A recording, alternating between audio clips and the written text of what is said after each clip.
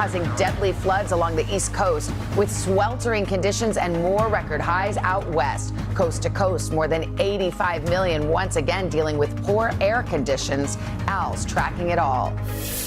Plus, Jill's journey. Our own Jill Martin Brooks is here to share some personal news. Just ahead, her story of resilience and strength and what she wants all women to know.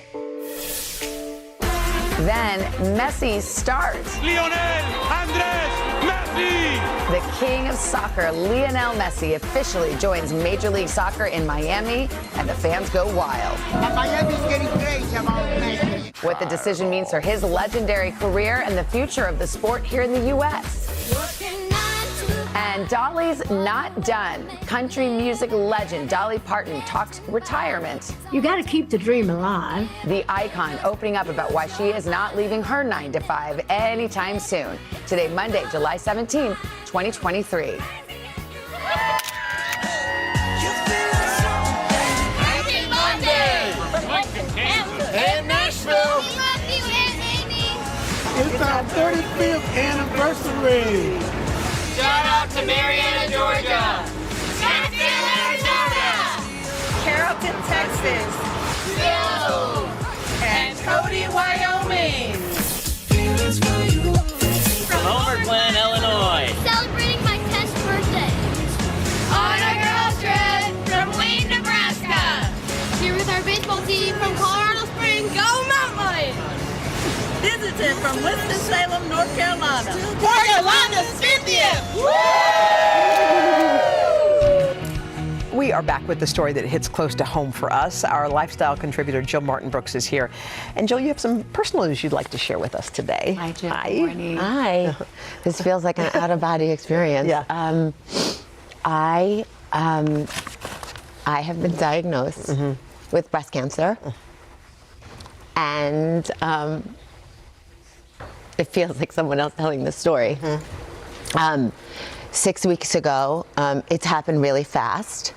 And I'll get my message why I'm here telling it before all of this goes down. But 6 weeks ago, I was up on my mammograms, like went in January. I have a history of breast cancer in my family. My grandmother died of breast cancer, my beautiful grandmother. My mother had a double mastectomy, healthy now. My mammogram was clear in January, up on my tests, and then a doctor said 6 weeks ago, even though my mother was tested for the BRCA gene and was negative, said, get the genetic test anyway. Has your father been tested? And I got the test and it came back positive. And so I was planning on getting the preventative surgery. That was my choice because I have a 60 to 90% chance of getting breast cancer. When I went in for my scans to get the preventative surgery, and this is all in the matter of 3 weeks, they found cancer. And so that test saved my life. Had I not gotten the test, I wouldn't have gotten the scans, and we would be telling a very different story. So I feel super grateful to be here to be able to say, like, talk to your doctors and go get tested, and I have mine here. Oh, a lot of people would be shocked because you were doing everything right. A lot of people skip mammograms. You didn't. But is it unusual, doctor, that there would be something there so obvious that nobody saw?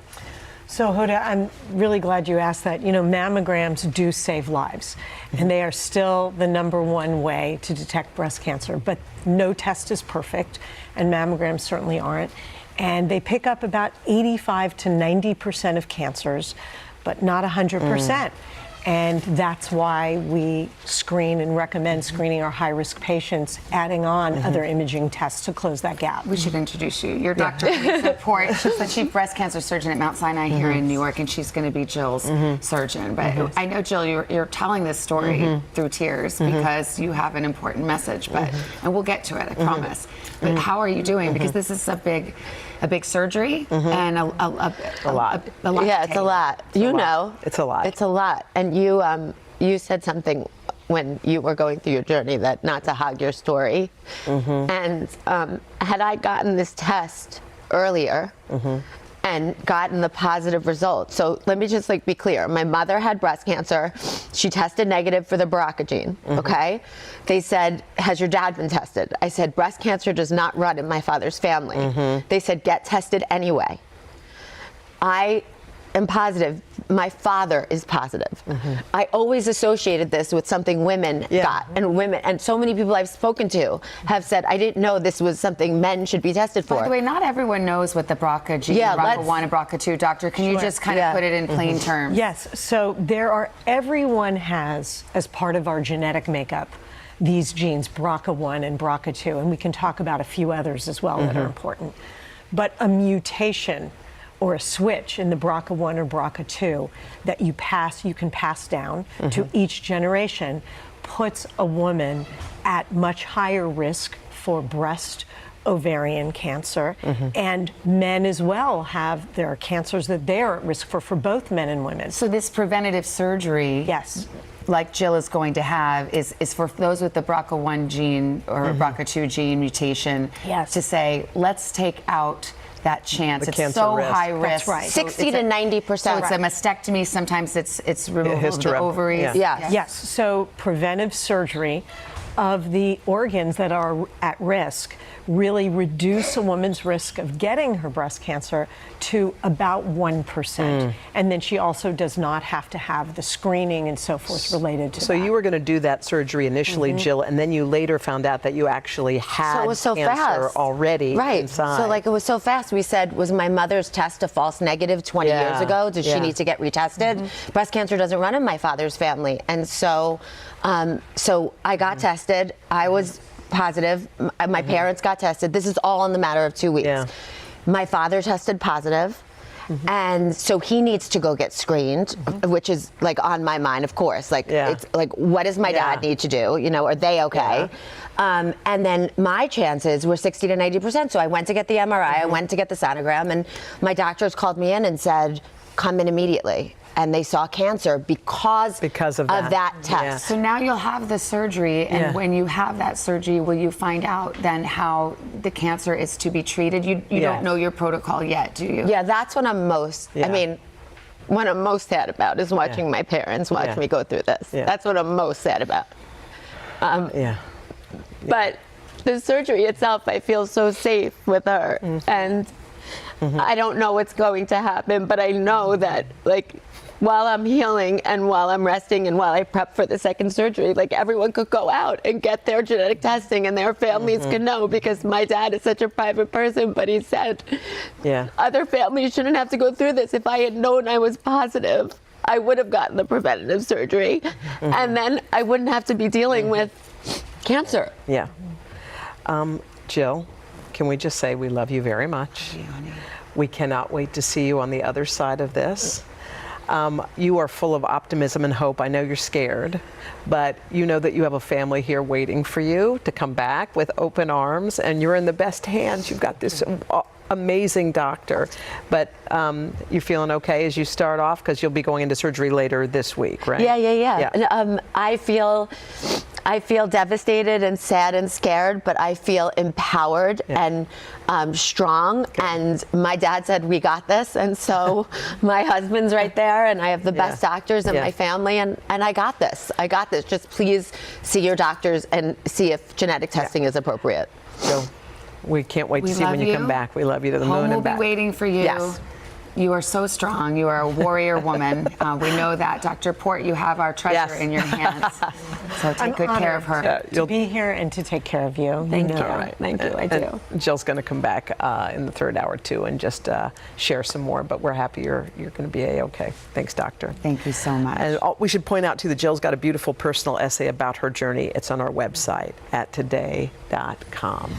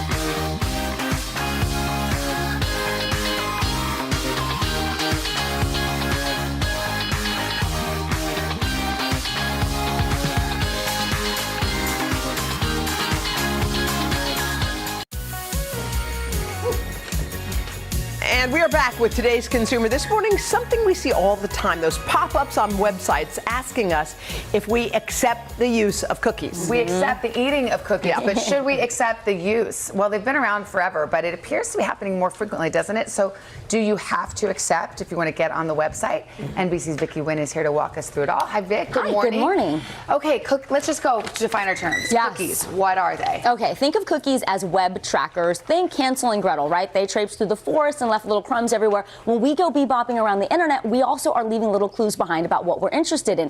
Cookies, at the end of the day, tell a website, hey, this is Savannah's preferences. Here's her login. Here's what she may have in her shopping cart. First-party cookies, those generally stay with the website that you're on. What does that mean, first-party First party, meaning it's generated by the website that you're on. Okay. It's the third-party cookies that kind of got everybody all in a tizzy, because those are used by advertisers to follow you across different that websites. happens sometimes. I'm like, why is that red skirt following me? Exactly. I didn't even like it. I clicked on it by accident, and now it's stalking me all over the internet. News site you go to, exactly. Cookies. So those third-party cookies are what prompted these pop-ups. That's what started all of this for people to know. Okay.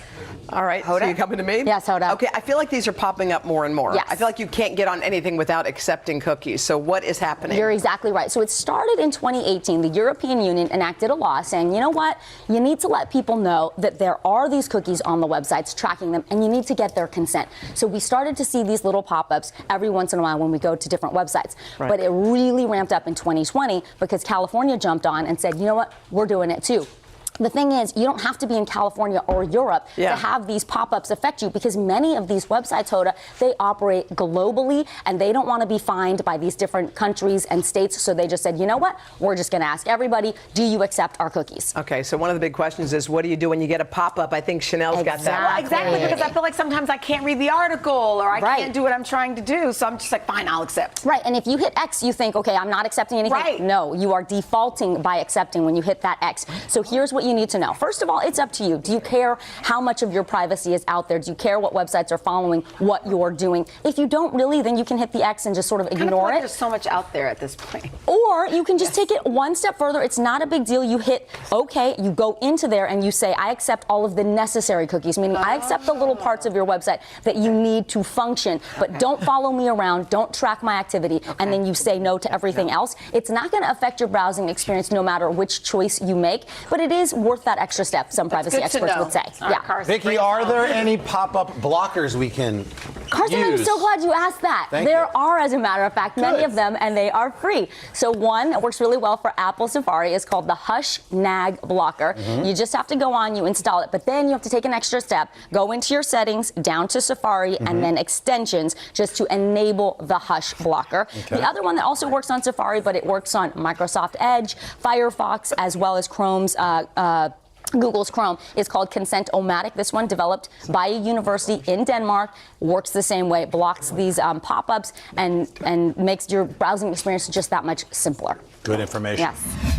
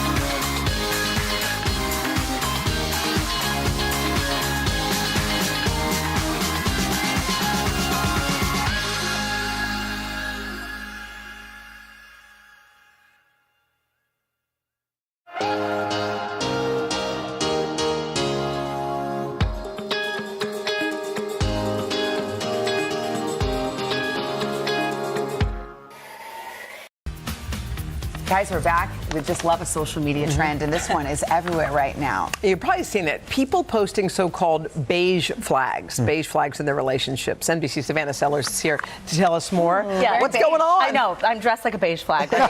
Good morning, everybody. Well, people are revealing their partners' little quirks in a big way online, with many videos racking up hundreds of millions of views. But what is a beige flag exactly? Take a look. You know the age-old warning sign. My boyfriend thinks I'm fat. Whoa, partner. Little red flag going up. That means you might want to steer clear of a potential romantic partner. Okay, red flags. Big red flag. No more red flags, right? But sometimes things aren't so red or black and white. Sometimes they're beige. She was really cool. And then, out of nowhere...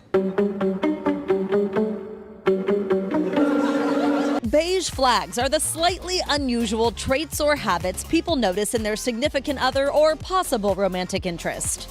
Like dunking Pop-Tarts in water or setting a timer to wake up instead of an alarm. They aren't quite deal breakers, but they make you go, The idea going viral online and racking up over 950 million views, with people posting what they think are beige flags. Each flag set to smooth jazz, from a husband that's truly always right to a girlfriend who can't tell left from right. In Commie Bear's case, her boyfriend's beige flag is how he throws random surprise parties for only her, like this Peppa Pig themed one. I definitely cried tears of happiness because I was just so confused, like a massive Peppa party, but I just did not expect it. Naya Hertz's fiance's beige flag, Joanne Maurice asks really intimate questions while out to dinner. From which parent are you most like to when do you feel most vulnerable? I like to have, some sort of conversation, whenever we go out to eat or, just go on a date. That was just something that I usually do. Just look up some questions, relationship questions. Different from how's the weather, how's work? Yeah. When Naya raised the flag on TikTok, nearly 6,000 comments responded. Some saying Joanne's beige flag flies a little green. One person commenting, "This is so cute." Another, "He's a keeper." And he's just like, we're right here. We're going to get into this. Right. Roll the tape. So, which for your childhood memory? This is making this make more sense to me, though, hearing your story about why, for you, it's a beige flag. Yeah. Exactly. And not just all green. Who needs 5 almost empty Speed Stick deodorants? What are you, a crazy bag man? They're different smells. But can a beige flag be a real concern? If it's making you furious and you've discussed it with them and they can't change and you can't overlook it. It's okay to overlook certain things. Absolutely. Just try to think of the good things about the person. Don't dwell on the bad. But the brain is built to notice the bad, and you don't want to spend the next 50 years with somebody if it's driving you nuts. In the end, for people like Naya and Joanne, beige flags aren't about pointing out the things that divide. We all connect through love. Like that's the story right there. That's it. Right. Everybody wants that. They're one person that's gonna throw them a Peppa Pig party. Like. Apocalypse. We're like This has zombie apocalypse. Hot topic. That's why I buy in bulk, Savannah. Exactly. It's a beige flag, I know. We're discussing beige flags. Yeah. Do you have any beige flags for your husband?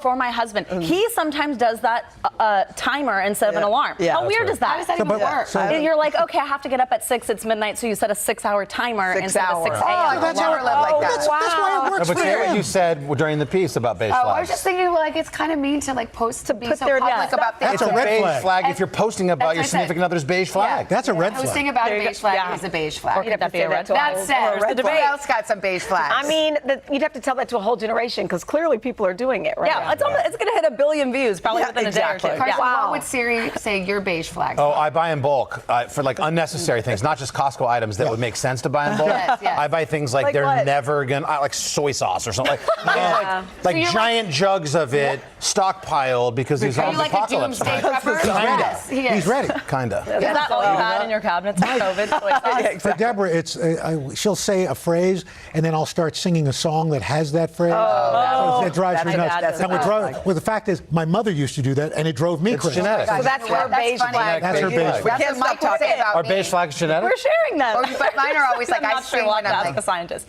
why doesn't anyone take out the dishes? That kind of thing. Oh, those songs. Yeah. Okay. Well, this therapy session has been wonderful. Yeah. I know how a good beige flag my wife does. What? She'll take the trash, she'll open up the trash, and then she'll zip it up and like prop it up, but she won't actually take it out. I do that. That's Or the she'll message put to things you. like in the I'll put it by the direction door. that she That's ultimately you. wants them to end up in. Yes. I guess I'll take this out now. It's just not going to walk. There you go. She starts it for you. That's Starts it. That's Starts for you. it. That's a great beige flag. Yeah. See, It's like not that a Everybody deal Loves breaker, but it's Raymond an where they annoyance. left the suitcase on the landing to see who would finally take it. Yeah, same thing. Thank you. I took it out, but then I set it by the door. Like, Same thing. Yeah. You were 30 steps away from completing the task No, yourself. but it's not the same. Yeah. But By the way, if you'd Savannah. like to join this conversation, you can read much more on spotting beige flags on today. That was fun. Beige flags That could was cool. become red That was flags. fun. That's right. Thanks for having me. Coming up, yes, Chef Carson puts on his culinary skills to the test with two of New York's most acclaimed chefs. But first, this is today. Green flag.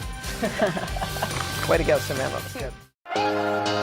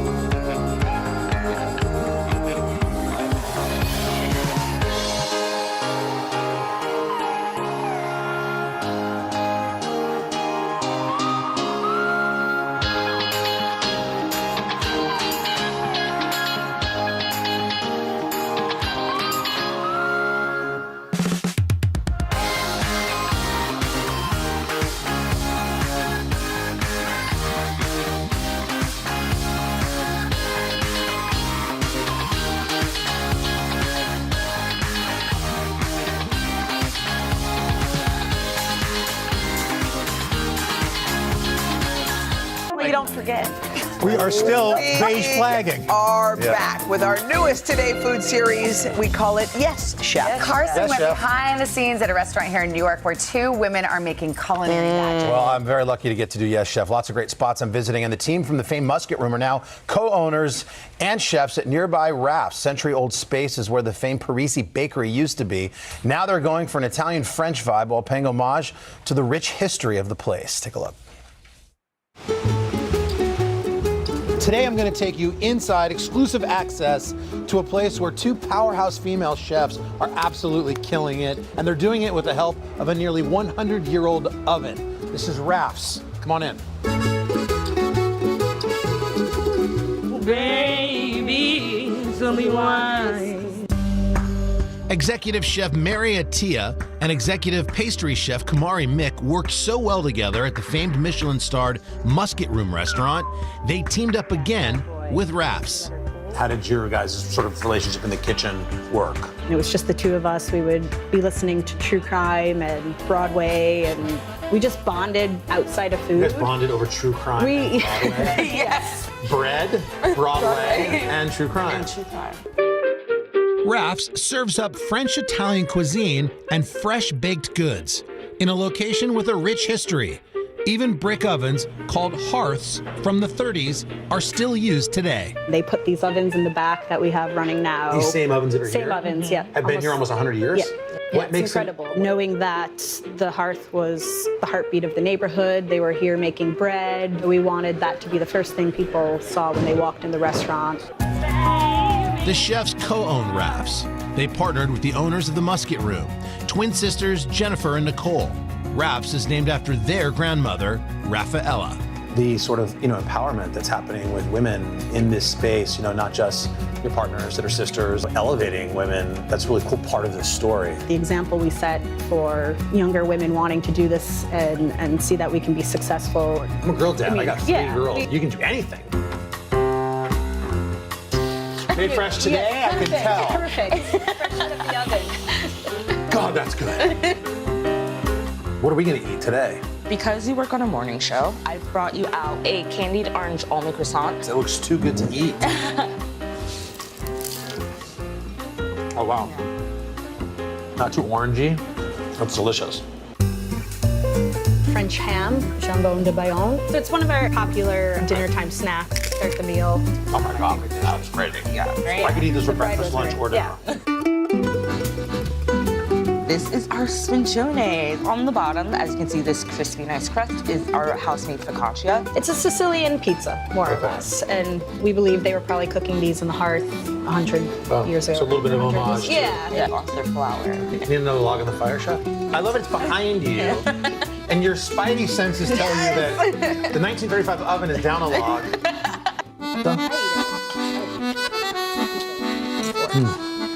Wow. Can we cook something together? We will. We'll let you by the fire. We're going to show you the sfincione. Yes. Let's do this.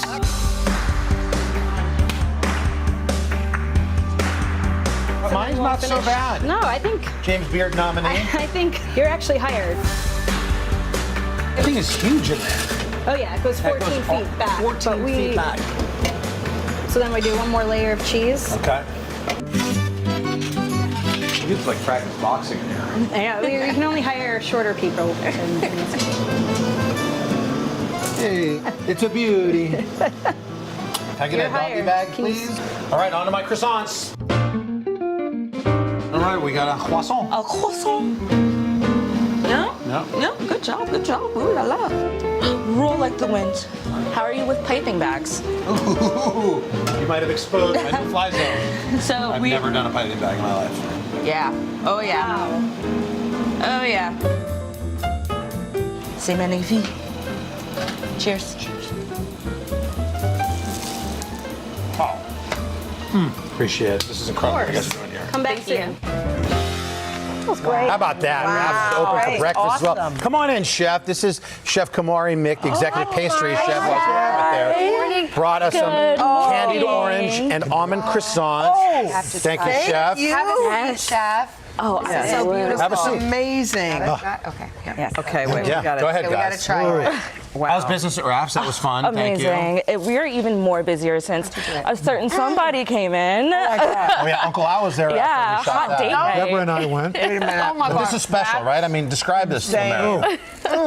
It's got the right Incredible. crunch. Got And sweet. you know what? Got I a have little to tart. say, not too orangey. Thank you. Yeah. Yep. Yeah, Thank really you. We good. chef. We indeed. What is this on top? The shaved That's shaved Marcona almond and candied orange. almonds? Yes. They're so good. The level of detail that happens And you is can taste incredible. this is heaven. Chef Thank Mari, you. how was Carson around the kitchen? Did I have any beige Helpful? flags in the kitchen? No beige flags. He's hired. Yeah. Say goodbye to the morning fun. show. They're killing it there. I mean, it's so just awesome. really a special place. We were the oldest people there. You guys were? But by far the best. By far. We was can't wait to fantastic. have you guys all in. Wraps. If you're in New York, come and check it out. Well, It's great. let's Thank coming you, up on the Chef. fourth hour. We are helping you put you a brought your own modern plates, too. update on the hottest makeup trends of the 90s. But first, on the third hour, we've got a new at-home Start Today workout to kick off your week with Just what we boxing. need after the orange. That's it. I know. But first, your local news and your weather. Yeah, thank you, Chef. Thank you. It's an almond frangipan.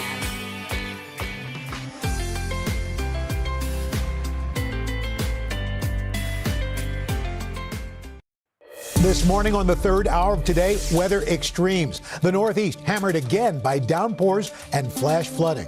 In my 44 years, I've never seen anything like it. While so much of the country is sweating out a dangerous heat wave. And now, new concerns about more smoke from those Canadian wildfires, and we're tracking all of it. Then, in our series, The Upside, the couple behind a cutting-edge idea. Our industry has actually nicknamed us Hair B&B. How they stepped up to help fill seats at salons and barbershops all across the country. Then in Start Today, a knockout boxing workout. Today, Monday, July 17th, 2023. Live from Studio 1A in Rockefeller Plaza, this is the third hour of Today. Good Monday morning. Welcome to the third hour of Today. Good to see you. I'm Al along with Chanel.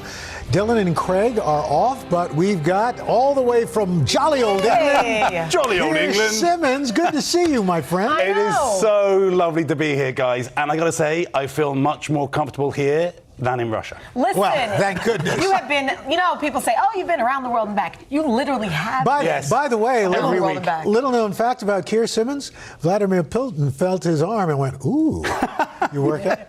Not everyone can say that. Not everyone. Pretty much no one can, actually. We'll tell you that story another time.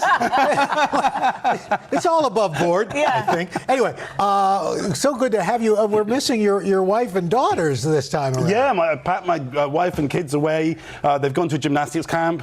Actually, the kids are doing. There they are. Bless them. Where is gymnastics camp? I love this. They're doing a 2-week gymnastics camp in Italy. That's amazing. The kids are doing 12 hours of gymnastics a day. Wow. That's what they call a holiday.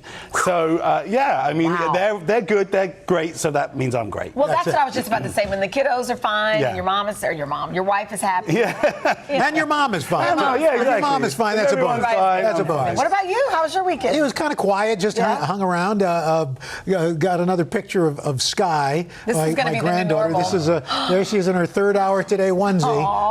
Aww. And I mean, she's changed since this picture, so it's really kind of amazing. That's all I care about. I was just about to say that's going to be it now. New pictures. Pretty much. And you're going to that is your greatest achievement. Yeah. Right. It truly is. It truly is. Congratulations. How about you? It was a good weekend. It was a lot of rain here on the East Coast. So we went hiking in between the rain. It was some girlfriends came to visit me. And then after we went hiking, I took your advice. I flew Claire out to New Orleans to see her cousins. I didn't tell you to fly her out to New Orleans. No, but you said, hey, Chanel, I think you should change your flight. Because if you fly Sunday, you're probably not going to make it. Yeah. So Saturday, last second, I called and I was able to get a last second flight for the two of us. Dropped her off, spent the night in New Orleans, and then flew back. And all is well. When I landed in New York, on one of the signs, it said 81 canceled flights. So wait, so you flew her all the way there? I flew her all the way there and then came right back. That's great. Chanel goes a long way to get rid of the kids. The two boys are in soccer camp in France. They're headed and Claire is in New Orleans. Because I was trying to give her something to do while they have a trip of a lifetime. Mama's got a good week ahead. I do. All by myself. Well, as Chanel mentioned, the weather, really almost nobody was spared over the weekend. In the Northeast, we saw just incredible amounts of rain in such a short period of time, causing deadly flash flooding in Pennsylvania, and that flooding extended all the way up into New England. Massive travel problems as well, with airport delays, just a complete mess.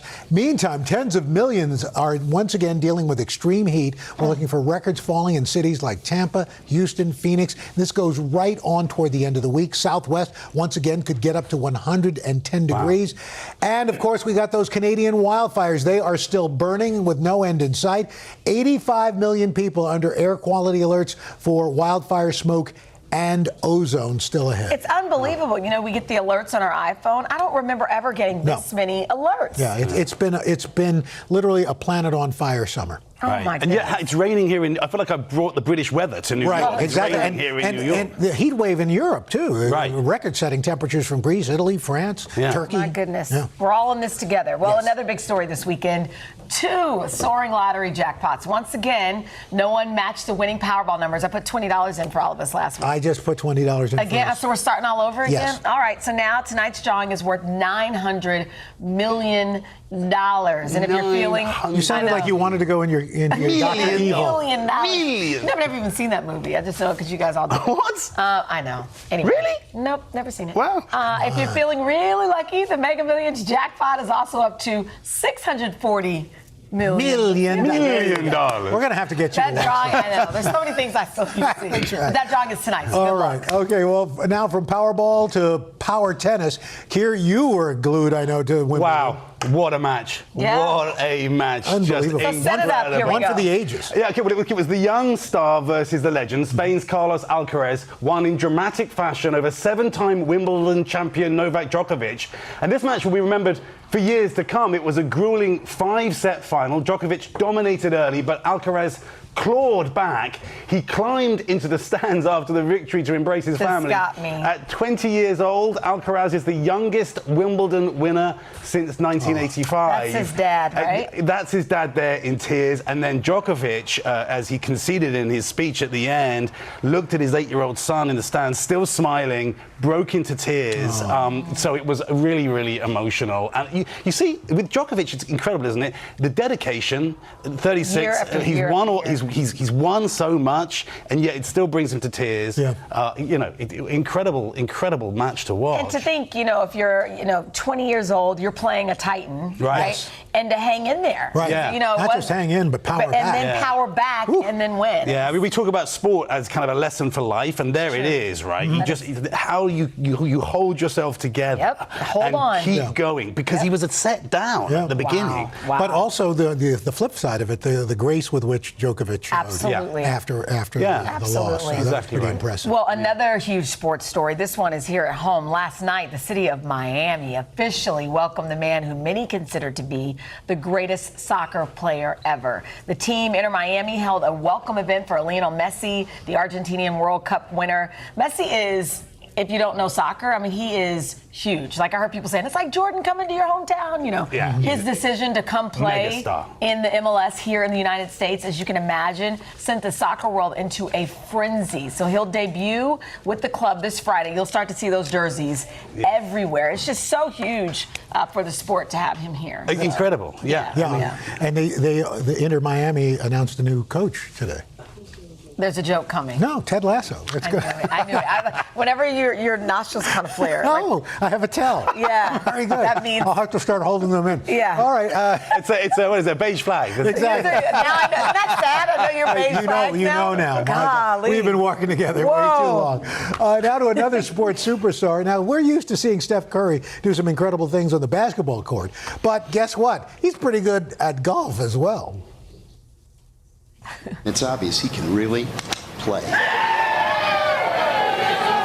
Boy, this is right at it if it gets there. How about that? Are you kidding me? Are you kidding me? I mean, it barely bounced. Seriously. I mean, that's incredible. That's insane. When I was little, I used to watch golf. I feel like they'd just whisper and stand very still. Like that was not what I remember. I wanted him to see him keep running though through the local town, Just down the freeway. I'm surprised that's not like a meme yet. I mean, that's a once in a lifetime shot. He did that at the American Century Championship in Lake Tahoe, and surprise, he won the event. Dylan played as well. I don't think she won. I haven't talked to her. No, I haven't talked to her. Well, I don't know that it was that great. She would have texted us, because normally we text over the weekend. If she had done well, I think we would have heard about it. So maybe. But the first time she did, she was last place. Yeah. And so I told her. So she may have improved. I think she improved. There you go. Okay. The only way is up. That's what I tell my girls. One would hope. All right, coming up in our Consumer Confidential, how to grow your career, whether you're looking for a job or you're thinking about a promotion. But first, our dear friend Jill Martin Brooks is here with an incredibly important message and opening up about her own personal health journey. Third hour of today, we'll be right back.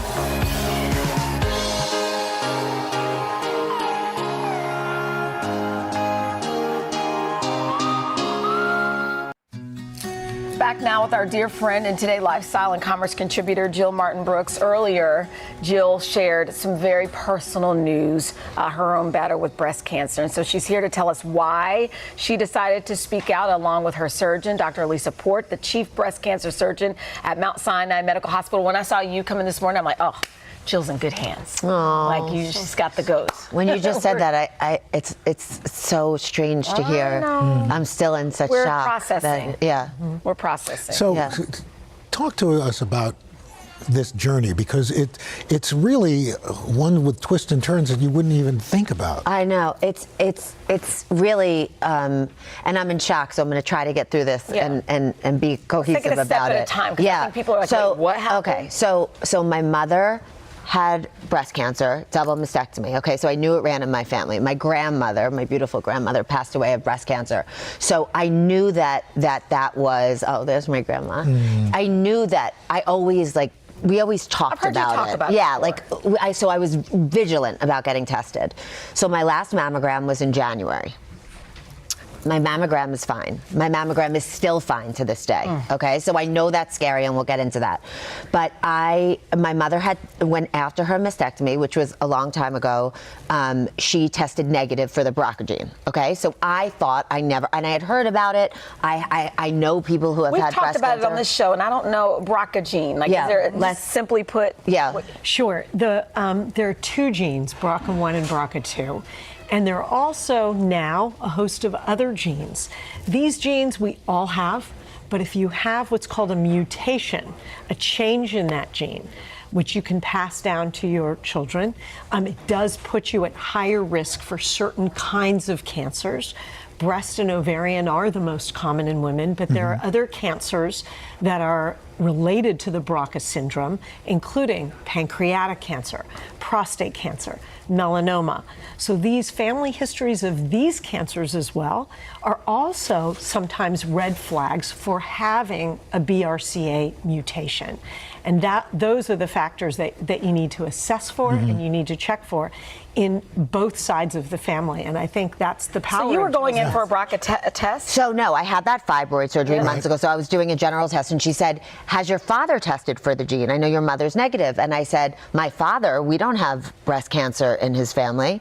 And so I took the spit test at home, mailed it in, forgot about it. And then they called me and they said, you're positive. So we assumed that my mother's was a false negative. But I did not know. I did not know the prevalence of men with breast cancer. I didn't know you needed to test on your father's side. Thank goodness, because now my father's positive and he's getting screened. Just because of all of this? Because of all of this. Now he's getting screened for pancreatic, for prostate. He is for melanoma. He is going to be extra vigilant. So for men, I really want to say it's not just for so many of us associate breast cancer with women and the BRCA gene with women. It is associated with men as well. Right. And male breast cancer. And male breast cancer. So doctor, then, help me understand this then. So I had prostate cancer. Sure. Should I get tested so my daughters know what their situation is? I think who knew? I think we should be casting a very wide net for genetic testing. Look, the problem with prostate cancer is it's a very common cancer in men. So it doesn't usually set off a lot of bells and whistles about genetics. But I certainly think there are some factors about prostate cancer if you develop it young and if you develop an aggressive form of prostate cancer that really puts you at higher risk for having the gene. Otherwise, a lot of men get prostate cancer outside of the genetic. Yeah, Jill, I think you are changing lives already. And so what happened was you were going to get surgery once you found out that you had the BRCA gene, right? Because you said 60 to 9%. Well, so we sat down, and this was all so fast, and she said, you have a 60 to 90% chance of getting breast cancer. I said, those are not percentages I'm willing to deal with. And 20% of ovarian cancer. Correct. So I'll need my next surgery will be a hysterectomy, which they actually do the second half of the reconstruction then. I'm like, what else could you do while I'm, my family deals as Al does with humor, with coping. But so I went in to get the scans for the preventative surgery, and they were like, come in immediately. And that's how had I not gotten the test, we would be telling a very different story. So I feel grateful. I know that I'm heartbroken, and I'm heartbroken that my parents are watching this now. But my father's getting tested now and screened, and I want men to go out there just like women and get this test, because if I couldn't lay there getting this operation. I said this to you. She's like, are you sure you want to do this before? That was everybody's question. I couldn't lay there healing, knowing that I could say to you, please ask your doctor if testing is appropriate.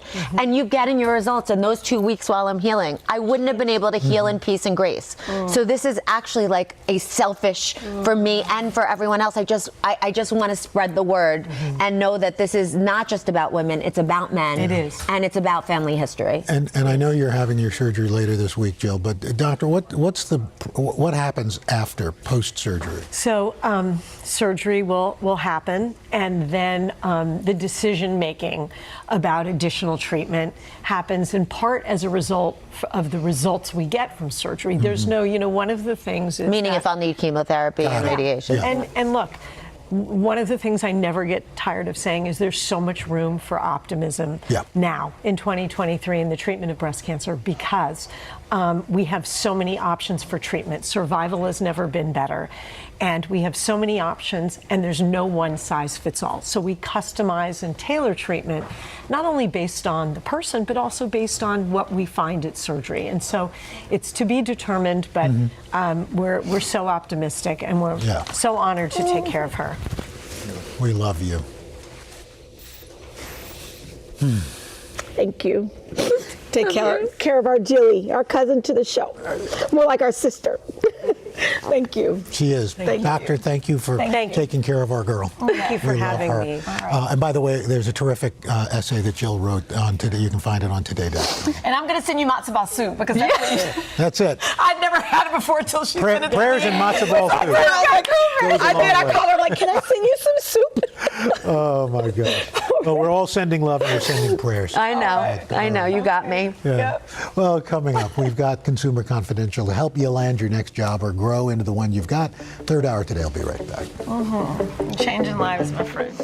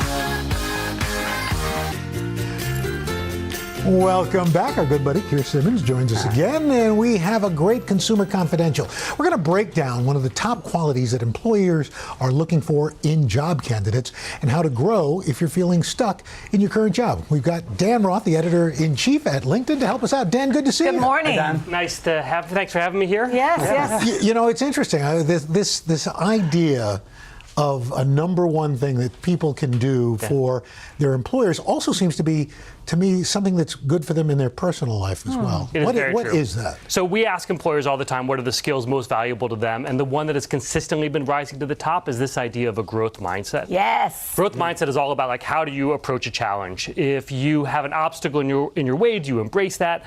Do you constantly seek feedback? And if you fail, are you okay with that? Is that a learning experience?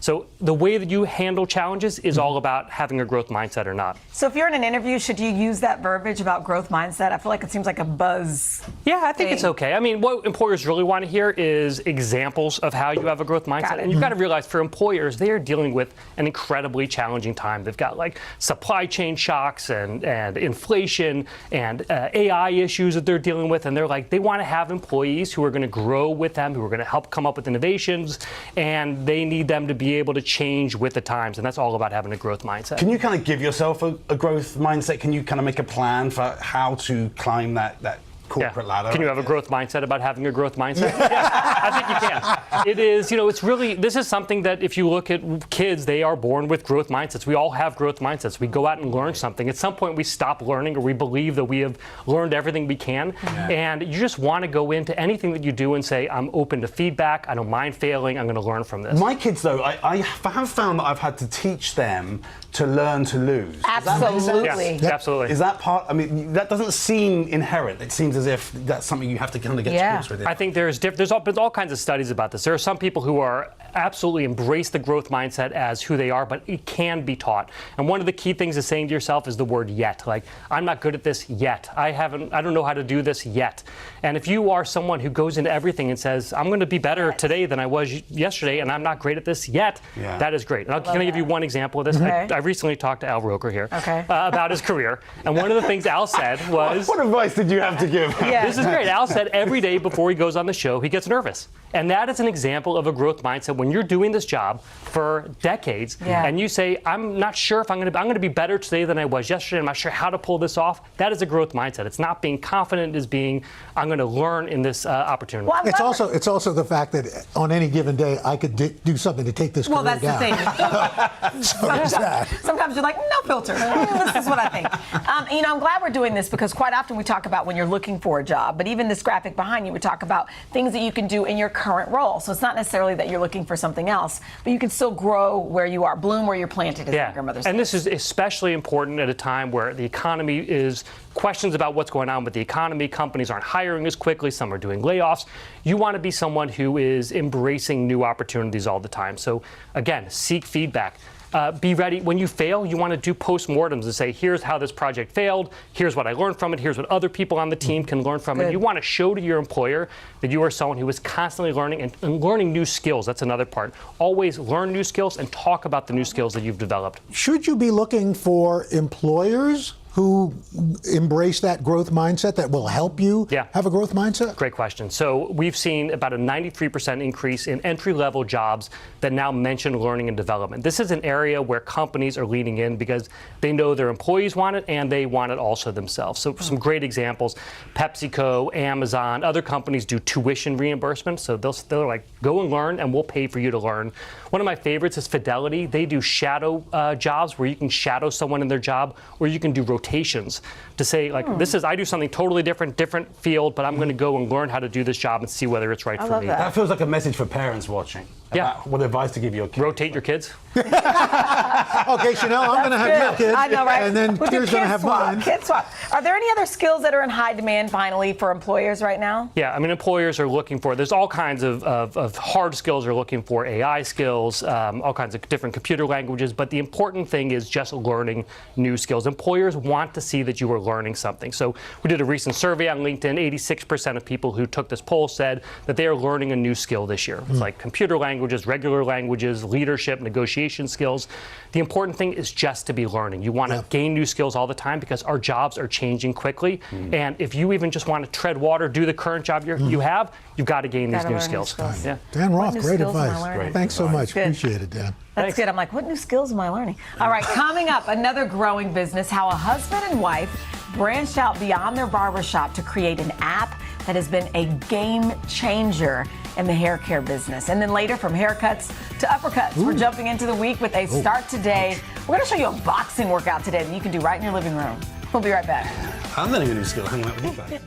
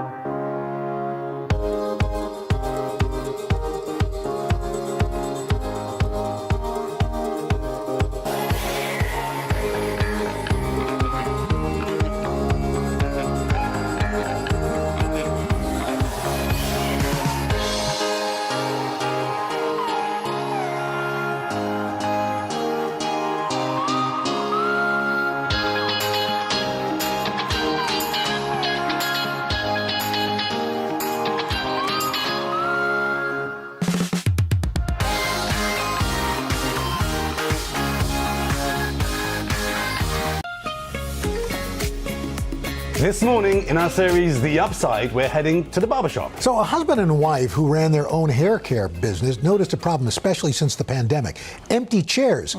So using some sheer creativity, they came up with a solution that's earned them a fitting name. Our industry has actually nicknamed us Hair B&B. And that's like the easiest way to describe what we do. Husband and wife duo, Ty and Courtney Caldwell, are a force in the hair industry. Courtney, the marketing pro. Ty, with nearly 30 years of barbering experience. Make sure you look clean. Having run his barbershop, Salon 74, in Plano, Texas, for more than 20 years. I started cutting hair when I was 10 years old with a pair of paper scissors from school. I'm the 7th of 8 kids. We couldn't afford to go to the barbershop or the salon every week. The couple actually met at Ty's barbershop. I was sitting in this chair right here, and I remember it like it was yesterday. Together they run ShearShare, an app that connects barbershop and salon owners with freelance professionals in the industry. You can actually go into the app and list your space, and your station, your suites can get booked like you're booking a hotel. Yeah. It all started in 2012 when the industry Ty loved started to shift. People started opening suites and having their own private little businesses, so we wanted to kind of get into the same rat race. However, their suites were often empty, but things changed when they received a call from an independent stylist with a unique request. She asked to rent out our suite on a Friday, Saturday, and I thought it was the craziest idea. She just wanted to be in a salon where she had all the accoutrements that she went to school to learn. The chair, the lighting, the mirror. You don't have this in anyone's home. Her clients loved the experience so much to where she started asking us to do the same thing in Houston and in Austin and down the street in McKinney, Texas.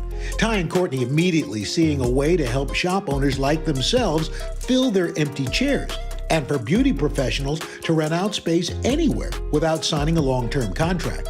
And the crazy part is that 40% of chairs sit unused every single day in your neighborhood salon and barbershop. And it shouldn't be that way. The duo started by building trust with local businesses. It was going door to door to salons and barbershops saying, hey, I noticed that you've had 5 chairs sit empty for the last month. I can help you fill that with qualified talent. To fund their business, they dipped into their retirement accounts. And in 2017, opening up their first rental suites at Salon 74. Today, ShearShare is an app used in nearly 900 cities across the country. A win-win for both stylists and shop owners. I use ShearShare to go to some of my older clients who live on the other side of town. It gives me the salon setting as opposed to going to their house. We're now able to help you fill your chairs. We're able to help professionals come out of school day one and start working. That's right, yeah. And so we're giving them opportunity to grow where they never thought about it. As the hair industry continues to change, Ty and Courtney see ShearShare as an important addition.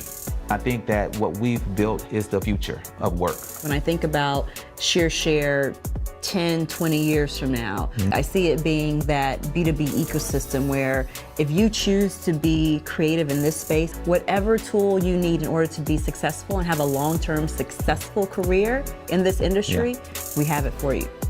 That way. That's great. What a great idea. A great idea. Well, to continue helping small businesses thrive, ShearShare also offers educational tools, healthcare, and one-of-a-kind liability insurance right there in their app. They're hoping to continue expanding across the country. I have no doubt they will. That's right. See, if I had to go there, they just do a Simonize. They give you a scalp moisturizer. Buffing, yeah, I like that. All right, well, coming up, we're punching things up a notch in Start Today. A great workout to get your week started right when we come back. I'll have what she's having. What could go wrong? There we go.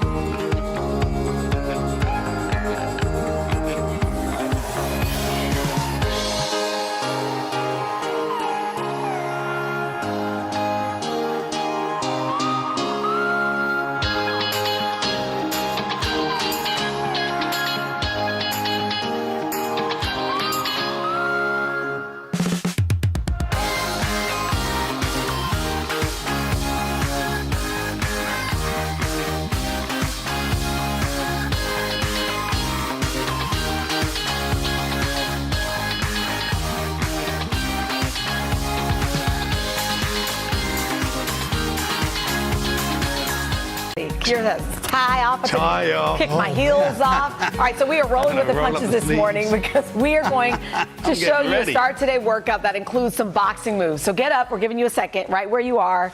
Move something around. There you go. All right, so here. Got it? Okay, good. We have Rumble boxing trainer Jill Goodtree. Jill, good morning Jill. to you. Morning, Jill.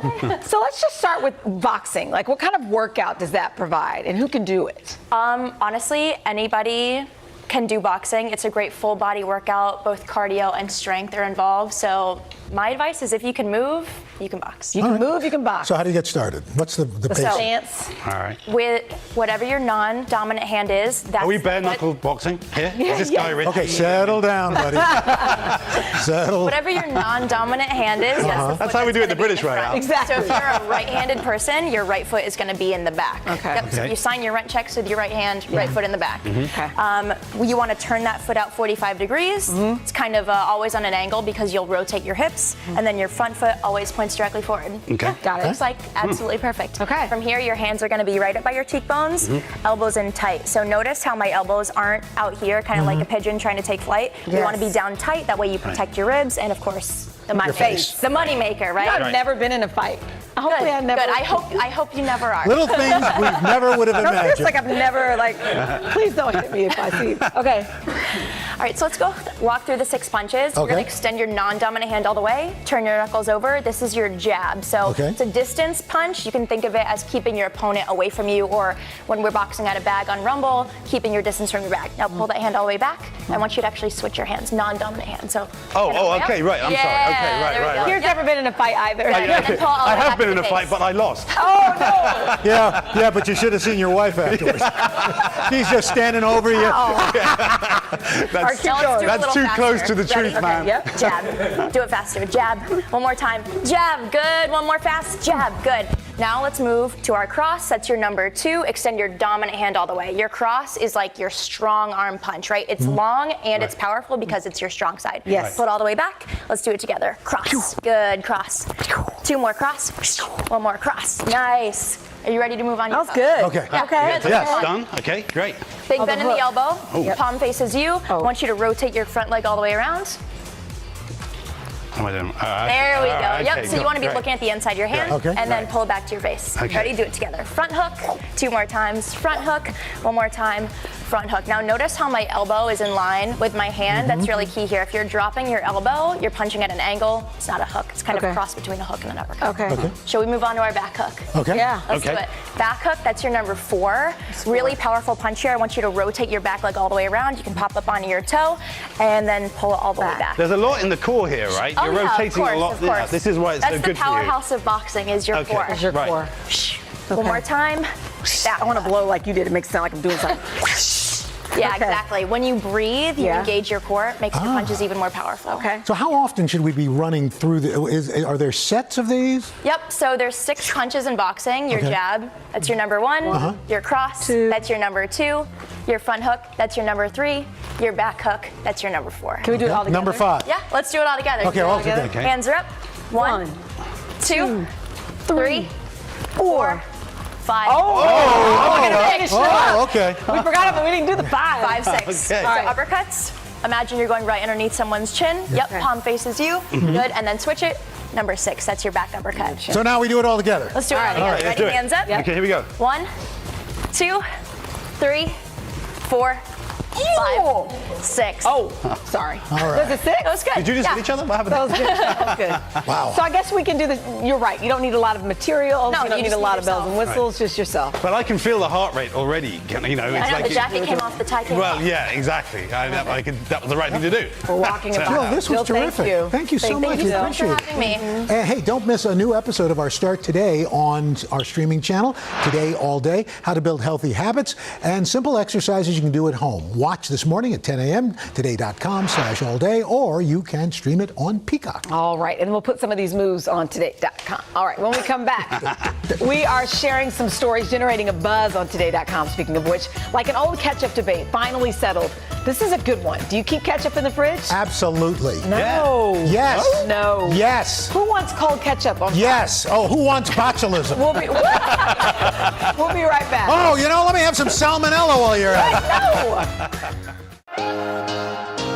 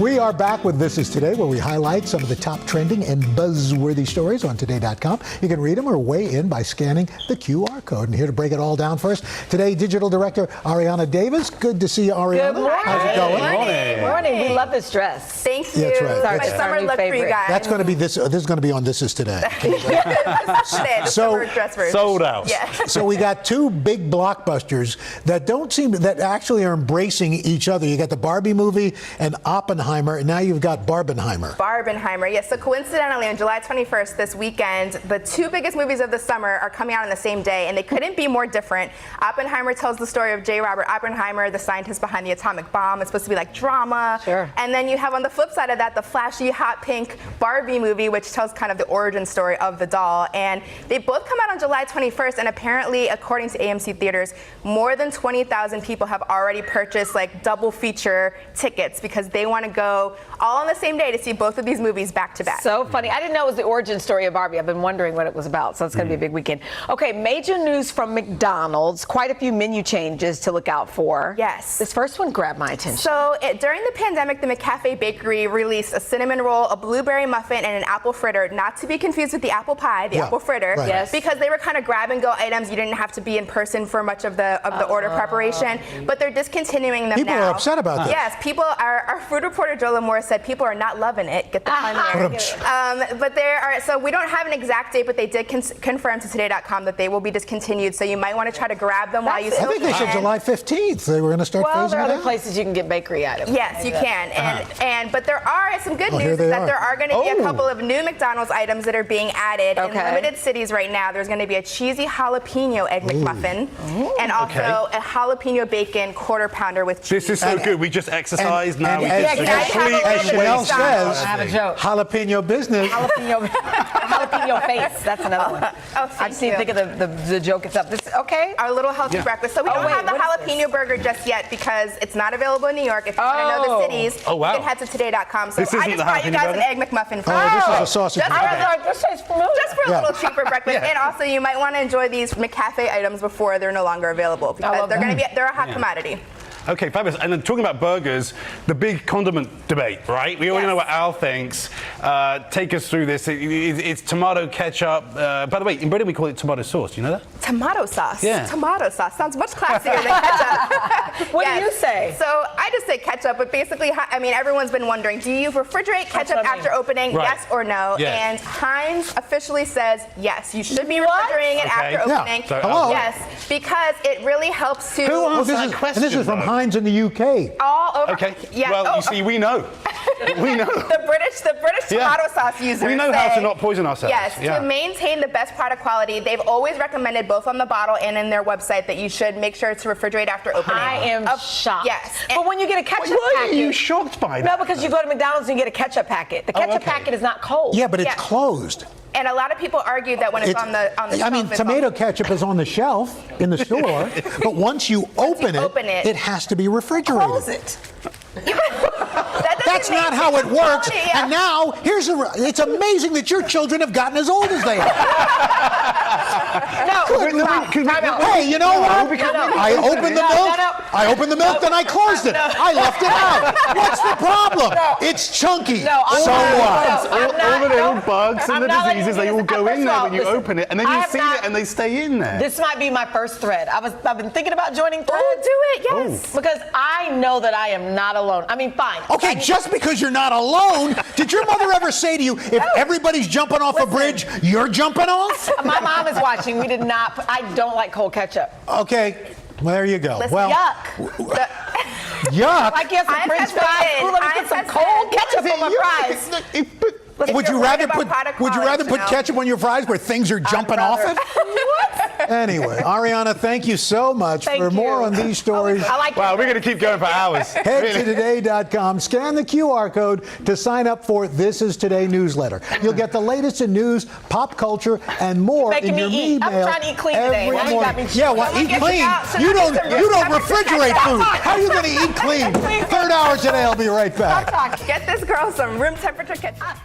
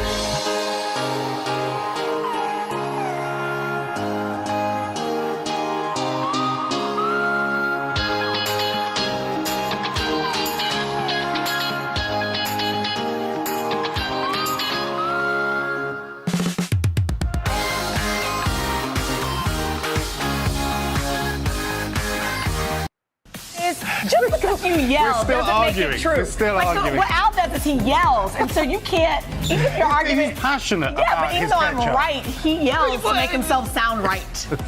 That's all. That's all the time we have for today. Thanks so much. Thanks so much for Hope being you enjoy here. that cold I can't ketchup on your hot fries. Being right's the best reward. Good morning, everybody. Here's what's happening in your neck of the woods. You deserve to be celebrated. Way to go, Reynolds. Oh, Al. Al, you're all of our heroes. Yeah. Y'all love Al Roker.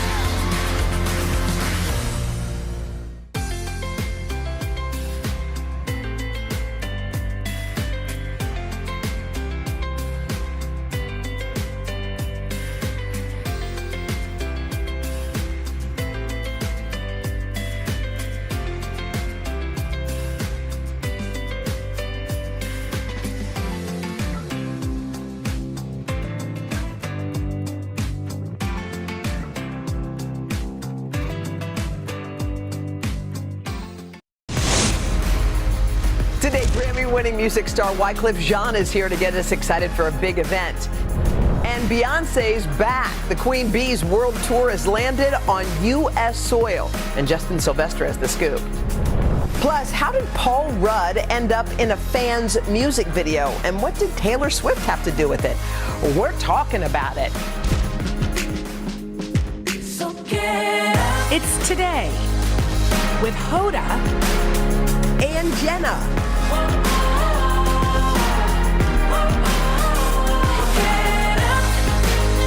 It all starts right now. All right. Hey, guys, welcome. It is Monday. It is July the 17th. We are so happy that you are with us. We sure there are. You go. How you doing? How was the weekend? I was good. How was your weekend? You had quite the weekend. I had fun on Friday. Was it Friday? I don't know. Thursday. I went to a Broadway show, which I haven't done in forever. Yes. And, you know, Goodnight Oscar is the show that Sean Hayes is in. Sean is from Will and Grace. Mm-hmm. If you think you know Sean Hayes from Will and Grace, you don't know him. First of all, He plays the piano like it's his last day on earth. What? He pounds those keys. He has to, and he does it for real, he has to ice his arms up to his elbows. He's gotten cortisone shots because he plays that hard. Because the character, the person he's playing is a real life person who is a piano kind of prodigy. Yeah. Now, is it dramatic? It's dramatic.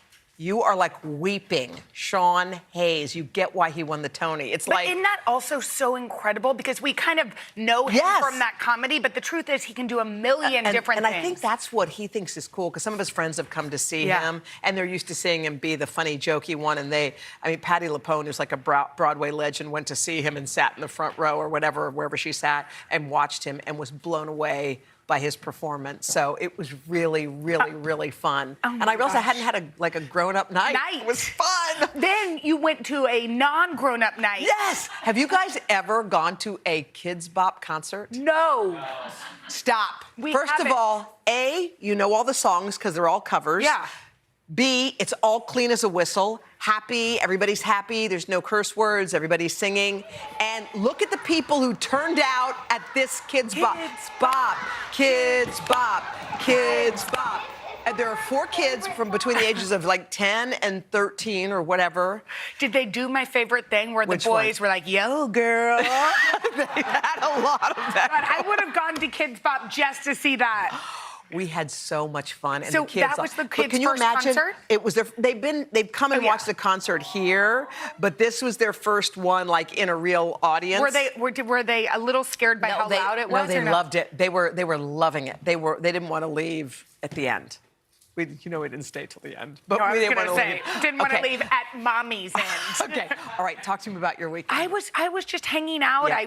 I got to see some girlfriends. Good. Oh, God. I went and got the kids from their grandmother's camp.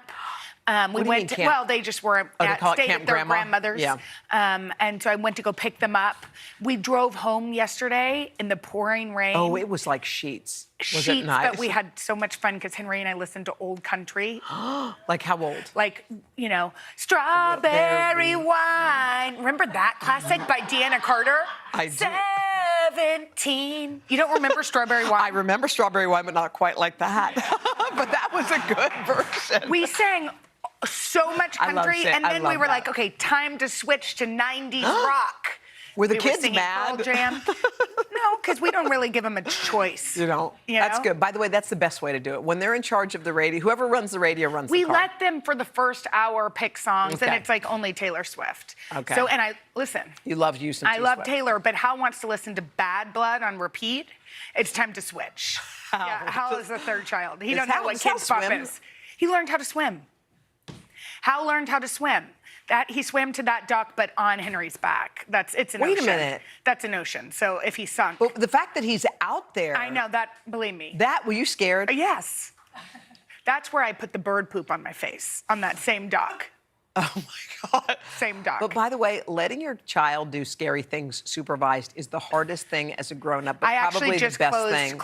closed my eyes and let him handle it because I don't want to be like a backseat parenter. Well, my friend Maria Shriver, our friend, was telling me that one of the things that she did when she was parenting was as long as her kids were safe and supervised, she made sure that they were in situations that feel like scary because they're new. Yeah. Swimming in the ocean, doing like all the things. Yeah. You're fine, you're floating. Not like, are you okay? Are you okay? Are you okay? Yeah. Because to let them not feel the fear at that age, because that will go on and on and on through life. Yeah, but I if mean, you're always supervised with like bubble wrap on you, then Yeah. you're never gonna feel And out she of was your saying, no, comfort you're zone. fine. They're fine. She was just like, no, everybody's fine. Everybody get on the inner tube, and I'm going to pull you. We're going to pull you. Let's go. Oh, well, Like, that's what my dad did too. see, that's why you're fearless. I mean, I love. That's why yeah. you jumped out of planes. That's why you Yeah. don't care if someone says, "Can I do it?" You always say, "Yes, I can do it." Okay. We got to do that. But I'm more like I'm less like Maria and my dad, and a little bit like more the other way. worried. But then I just try to keep my mouth shut. Yeah, keep it shut. You can That's hide what things we- deep down inside. Period. Okay, wait, y'all. There's a new Bachelor in town. This is breaking news. It's the Golden Bachelor. Is he the Golden Bachelor? I This guess. guy? Yeah. Okay, they revealed it's supposedly a senior looking for love. So I guess that means, well, we don't know what the age is. Let's check out the teaser that just dropped. He doesn't have gray hair. He has wisdom highlights. Florida wants to retire and move to him. He's Gary. And I'm your first Golden Bachelor. Wow. Okay. Wait, you go for Gary? Gary's a 71-year-old married, a grandpa who married his high school sweetheart. Her name was Tony. She passed away 6 years ago. And so, anyway, this is such a interesting I'm asking concept. you a question. Can we go back to Gary? Is he my type? Yeah, can we go back to Gary? I just want to know a parameter. Can we go back to Gary? Gary's going to have 8 million choices on The Bachelor. So he's going to have a whole Are you trying to take situation. this away from you? Yes, I am. Okay. Okay. Well, his bio says he loves hosting barbecues, playing pickleball, and cheering on his favorite Chicago sports teams. He's got 2 children and he's got 2 granddaughters. By the way, what a cute concept, I know, right? The Golden Bachelor. I think that's cool. It's very cool. By the way, yeah, there's a lot of you can find love anytime. You sure can. All right. Okay, there is a viral story that we're loving. Indie musician Claude saw Paul Rudd at a VIP tent at a recent Taylor Swift concert. Take a look. Okay. I randomly met him in passing at the Eras tour, at the Taylor Swift concert. I walked kind of past the VIP tent. I was like, Paul Rudd, this sounds kind of weird, but there's a song on my album, the song's called Paul Rudd, and I hope this isn't weird, and blah, blah, blah. And he was so nice about it, and he gave me his email, and he was like, send it to me. I'd love to hear your album. Okay, so guess what? Paul loved the song. He said yes. He's gonna be in his video. Well, let's watch. Take a look.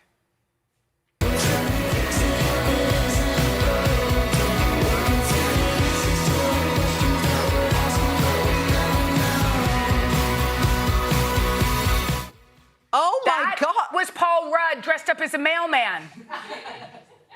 Claude said he came for the whole entire day. He stayed 5 hours, and it was, quote, the best day of my life. Don't you love that Claude went up to Paul Rudd and said, please do this? By the way, that's it.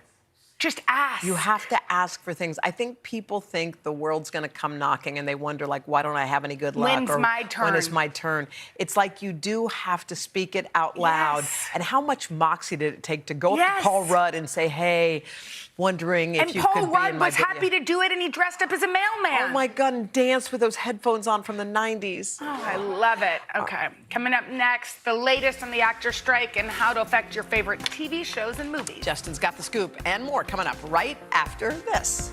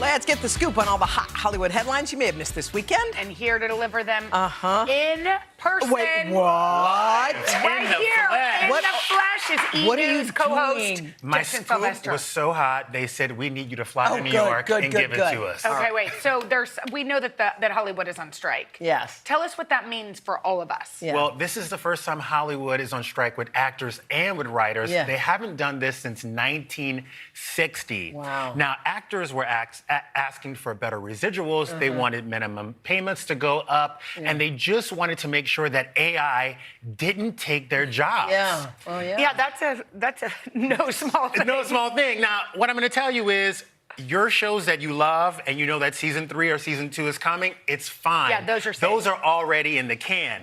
But when you start looking at TV next year, you're going to see a rise in reality TV. Yeah. Remember, there was a strike in 2007. Bravo basically built their whole backs on that strike because people needed content, and they went to something that was not only affordable, but they went with people who could actually work. Yeah, yeah. And reality TV people aren't in SAG-AFTRA. Okay, that's important. No, so it's why. How long could this go on? Do we? Well, this could go on for months because, one side says they're on, they're far apart, and another side, the alliance of studios that the actors are striking against, that includes Comcast, the corporation that owns this company, NBC Universal, they have said that they offered the actors union historic pay and residual increases along with a groundbreaking AI proposal that would protect the actors. But Fran Drescher, who is the president of SAG-AFTRA, who was also the nanny, is saying that we are very, very far apart. I mean, you should listen to her speech if you haven't. If you have not. And order some books, honey. We're about to be in the Stone Age. Seriously. Jenna, yes. books read with Jenna. Well, there's some reading is always a great habit. But by the way, there's some big movies out this weekend, and there's plenty to see. And I don't think the actors or the writers are saying stop watch television. Yeah, they want you to go see Barbie and all the others. They just won't be able to promote them. Here. Yeah. No, we're sad. We had a great week. But now guess who else we have? Justin Sylvester. Hey, baby. I'm only here because Tom Cruise canceled. Okay, now someone finally made it to the U.S. You guys, we've been waiting. The Queen. If you felt an earthquake last week, it was not what you were thinking. It was Beyonce making landfall. Yes. And I got to tell you guys something. She went in Philly, and Tina Knowles' daughter is doing something crazy. We are not re-wearing outfits here. Okay? This is insane. By the way, of course she isn't. She's Beyonce. I know, but how many outfits per show?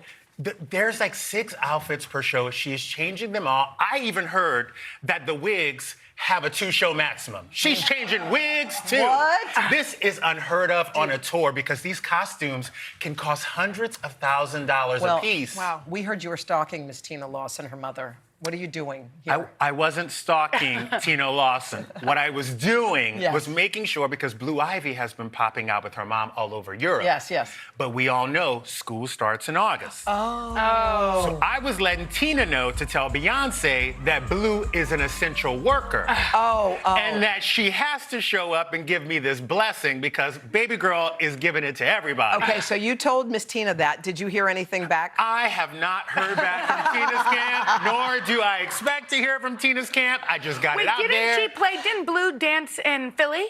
Blue danced in Philly, but it's still July. Okay. August 25th is coming around the When corner. she comes, that's when Beyonce goes to LA, right? Yes, Okay. September 4th, you better have her. But wait, isn't that still Labor Day vacation? Labor Day vacation, but there's concerts after. I'm just letting her know. All right, okay. So you got some sports news for us too. I cannot believe I'm talking about sports. No, Go, hit I know. it.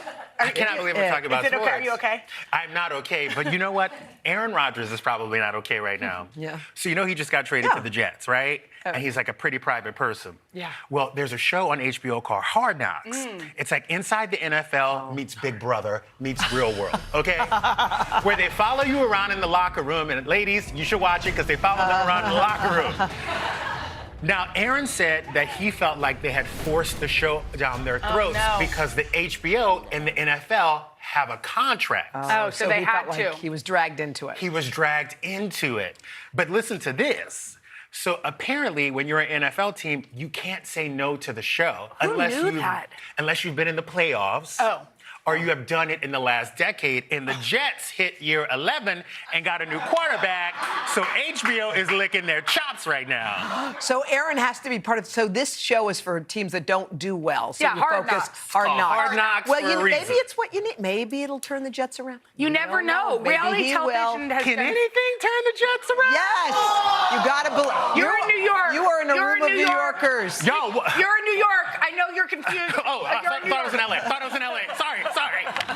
Thank you, Justin, we love you. Thank you for coming. Yeah. All right, and y'all can catch Justin weeknights at 11 on our sister network, E. Coming up next, Brooklyn is in the house. Grammy-winning hip-hop legend and our friend Wyclef Jean is here. Coming up right after this.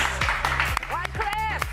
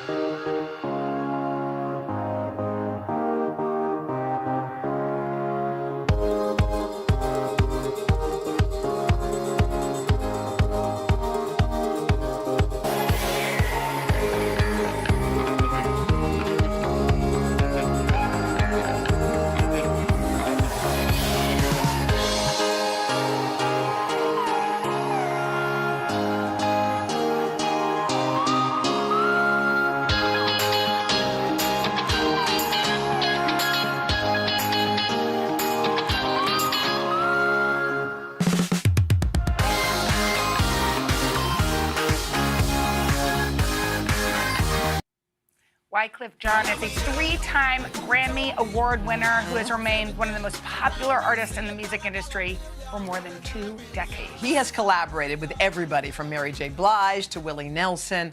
And now Wyclef is gearing up to host the Caribbean Music Awards in Brooklyn next month.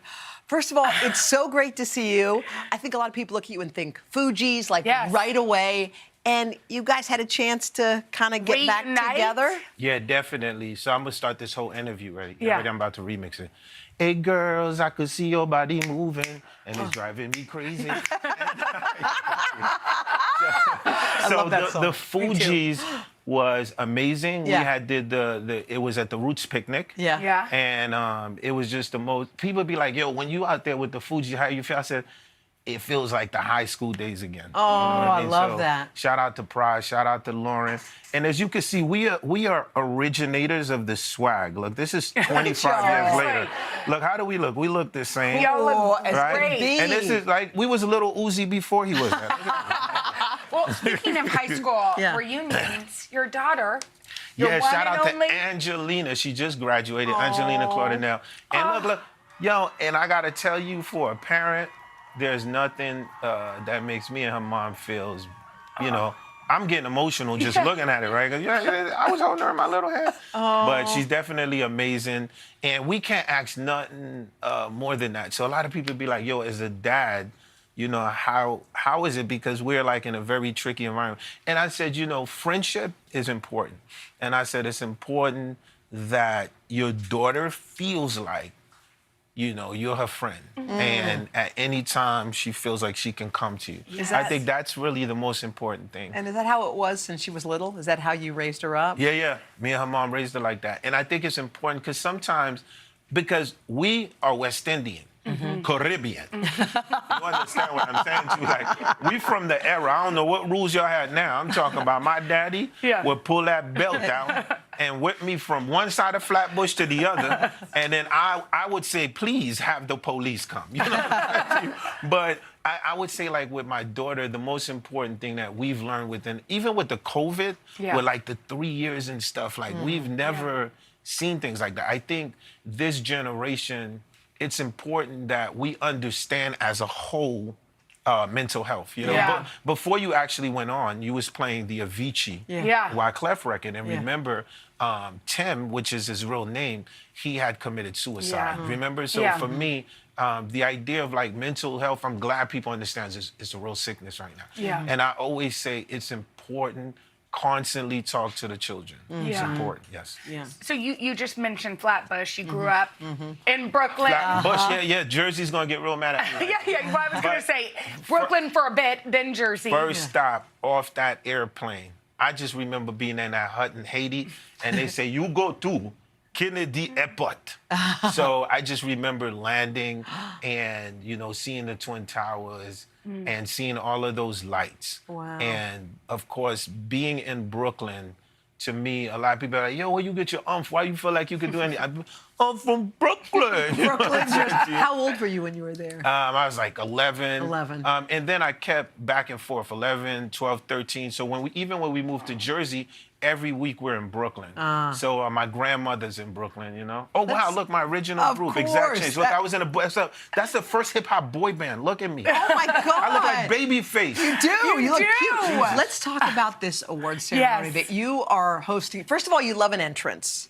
You sure do. You love it. And so what are you going to do to kick these awards off? I don't know. I mean, a few things. I remember hosting the European MTV Awards. That was amazing. I remember coming out on Amazing Elephant. This is the Caribbean Music Awards. What I'm excited about this is Swiss Beats and Timberlands had created a platform called Versus. And around the time, we love that. And then one of the things that we noticed was Bounty Killer and Beanie Man's performance. It killed the internet.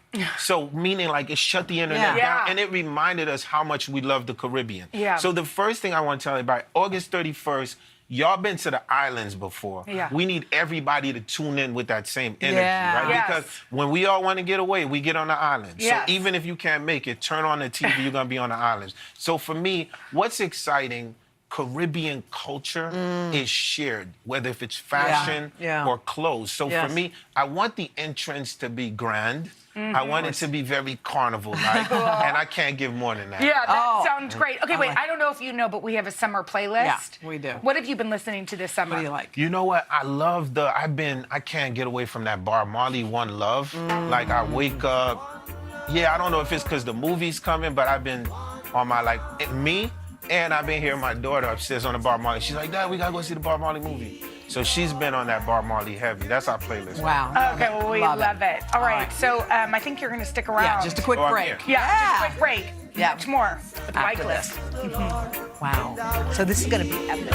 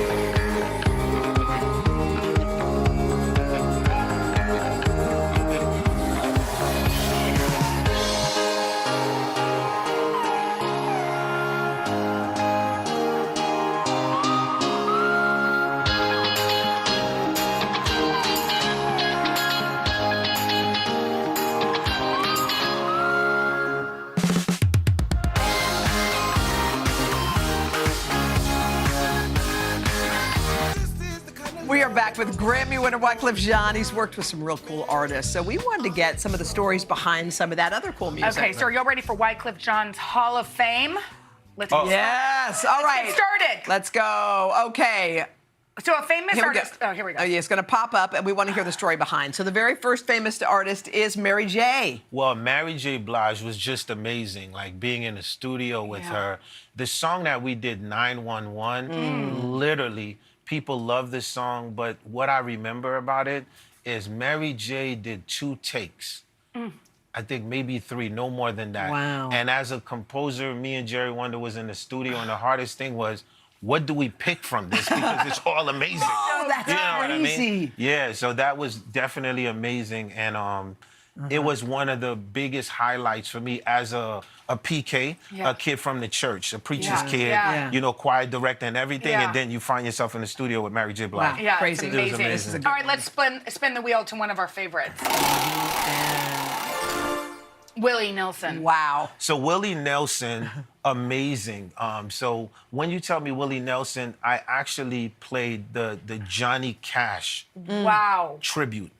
I played the last, so I'm actually a country music fan. A lot of people don't understand. I could do a full reggae country album. Okay, let's do it. By the way, what a great collab that would be. Yeah, but I love country. So Willie Nelson is one of my favorites in the world. And I have to tell y'all, if Snoop Dogg is watching this, you don't got nothing on that Willie Nelson grass. Like, let me tell you, that Willie grass. Have you ever been in his bus before? Have I been on his bus? Yeah. Do you remember it? Yes, I clearly remember it like it was daytime. You feel what I'm saying? I mean, I walked in, and the first words out of my mouth was like, Jamaica, Jamaica. All right, let's spin it again. All right, our next lovely lady, we've got, a member of the Fugees, Ms. Lauryn Hill. Yeah, I would say with Mrs. Hill, the best way I could explain it is prodigy. You know, like, I never got a chance to meet Nina Simone and Jimi Hendrix, but I've had a lifetime experience being in the studio with Miss Hill. And again, I would say, a lot of times looking at one of my mentors, Quincy Jones, who I love, and I always be like, I have the luckiest life because I get to see the talent, like, it just grows, like, right from the very beginning. So it's very amazing. Oh, beautiful presence. Okay, next one. Let's spin it. Oh. Shakira about Shakira? Man, Shakira. Hips Don't Lie was amazing. I always tell people, to me, the most important part about that. Oh, and I still look the same. The most important thing about that Hips Don't Lie was Shakira is insanely amazing as a human and as a performer. And it's like when you take Colombia and you put it with Haiti and you put it together, it's no longer a hit. It's what you call a cultural phenomenon. You know what I mean? So the thing is, it was having her in the studio was amazing. She's an amazing human. And what did I learn from Shakira? You know what I'm saying? I would probably say the idea of just, remember Elvis? Elvis got nothing on me, because after Shakira, I learned just bounce, twist. Twist. You see what I'm saying? I love Elvis, but Elvis got nothing on me. All right, let's go up next. This is a good one. Spin it. We've got, wow, Destiny's Child. Destiny Child, insanely amazing. So I actually did the first hit song for Destiny Child, and I'm actually the first ones who put them on tour. Really? And What was the Canada. first one? Oh, Canada. yeah. So, but this is all I can say is at the end of the day, every time I used to get off stage, Beyonce would be on the side of the stage, then Kelly too at times. And this to me was different because she was watching my show like a hawk. And when I look back, meaning like when I would look, off stage and whatever, I was like, this woman's literally gonna take over the entire world, right? Because the thing which I learned, and people be like, man, you like a vampire, like you will never go away, you'll live forever. What is your secret, right? I say, I study the greats. Wow. Right? Because what happens is you got people who perform, and they get on a bus and they gone. But the ones that last for a lifetime are the ones that be like, well, why is the crowd clicking when this person? I want to stand up. So for me, again, I give all kudos to Beyonce. Also Kelly. Kelly is She's insanely, amazing. We love her. And I Such a always talent. say, like, for me, there was something about, the whole group was amazing, but those two, insane. Wow. Okay, well, we love you. We love you, Wyclef. And you can catch Wyclef hosting the Caribbean Music Awards. Y'all do not miss it. August 31st at King's Theater in Brooklyn. Tickets are available now. It's going to be streaming on YouTube. It's going to be streaming on YouTube, and we're giving Marshall Montana the Lifetime Achievement Award. We look forward to that. So look out for that. And get your best outfit. Y'all come into King's Theater. Y'all Okay. We need to come. We need to be dressed I'll right. get y'all I know. tickets. Okay. I'm connected We love you, with- Wyclef. We love you. Coming up next, from Hallie's lips to Britney's eyes to Cindy's tawny glow, 90s makeup is back. How to update your looks coming up after this.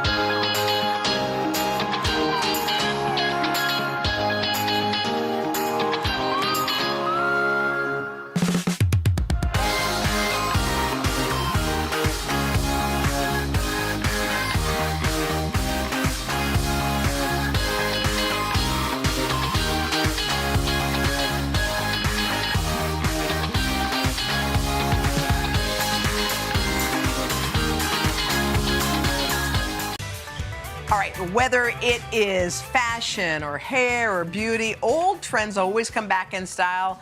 And this summer, it's all about the 90s. Okay, here to show us how to put a modern spin on some throwback looks is celebrity makeup artist Ashley Glazier. And can we just say, Congratulations! Ashley, you're pregnant. Congrats. How are you feeling? I'm feeling so good. Oh, we're so happy for you. So exciting to be here and talk about 90s trends because I literally lived through these trends and be 16 weeks. All right, so we've got Jessica, our model. We're talking about lips. So what makes a good 90s lip? So you've got to have the overdrawn brown lip liner. Okay. You want to be very generous when drawing it on, and you want to look for something that has like a cool brown undertone, something that you might like even almost use in your eyebrows. Okay, so who was rocking this trend back then and who's rocking it now? So, of course, we have to have Halle Berry. I mean, iconic. Perfect. Look at those perfect lips. And then now we have Lori Harvey. Wow. And she's doing kind of a modern take on the trend where you see it's like a little bit more faded than fully lined in like Halle. So that's what we're going to do here on Jess. We're going to take like a raisiny base lipstick. Raisiny. And this color was actually available in the 90s. Like it came out then. Wow. And then we're just going to keep it open in the center. And what do you put in the Jess, you center? hold on to this. Then we're going to have the glossiest gloss that man can make, and that is a clear lip gloss. So no tint, huh? No tint, and it's just going to go directly on. You can really just get it on there as gooey and as glossy as possible and mush together for us, give us a smack, and then it will blend the color so you have that nice fade like Lori Harvey has. That looks so I love beautiful. That. It's beautiful. Thank you. All right, thank you, Jess. We're glad that trend is back. Let's shall we do eyes? Let's do it. We've got our model, Olivia. I'm gonna have Olivia. you pass me the. Okay, Sorry. so what is the trend tell us the trend before we get started. So the trend is silver and metallic and frosty is back. Okay, so show us who was wearing it back in the day. So we have Britney Spears back in the day. Nothing is more 90s than Britney's like big, bold, silvery blues everywhere. And then now we have Rihanna. Oh, yeah. And you see hers is just like a little more delicately placed. So, I'm so sorry. Hold on. I'm just going to have thank you so much. I have Sorry. I'll be your assistant. Thank you. Okay, tell me what you So need. we're going to use a metallic palette, and we're going to, you see how there's like a lot of cool tones? We've based Olivia's eyes with grays and blacks, and we're using like silvers and platinums. Okay. And we're just going to pop it right in the center, and then a little bit in the inner tear duct. How And then pretty. you can just go ahead and blend right in, so it's thoughtfully placed. And what about the brow? Do you not put any like on that underbrow? You can put a little bit, Yeah. definitely. We Is can that pop it a little. 90s? Yeah, that's so 90s. So Love it. 90s. And then we can line just the inner waterline. Like you remember doing this all the time back in the 90s. Inside. Inside. You want to make sure you fully connect the corners. Look down for me. And then you want to get underneath the top lash line as well. Looks so that way you So really pretty. connect it. All Beautiful right. eyes. Come Okay, now we're going to Hi, see Dara. Yeah, and our we're going to final look at our trend. final trend. Tell us what the trend is. So this is the tawny cheek trend. So it's super tonal. Jenna, you're kind of rocking it today. I think So you beautiful. are. Is this like a Cindy Crawford kind of Definitely thing? like a Cindy Crawford. She's our And a- icon for and this a one. Gigi Hadid. And then we have Gigi Hadid, and Yeah. you see the blush is like super Yeah, see? blown Yeah. out. Okay, so I've let's done see. one side of Dara's cheeks already, and we're using a cream texture, which is a little Beautiful. more I modern. I love cream. Oh yeah, she's really into this Yes, right now. I'm into It's so Mario. hydrating, Yeah. especially like during this. It's so humid Makeup by Mario. outside. We love Mario. So this is a cream blush, and you want to kind of fan it out so it looks blown out, like you were almost sun-kissed. Yes, and I this love it. terracotta burnt peachy It's such a tone. pretty and it's color. Really I love that generous color. with it. So Looks cute, right? beautiful. There's an extra one you can take it with. Oh, well, right. thank you, and congrats again, Ashley. Congrats, Ashley. And can we just give special thanks to Olivia Halpin for styling all of the beautiful hair on our models. Bring us pictures of that baby. Yes, I will. Okay, we can't coming wait. up next, reggae rockers, Dirty Heads put their spin on a classic hit coming up after this.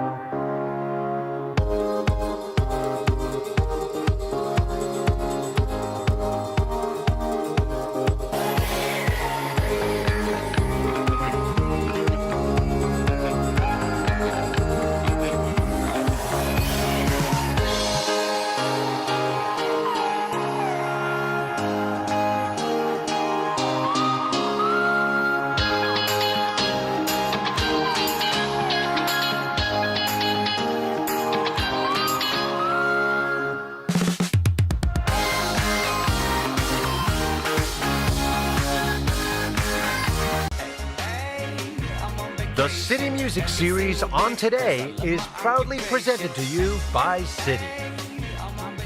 Hear that song? Come on. Okay, they're the California band known for their feel-good mix of reggae and rock with songs like this one right here. It's called Vacation. We are talking about the Dirty Heads, whose cover of Joe Walsh's 1978 hit Life's Been Good was a top 5 single on alternative radio last year. Yeah, right now they're on tour, and they've dropped a digital deluxe version of their album Midnight Control. So let's say hello to the Dirty Heads. Hello. Hi. Can we say hi to everybody? Yeah, to everybody. Jared, Justin, John, Matt, David. Who'd we miss? We missed somebody. Mark and Ruben. Okay, first, before we begin, we have an announcement. We sure do. Big congratulations. Your massive single Vacation has just been certified platinum by the recording industry. We have a plaque So for we you. brought you a plaque. Yes. Because platinum records, I mean, are these, is it, I know, like, is that kind of cool? Probably said the wrong word. Well, and what does it mean to you to have to be recognized in this way? You know, it means everything. Yeah, it's amazing that something we created has, done what it's done, and that many people have listened to it. It really feels good. Yeah, Vacation will put you right in the mood. It sure All right. will. Okay, so what are y'all going to sing for us right now? I'm going to take it so y'all can sing. Yeah. But I'll give it You back. can have one. I'll give it back. What are you y'all gonna gonna sing? We are going to sing Life's Been Good. Life's Been Good. Do it. That was cool.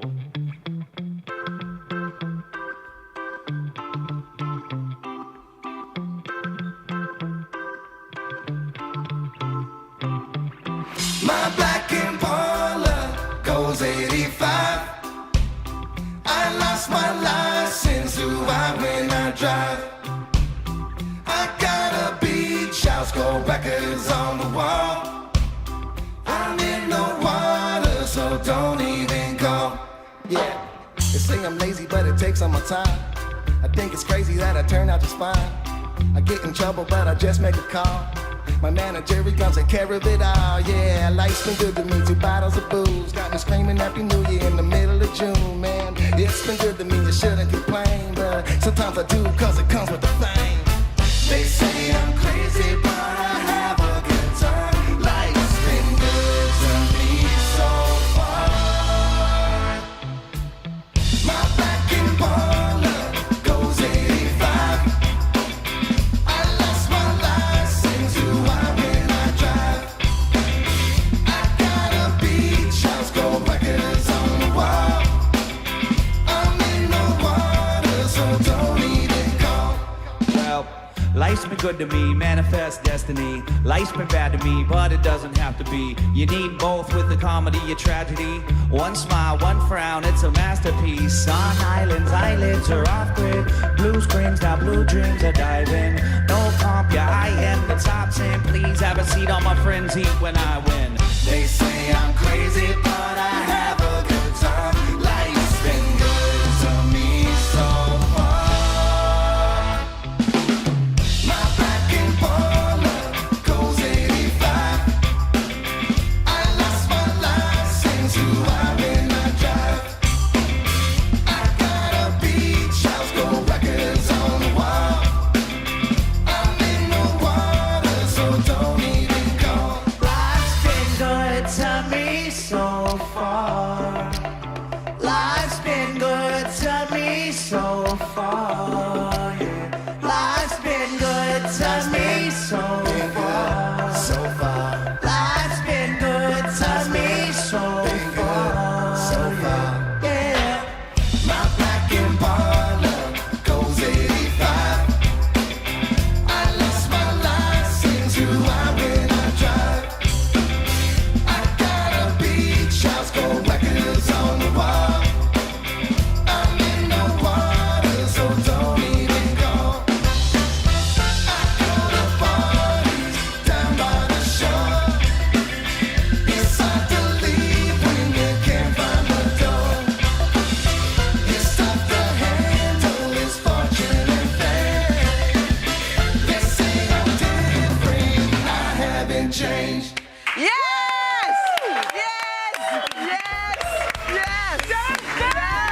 Okay, if you are not in a good mood after listening to that song, Yeah, we don't know what's wrong. We don't know, but that was awesome, you guys. Thank you. That song. Also, download Vacation. Vacation. It's a great, great song, too. The new deluxe version of Midnight Control, by the way, available right now. And y'all are on tour. We speak in unison. Where are you going next? Do we know? I don't know. Maybe. All right. Go online for their website. They're very cool. And we'll be back right after this. Very cool. Good to me, manifest.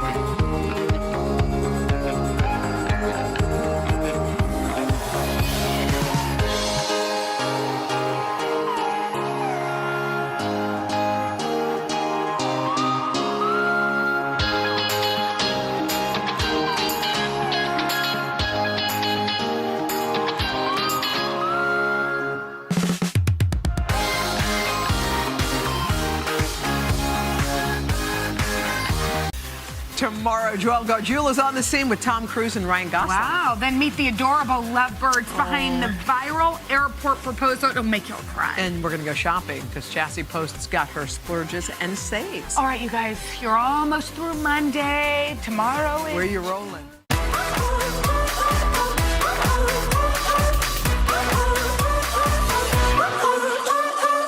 I woke up smiling on my face.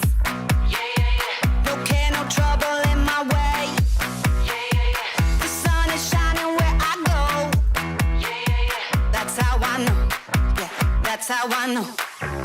Today's gonna be great, gonna be great, gonna be a good day. Today's gonna be great, gonna be a good day.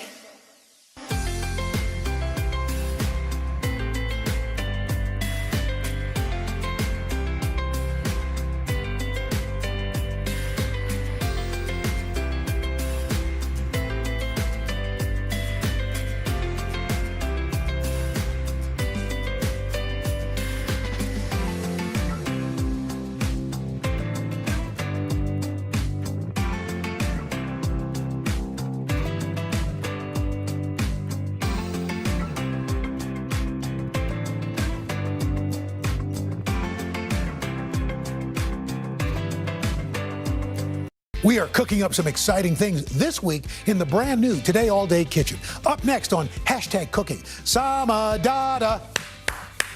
We'll show you how to rescue any brown spotty bananas with two tasty treats, chocolate chip banana bread bars and a banana cream cheesecake that just happens to be dairy-free.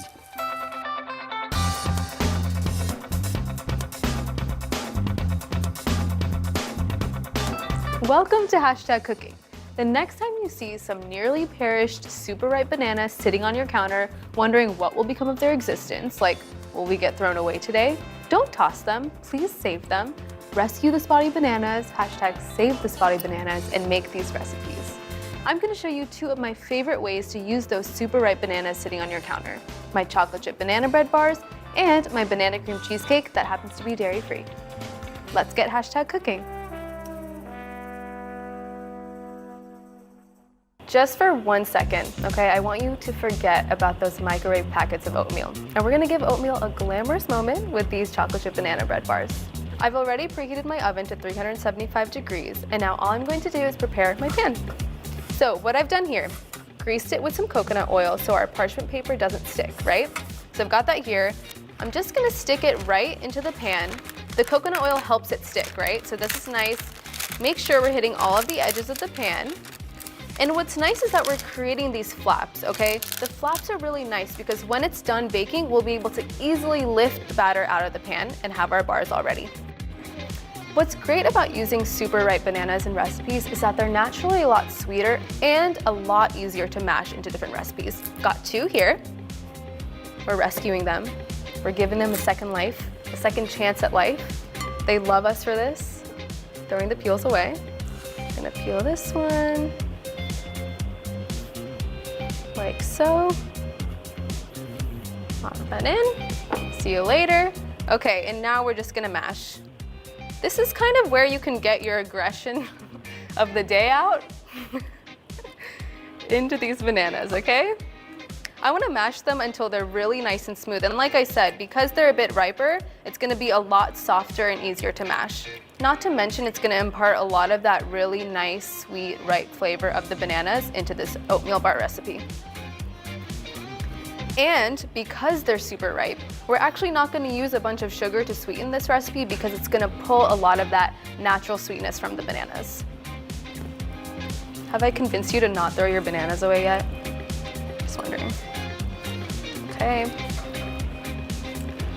Really take your time here, like I am. Okay. I want no banana to feel unmashed. I want it to feel all loved and mashed, okay? All right. And you can use a potato masher here if you have that, if you like that utensil for your life. I'm just using a fork because you know what? Forks are accessible. Okay. So this is looking pretty good. I have to compliment myself on my mashing abilities. Looks pretty smooth. And now we're just gonna work on the rest of our ingredients. All right. So in this recipe, I'm using 2 eggs. So I'm gonna crack those both in here. I wanna be that type of person that does like the one-handed egg crack. I'm not that person. I'm safe. I take precautions. All right. Okay, now I'm gonna whisk the eggs and the bananas together. So everything is nice and smooth. Look at those amber yolks. It's pretty nice. Bananas and eggs whisked together. They look nice and smooth, really happy in there. Now I'm gonna add my nut butter. So I'm actually using peanut butter here, but if you have a cashew butter at home, if you have an almond butter, that's totally fine. You do you. Whatever nut butters you're harboring in your pantry. I know I have like a million because I have a problem, but you can use that. I'm gonna slide that straight in there. And now I'm gonna mix that in.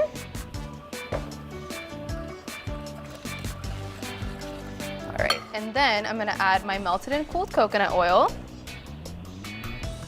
my vanilla extract, and if you haven't noticed already, the best part about this recipe, other than giving your sad bananas a second life, is the fact that we're making everything in one bowl. Like, you can thank me later for the less dishes that you'll have to do in your life, okay? I'm just using a touch of coconut sugar. Gonna add that in there, and then some maple syrup. It's gonna really give this nice, warm, golden flavor to these oatmeal bars. Now that I've mixed all my wet ingredients together, I'm gonna grab my oatmeal, the star of the show. It's about to be super glamorous.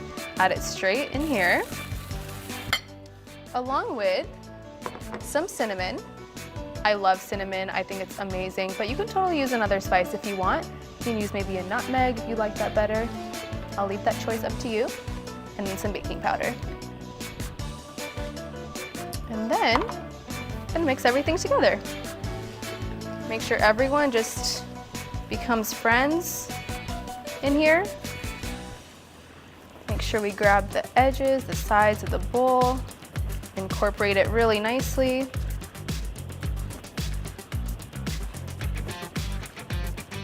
It smells so good. Just wait till it's done baking though. That's good stuff. Okay. Now finally, this is a bit of the dessert for breakfast moment that I like to really capture in all aspects of my life, the chocolate chips. Just gonna fold these in. I will add, I don't measure these with anything but my soul. That's just how I choose to live my life, but again, you live yours the way you wanna live yours. I'm gonna fold that in, and you're probably wondering like, Sama, why do you have some of these left over? Because I wanna save some for the top. Because for me, it's not less is more. When it comes to chocolate, not a thing for me. Okay, folding this in nicely until all the chocolate chips are just really nestled in there. We want them to be cozy. Okay. Perfect. Now, I love myself for being prepared. We've got our parchment lined pan, and I'm just gonna add it straight into there. So lift this up. I don't know if I mentioned this, but this is my workout for the day, this movement right here. All right. So we're gonna add this straight in there.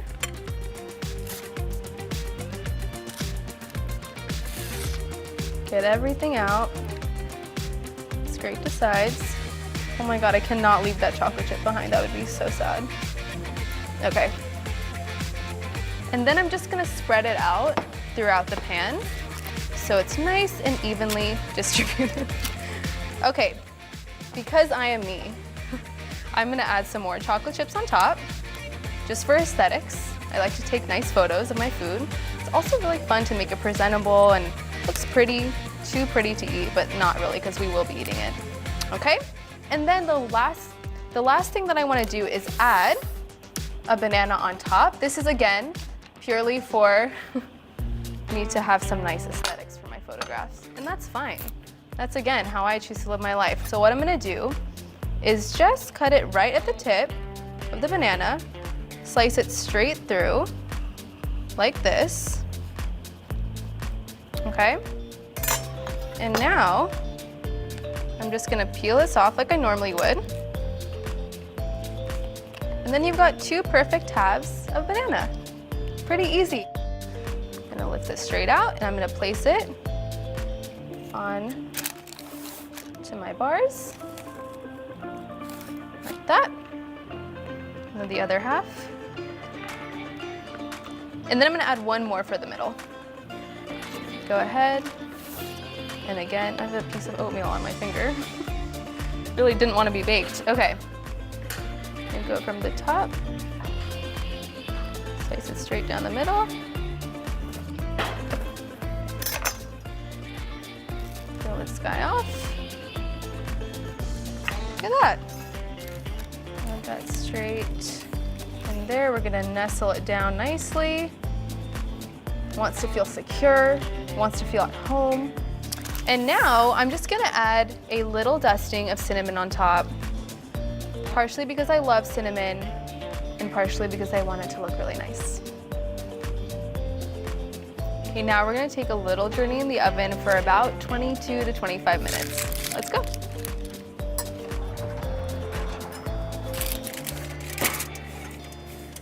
All right, hope you enjoy your time in there.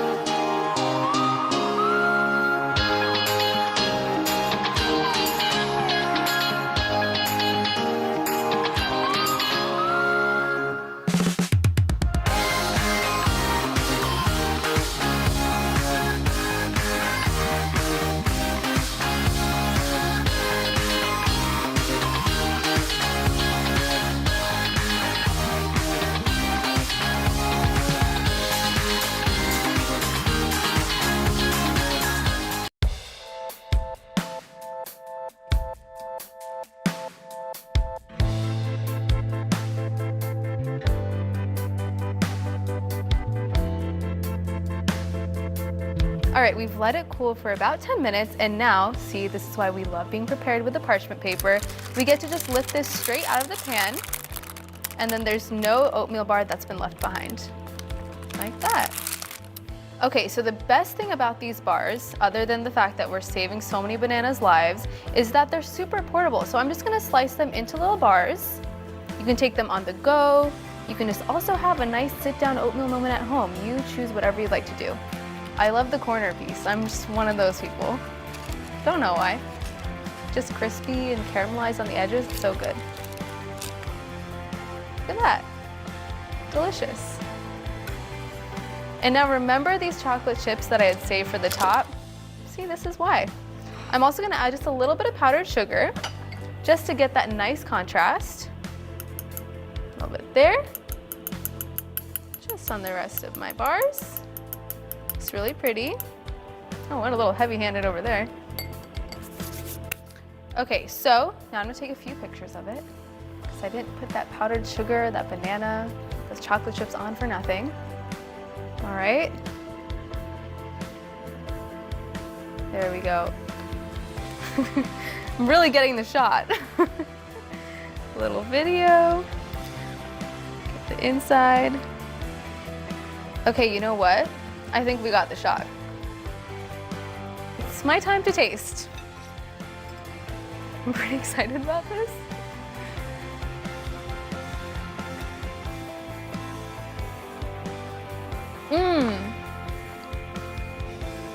It's so good. You know what's really nice about this as well? It's not too sweet. So it's really great if you'd like to even add a little drizzle of honey on top, maybe a little more peanut butter, almond butter, whatever you have to kind of create this nice sit-down oatmeal moment at home.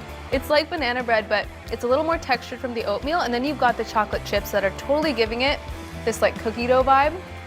I would eat cookie dough for breakfast, and I am kind of. Delish.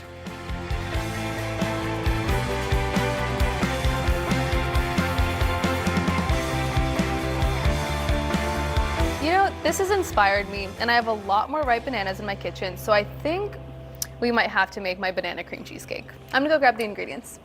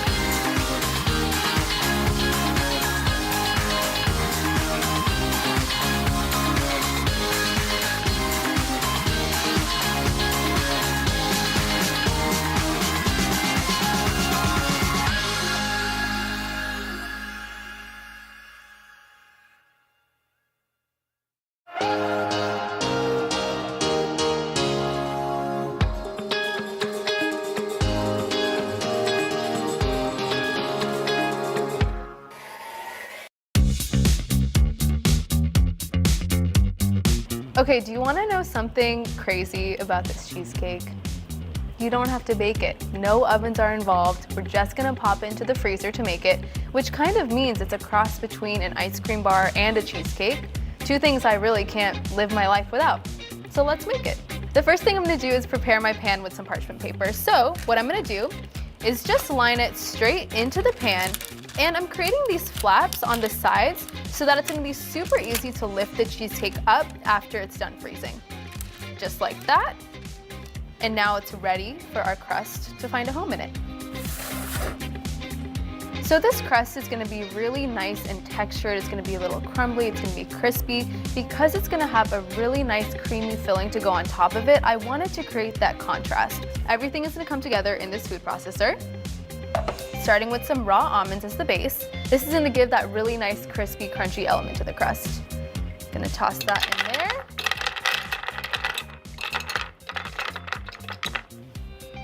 And now, to sweeten the crust up, we're gonna use some dates. I love dates, not the romantic kind, the medjool kind, okay? So we're gonna add these in. This gives a really nice caramel sweetness to the crust, and also it's gonna allow it to be a little bit sticky and pliable so we can actually just stick it straight into our pan. And now we're gonna add a little bit of creamy almond butter. That's straight inside. You can also use the peanut butter if that's what you have on hand, totally fine with me. I won't judge you. A bit of melted and cooled coconut oil going in there as well.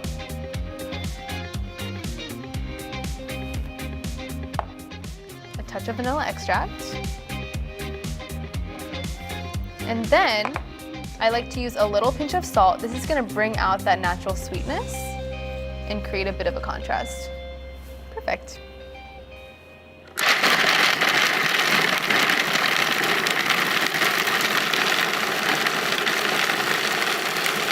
I'm just gonna scrape down the sides just to make sure nobody is caught, nobody is left behind, and process it again.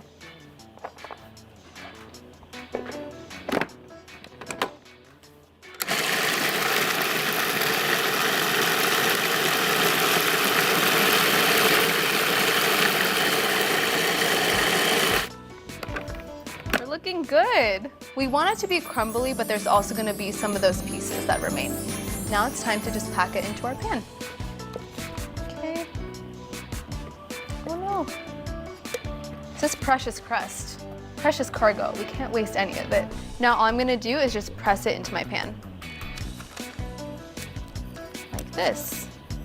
And you wanna make sure it's evenly distributed throughout the entire pan, and you can kind of see that it's sticking together as I tend to pack it. This is gonna serve as a really nice home for our creamy, luscious cheesecake filling. It's gonna be really happy sitting on top of here.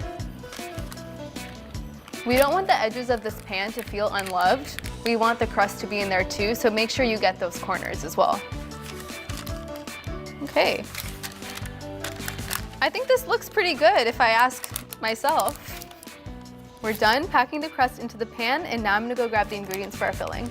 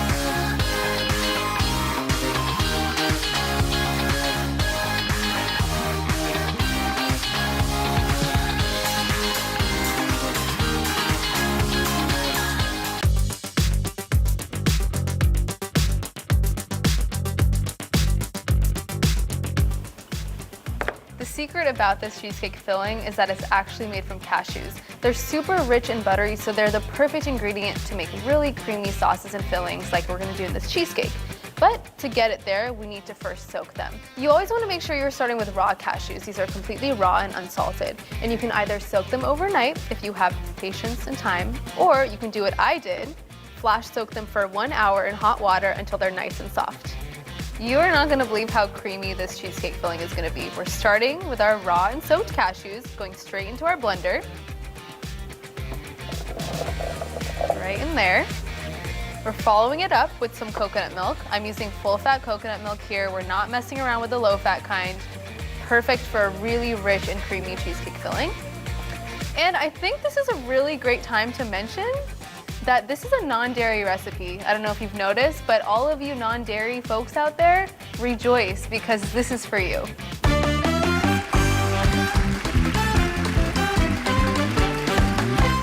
Time for our banana, our star.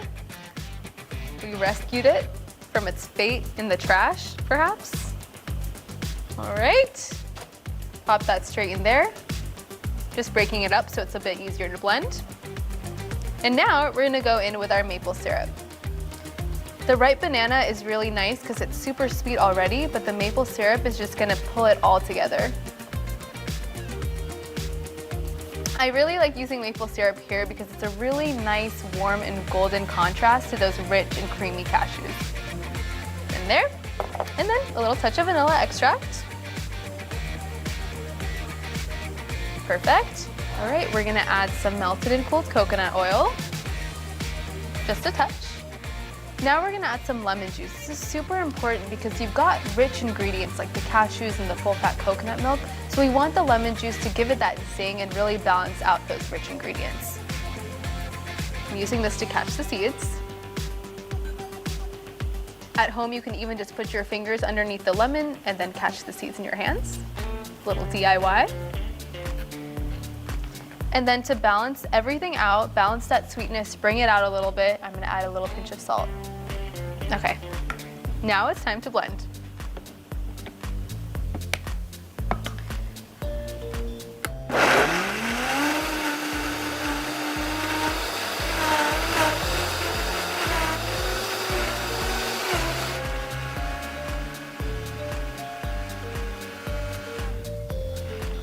Okay.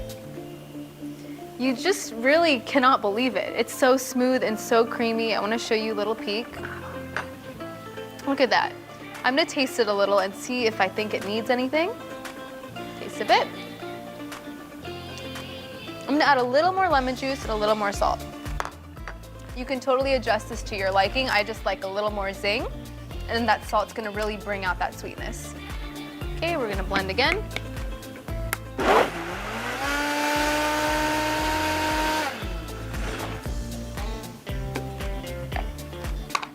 My fresh spoon and taste one more time. Perfect. All right, now it's time for this filling to find a home on top of our crust. And there's no dairy in this. Kind of crazy. I'm gonna grab my spatula. This is precious. You can't waste a bit. Now I'm just gonna make sure that's nice and smooth. You can even tap it a little bit to distribute it like this. Shake it around, make sure it hits all the edges. Now, I like to pretend I'm Picasso a little bit with the toppings. You can use whatever you'd like, but I'm gonna use some sliced almonds straight on top. Sprinkle them around. I'm gonna do a little bit of cinnamon.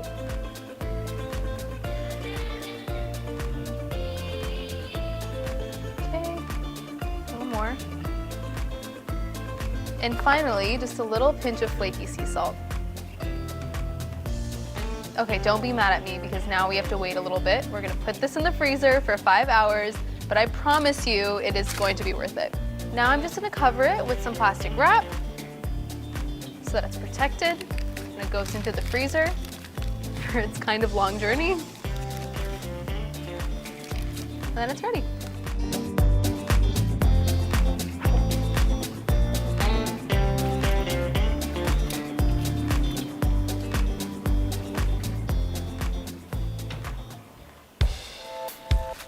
patience is so worth it. I'm so excited about this.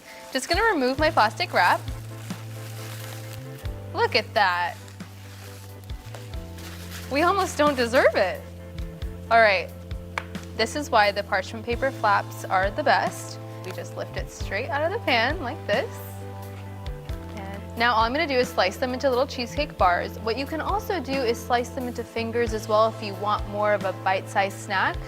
I'm gonna go ahead for the full picture, the full bar. Look at this. I just have to show you. Can you believe that there's no dairy in this? Looks so creamy. All right, that's for me. This is my slice. I am so excited to dig into this.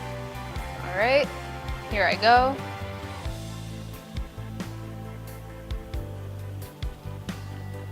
It's simply not even fair. It's so creamy. It's such a great way to use the nearly perished banana that's been sitting on your counter. Creamy, you would never have any idea there wasn't any dairy in this.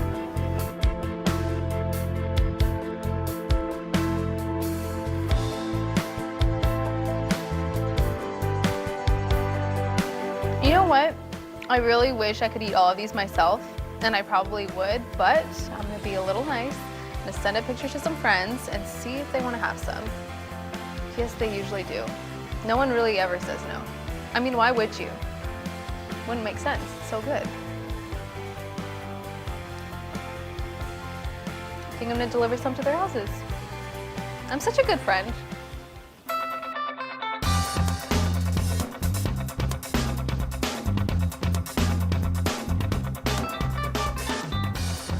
Ready? Okay.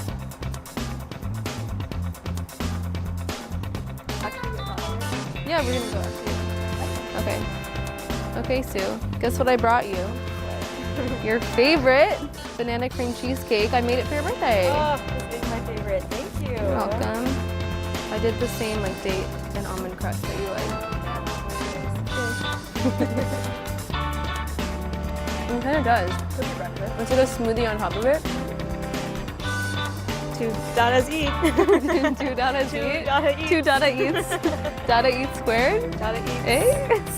Dada eats is.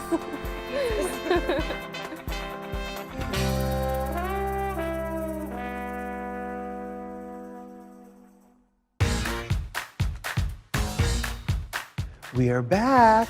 I'm Anthony Contrino, and it is time to get saucy. We've got a brand new kitchen and new episodes coming your way this summer. Tune in to Today All Day, Mondays at 11 a.m. Hey, Today All Day, coming up on #cooking. Sama Dada is sharing her favorite dinner recipes that also make great leftovers. If you happen to be dining solo, these weeknight meals are hearty, healthy, and best of all, pretty easy to make, and you'll have a lot to share. I just love the smell of ginger and garlic together. It reminds me of my mom. Aw. It was so cute of me.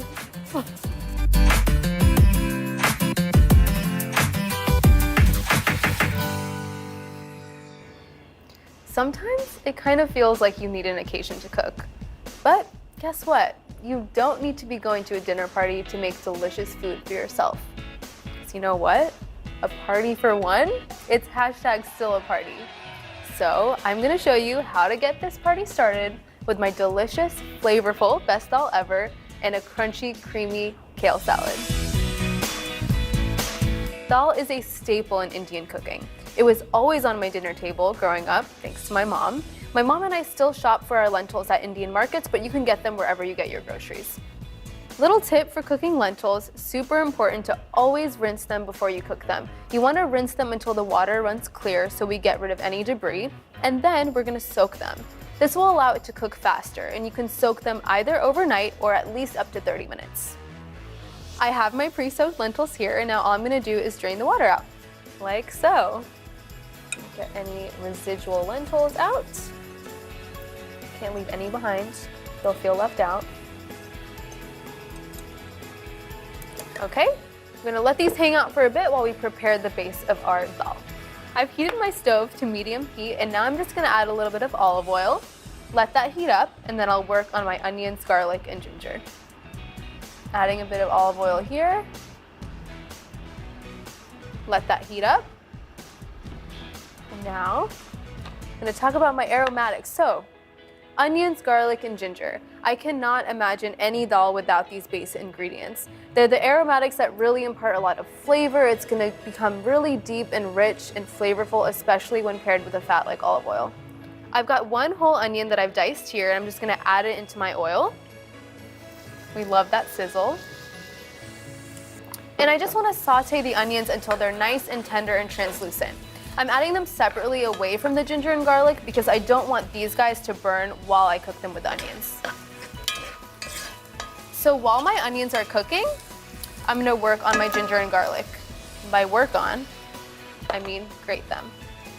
I'm using 5 cloves of garlic here because I love a garlic moment. If that scares you, you can take it down a notch, but I'm always gonna keep it up a notch. I'm just grating this on a microplane until they're nice and really fine. Grating the garlic this fine is gonna allow it to impart a lot of flavor onto this dal, especially when paired with those onions. I'm gonna be grating these forever. Don't neglect your onions, okay? I wanna make sure these are happy too. Love garlic. I love garlic. No shame in my garlic game. That's why I'm adding 5 cloves. We're starting off strong. This recipe is truly one of my favorite plant-based meal options because it's super flavorful, but it's also packed with protein from the lentils, really warming spices. It's one of my favorites. I can't believe I'm microplaning and also looking at a camera. I love that for me. Okay, garlic there. Now it's time for our ginger. Again, we can't neglect our onions. We want them to be tender and translucent and a little bit golden before we add the garlic and the ginger, just so we have already some caramelization going on before we hit the garlic and onions. Microplaning the garlic and the ginger is nice because it almost forms this paste, so it's gonna be really easy to cook in with our onions as well. Going with my ginger. Ginger is super healthy for you, and actually so is garlic. I just love the smell of ginger and garlic together. It reminds me of my mom. Aw. That was so cute of me. I know, my heart is warm too. Don't worry, I'm still grating this ginger. You can leave, I'll still be here grating ginger. This is why I have only one bicep on my right arm. Because of my ginger grating skills. When you cook the onions and garlic and ginger in a fat like olive oil, it's gonna really break down those flavors so it becomes super flavorful and aromatic. We want that when we're pairing it with something like a dal. I'm all done with my ginger. Got my ginger, garlic, minced, grated situation here. My onions are looking tender, translucent, a little golden around the edges. So now it's the perfect time to add my ginger and garlic. You can see how it's kind of a paste. This is gonna be great for that flavor. I'm gonna cook the garlic and ginger in with the onions until all of the flavors really incorporate and it starts to brown a little bit. It smells so good. Now that my garlic and ginger have started to brown in with the onions, I'm gonna add my masala, or my spices. My favorites to use here are my cayenne, my turmeric, cumin, and coriander. It's really important that you do roast these spices because you don't want that raw smell or that raw taste. You want it to be super well browned so that it's aromatic. It smells so good. Now that my masala smells really nice, excuse me. Now that my masala smells really nice and toasty, I'm gonna go ahead and add my tomato paste. I'm using tomato paste here because I really like to impart that really deep tomato flavor, and when you brown this tomato paste, it's gonna taste so good. When you're cooking the tomato paste, you want it to turn a very deep, dark red brick color. And again, nobody likes that raw tomato taste or smell, so you wanna really cook it through. Now that I've cooked my tomato paste in with my masala, it's time to add my crushed tomatoes. I'm using canned tomatoes here. There is no shame here. I love a canned tomato. I love convenience. You can use diced tomatoes as well. I love a canned tomato moment. I think especially if you're cooking for one, there's no reason why you shouldn't use what's already in your pantry. You want to cook these tomatoes for about 3 to 5 minutes until they reduce and darken in color. Cooking the tomatoes in with the onions, garlic, ginger, and spices is going to allow it to be a lot more flavorful. Lentils themselves don't have a ton of flavor on their own, so that's why adding all of these different ingredients and spices is going to be really delicious for the actual dal itself. I'm going to season with a bit of salt and pepper here. Now I'm going to add some vegetable broth. And now we're going to add some coconut milk. Instead of using a cream or a ghee or a butter, we're using coconut milk to give that same really delicious creamy flavor, but without the dairy. Now we're just waiting for it to come to a boil. We're just waiting. We're a little impatient, but we're waiting. We're almost there. We're making progress. I love adding coconut milk to lentils because it makes them super creamy. It looks like we're boiling. Now that we're boiling and in business, I'm gonna reduce to a simmer and let it cook for 5 more minutes. Smells so good. Now we're gonna add our lentils. We're gonna simmer this for about 30 minutes until the lentils are soft and the curry gets really nice and thick. It looks so creamy already. Just wait till it's done though. All right, see you later.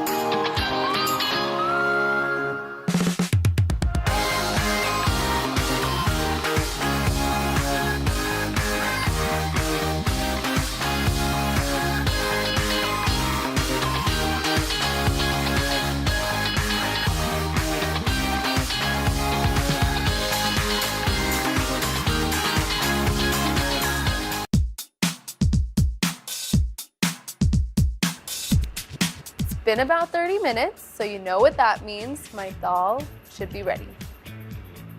It's looking so nice, so thick and delicious, but there are a couple more things that I want to add. I'm gonna add in a little bit of sneaky spinach. This is not really traditional, but I do like to sneak some greens in where I can. Just chopped it up. Gonna add that straight in there and stir it up until it wilts. Going in there. So you're just gonna stir the spinach in until it wilts. Look at how thick that is. It looks so good. And the green adds some nice contrast to the red and yellow lentils, so it looks really aesthetically pleasing as well. Ooh, it looks so pretty. I'm also gonna add some fresh lemon juice, just for some acidity. You've got a lot of heavy flavors here, so it's really nice to add a bit of tang at the end.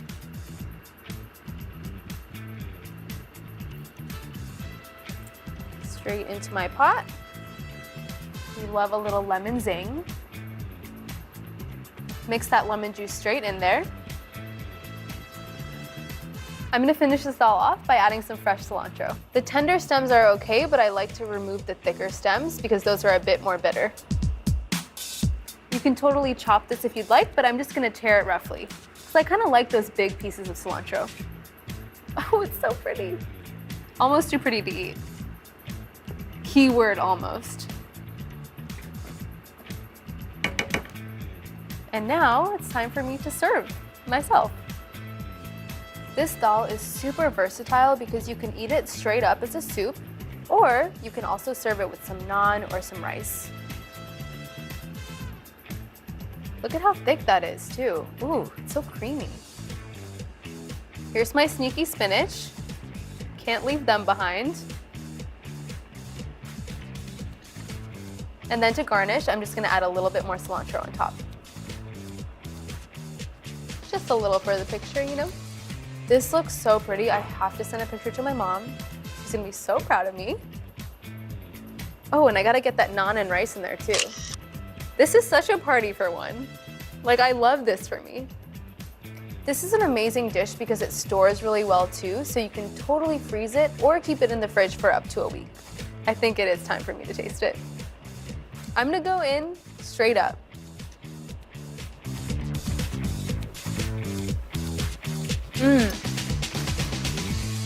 I think my mom and I need to have a dal off.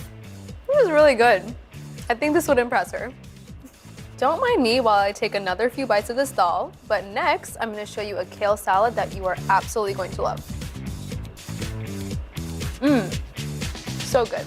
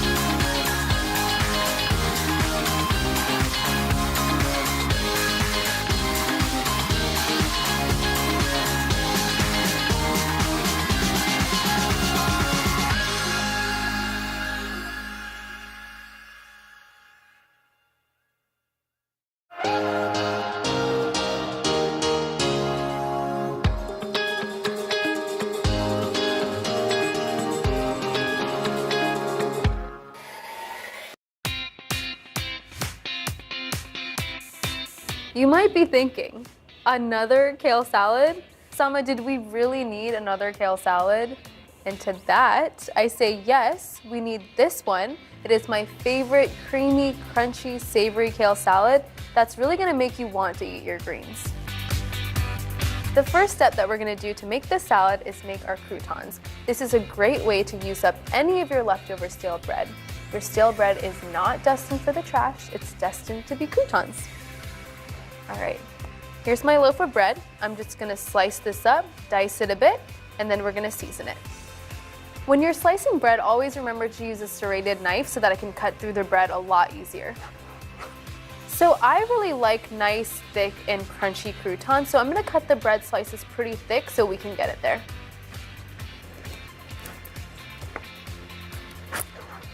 Should be good.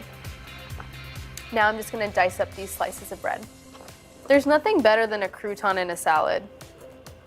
It really just adds that nice, crunchy, savory element.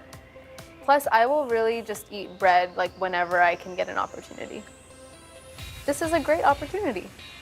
Sourdough croutons are my favorite because it's got that nice tang, and with the savory elements that we're gonna add, like the spices, it's gonna be so good. I'm one of those people that likes the end piece of a loaf of bread. They exist. I'm one of them.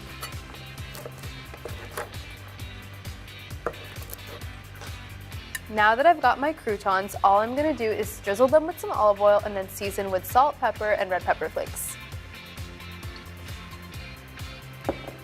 Seasoning with some salt, some pepper. You can use your favorite seasonings here as well, but I love these 3. Now I'm just gonna toss them. And you know what? This is a dinner for one, me being the one. So I'm just gonna toss this with my hands. Make sure the olive oil and spices really nicely coat the bread. These look nice and evenly seasoned, so now I'm just gonna transfer them to my parchment lined pan. I wanna make sure that these are nice and spread out so they get a really crisp and even bake. So I might even reserve some of these to bake off later so I can get that nice crisp crouton. Now I'm just gonna throw them in the oven for 10 to 15 minutes at 425 degrees. Make sure you stir them once during baking.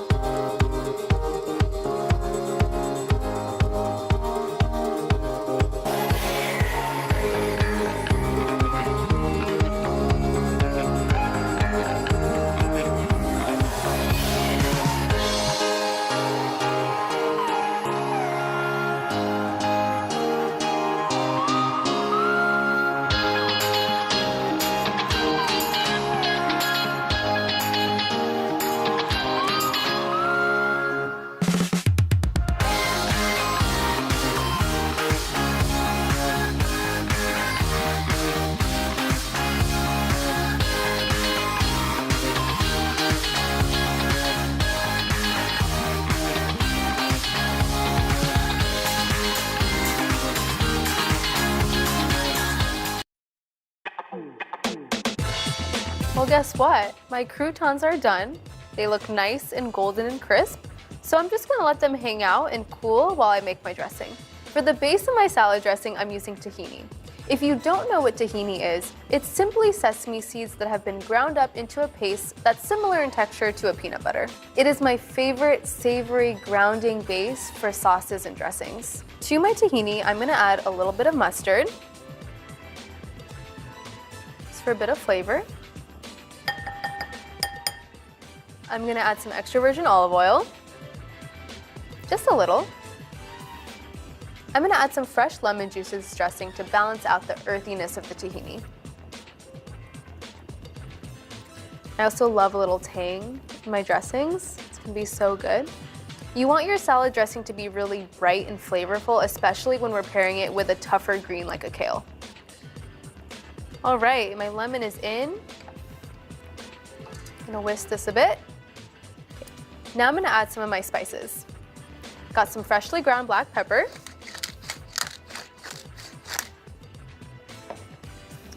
Some salt. And for a little bit of spice, this seems to be the trend, some red pepper flakes. Now I'm just gonna whisk all of this together. You'll notice that this dressing is starting to seize, which means that it's becoming a little bit difficult to mix. So all we're gonna do is add a little bit of cold water to help everything come together.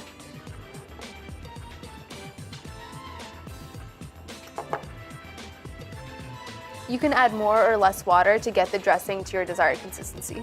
To me, a tahini-based dressing is really similar to a Caesar dressing, so I really like to use it on kale because there's nothing better than a really delicious kale Caesar.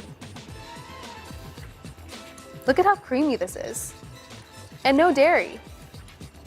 This looks really delicious and creamy to me. So I'm gonna set this aside and get to work on my kale. To prepare my kale, all I'm gonna do is remove these tough stems. I don't love these stems because they're a little bit too fibrous, so I really don't want them at my party.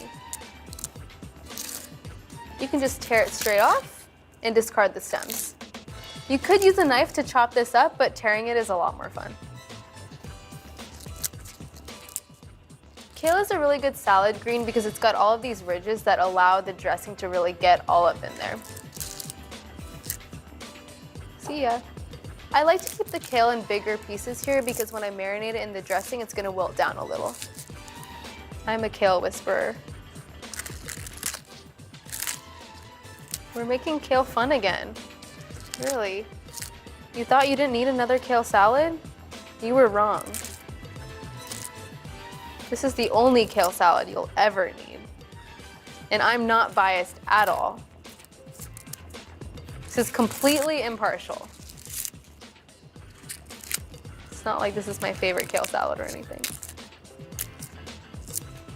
Again, you could have definitely used a knife, but I just made the life choice not to. It's a lot more fun to tear it. Just gonna add my kale to my bowl. And this is where this dinner for one party gets really fun. I get to become a kale masseuse. I'm gonna add this dressing into my kale and just massage it so the dressing gets all up into the ridges of the kale. Pouring that dressing straight in there, okay? And now I'm just gonna use my hands, they are clean, and massage my kale. Massaging your kale is super important because it helps to break down those tough fibers in the kale, and it really gets the dressing all evenly coated inside the kale. Look at it. The dressing is already coating it super nicely and it's becoming even softer. Okay, I got a little bit too excited massaging the kale, so now I'm gonna go rinse my hands off. The kale has really had a nice massage. It's feeling super zen, so it's time to set it aside and I'm gonna prepare my add-ins. So I'm adding some tomatoes into the salad to add those really nice bursts of sweetness, and it's gonna complement both the kale and the dressing really nicely. You can use grape tomatoes here, you can use cherry tomatoes. I find that these are a lot nicer and sweeter, so that's why it's gonna be a great complement to this kale salad. That kale is so lucky though, it got a super long massage. My favorite part about this kale salad is that you've got a lot of crunchy elements like these sunflower seeds and the croutons, and some creamy elements like these beans and avocado. So I'm gonna go ahead and dice my avocado.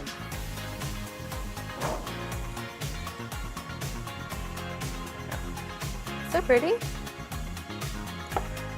To dice this, I'm gonna dice it in the skin. So I'm just going to create the dicing inside so it makes it a lot easier to scoop right out and into my salad. I'm creating little hashtags in honor of hashtag cooking, and I'm gonna add into my salad. Scoop it straight out. Make sure you get all the way to the peel, to the skin, so that you can remove the avocado easily, like so. Okay, this avocado is a bit resistant. It's fine. That's right, another half. Now we're moving on to another creamy component, my beans. These are gonna be really delicious because they're gonna add some protein, but also be super velvety and creamy in the salad. Add these straight in. I'm using white beans or cannellini beans here, but you can use whatever bean you'd like. Now I'm gonna add some sunflower seeds for another crunchy textural element. I'm gonna reserve some for the top. You can even use pumpkin seeds here if you'd like. And finally, for my croutons. Perhaps the reason you're interested in the salad in the first place? So these guys? I won't tell. I'm like kind of there with you. I'm just kidding, I love everything in this salad. I'm gonna reserve some croutons for the top as well, just to get that crunchiness. Now I'm gonna toss. Now I'm just gonna toss my salad together. There's so many fun elements going on here. It's a very exciting salad. And it's kind of pretty too. You got the tomatoes, which are nice and bright. Avocado.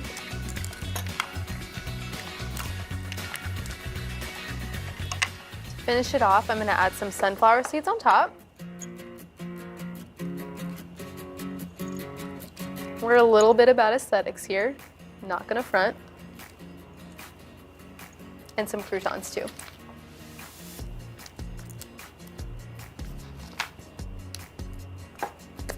And this is my kale salad dinner for one, which also means that I can eat out of this bowl and no one's really gonna know or care because it's just me. This is such a glamorous kale salad that I cannot eat it without taking a picture first.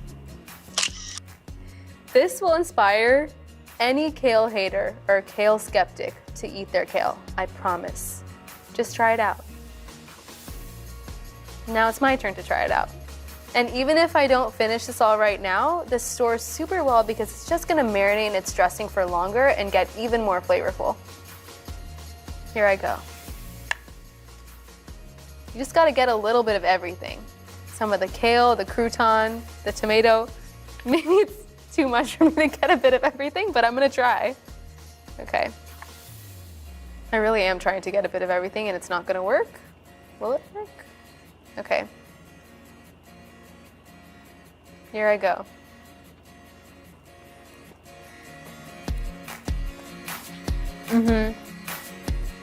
Yeah. I mean, crunch from the sunflower seeds. Wait, I need a crouton. Really crunchy.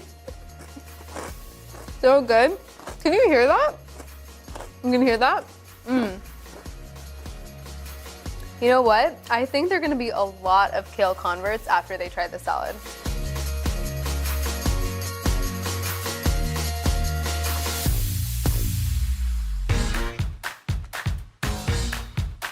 We are back.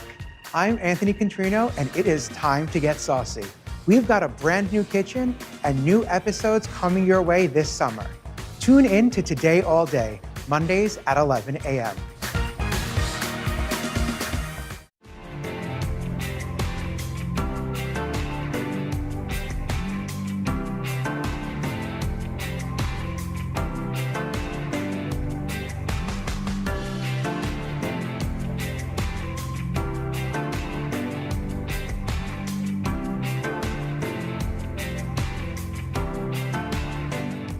Oh, Today All Day, looking for a hot and delicious date? Who isn't? Up next on Hashtag Cooking, Samadada is taking you on a date with dates. And it'll be hard not to fall in love. First up, she's making the perfect sweet and salty snack, miso almond date bites. Then she's gonna whip up a creamy date shake. And then to top it off, a French toast smothered in a gooey date caramel. I do get hangry sometimes, shockingly. You would think because I'm always cooking I never get hangry, but you know what? It just happens to the best of us.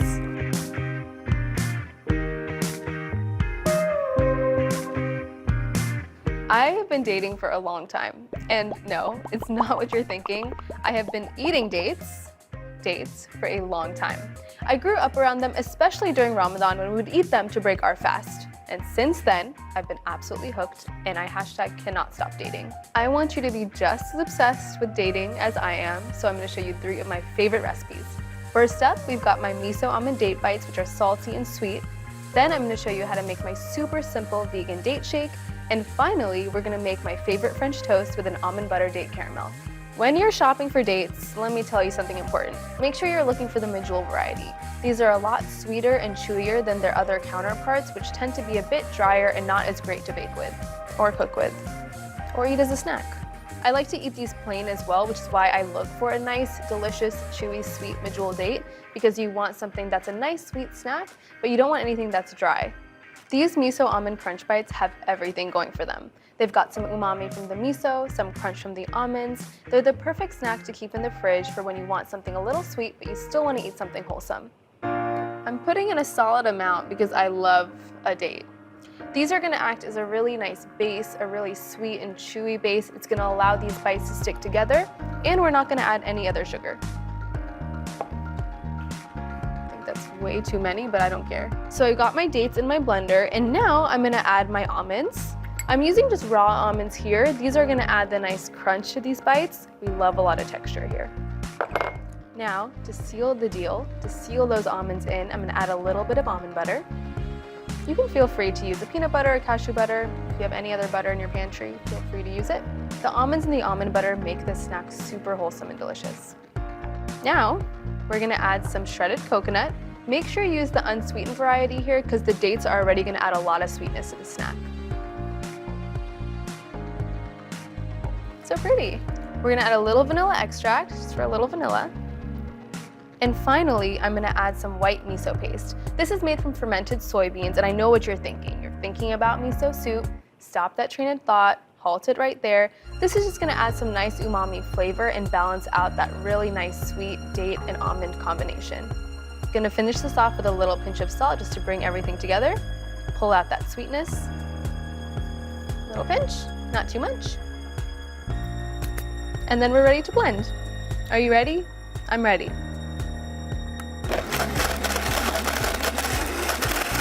Feel free to scrape down the sides if you need to. I need to. Just to get everything nicely incorporated.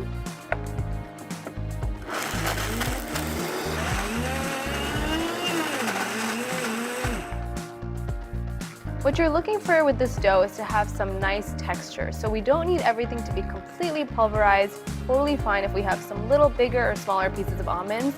That's just gonna really contribute to the crunch. This is what we're looking for. As you can see, it's a bit thick, it's a bit sticky. This is gonna be great because it's gonna help us form it into our little bites. I wish you could smell this.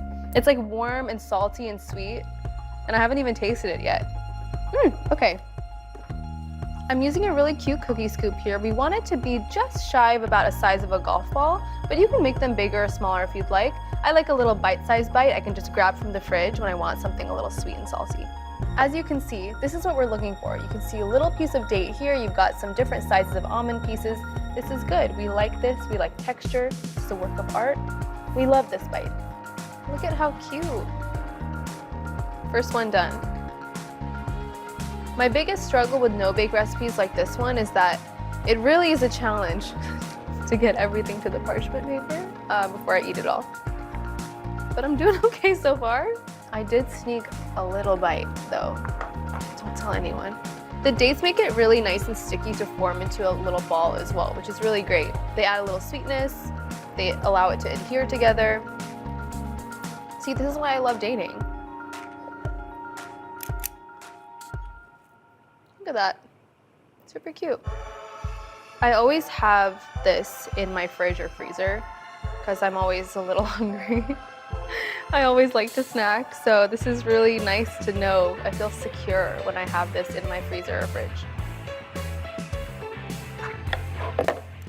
We're almost at the end.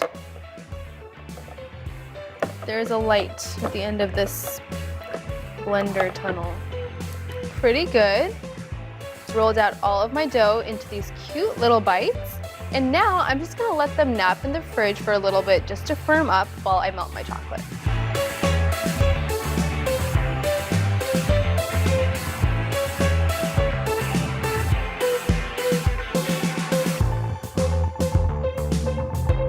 Oh, would you look at that? My little date bites have woken up from their nap in the fridge, and I think it's time to add some chocolate. I've melted my chocolate already, as you know. And now I'm just gonna do a really nice, cute drizzle. If you want a little more chocolate, if you want a little desserty vibe, feel free to completely submerge them. I'm just gonna do a nice little drizzle here.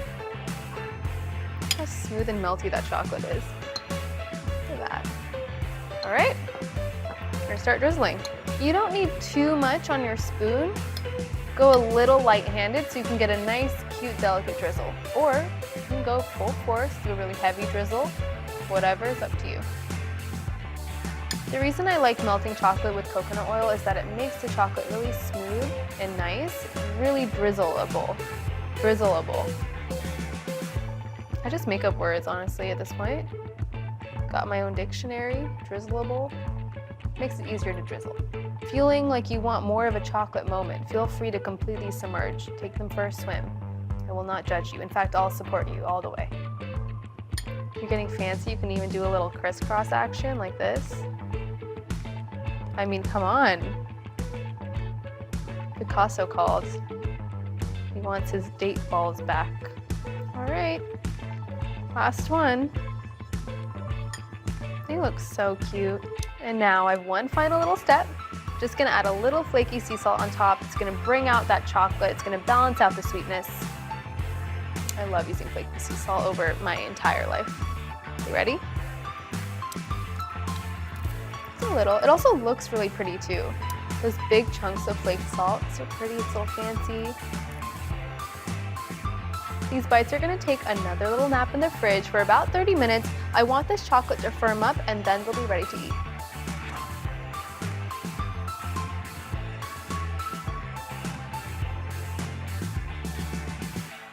What a successful nap. I mean, look at this, so pretty. You've got that nice chocolate drizzle, a little salty contrast. You know what? I should probably take a picture of them before I dig in, so I'm gonna do that. They look too cute not to. Just straight on the tray. Real life action, you know? I've got to commend my own drizzling skills. I just have to have a moment for myself. Okay. I think I'm ready to taste. You know, I thought I was gonna plate them. I had this already, but I'm just gonna eat them straight from the tray because I can't wait. I just can't wait. Okay, here I go.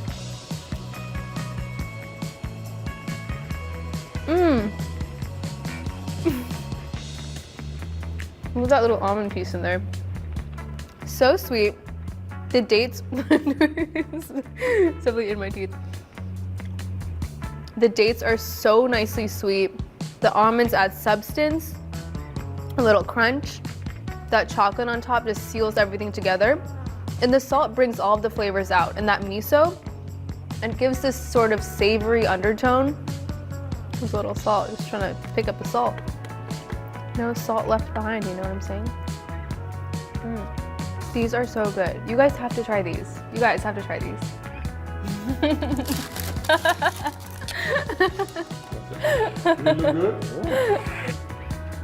Little crunch. It's the best tasting protein. Yeah? Yeah, it is.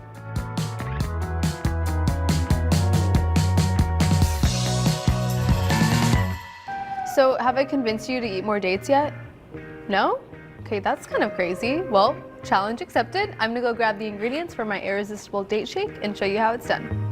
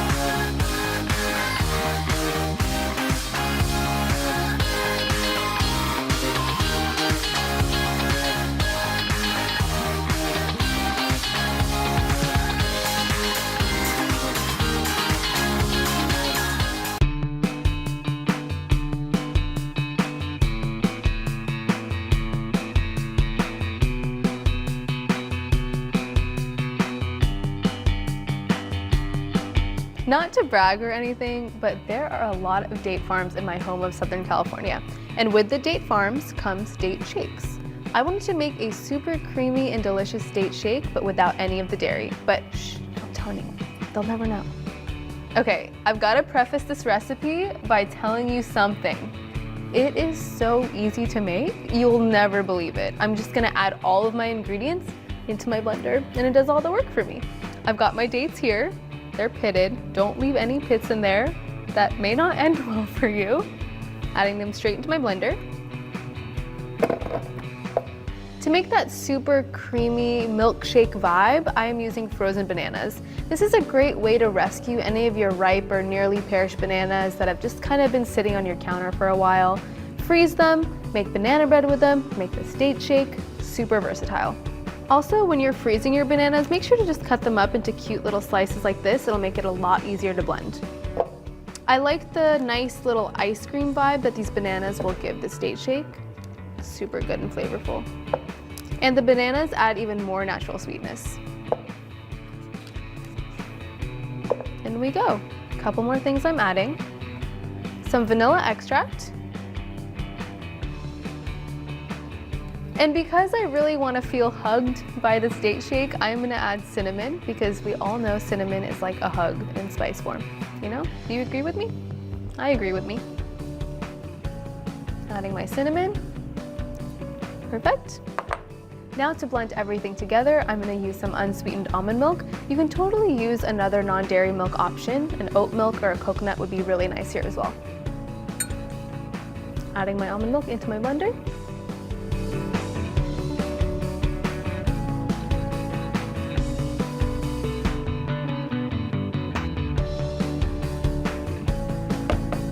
Beautiful. Now all we do is blend. Wasn't that so easy? It's kind of crazy. I shouldn't have, but I did. Here we go. Prepare yourselves.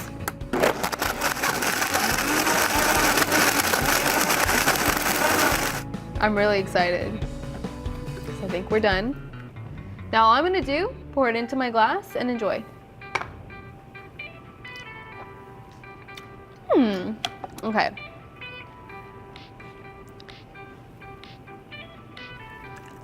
I mean, look how creamy that is.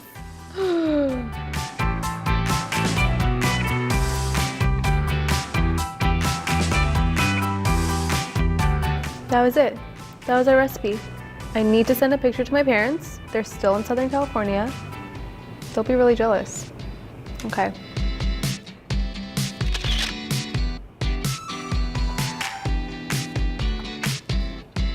Okay, perfect. Now I get to drink it. So thick.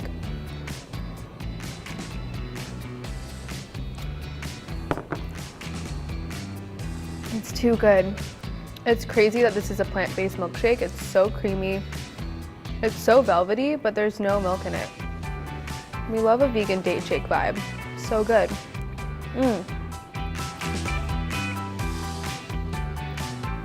So cute. This is so good. I could eat this forever. Eat it, drink it. I could drink it forever.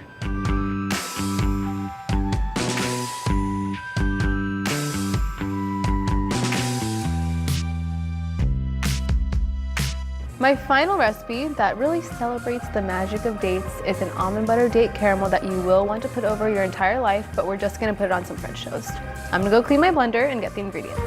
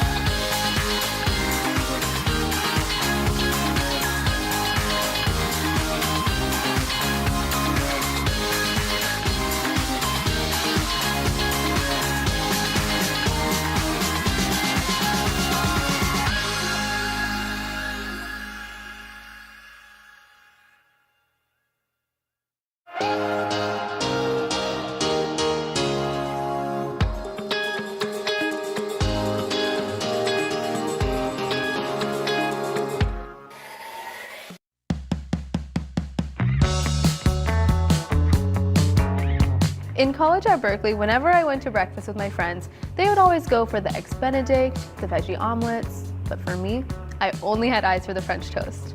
There was a restaurant pretty close to campus called La Note that had one of the best French toasts I've ever had. It had a really nice and sweet, crisp exterior, and I knew I wanted to replicate something just like that in my own kitchen, but with a twist. So, inspired by the French toast of my dreams, we are going to be making a French toast with an almond butter date caramel. We're going to start by making an almond butter date caramel that is so luscious you will want to drown your entire life in it. But today we're just going to put it on some French toast. Let's start. Added some dates in my blender. We're going to add a little bit of almond butter. The almond butter is going to balance out the sweetness of the dates really nicely. To sweeten this up a little further and to add a little bit more of that caramel undertone, we're going to add some coconut sugar. To make a super luscious and velvety caramel, we're going to add some vanilla almond milk. I'm using vanilla here, but if you don't have a vanilla, if you just have it unsweetened, you can add a little touch of vanilla extract.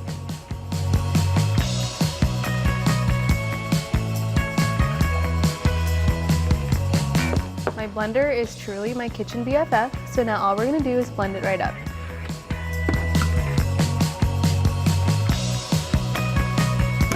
And caramel will await us on the other end of this.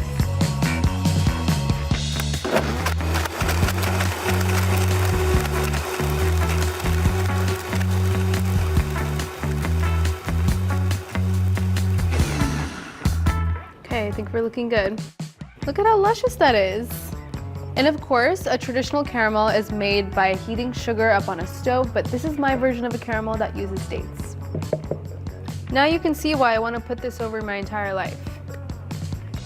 Our almond butter date caramel is ready. All it needs now is some French toast, so I'm going to go grab the ingredients to make it.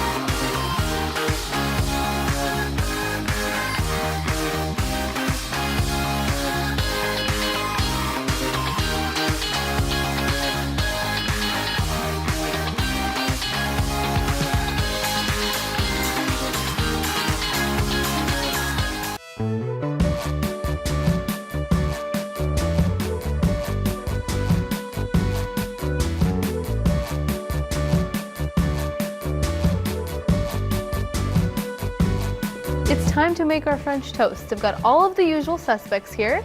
My eggs, my cinnamon, my vanilla extract, and I also have some milk. I'm using almond milk here, but you can use your favorite. Gonna crack 2 of my eggs into my beautiful little pie dish here. Cute.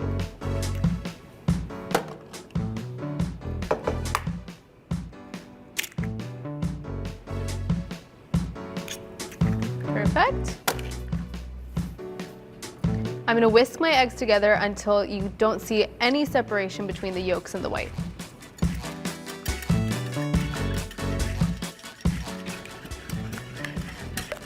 Really putting my entire body into this. Whisking eggs, morning workout, perfect. French toast, workout of your day, okay, I'm on board.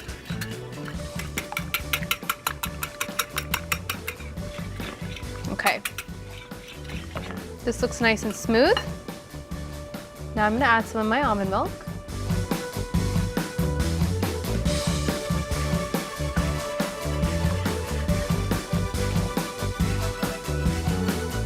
Vanilla extract.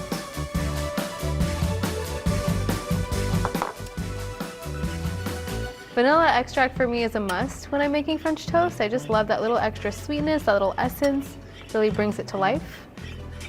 Little pinch of cinnamon now. We want this to be super smooth, super uniform. It's gonna be a nice little bath for our slices of bread.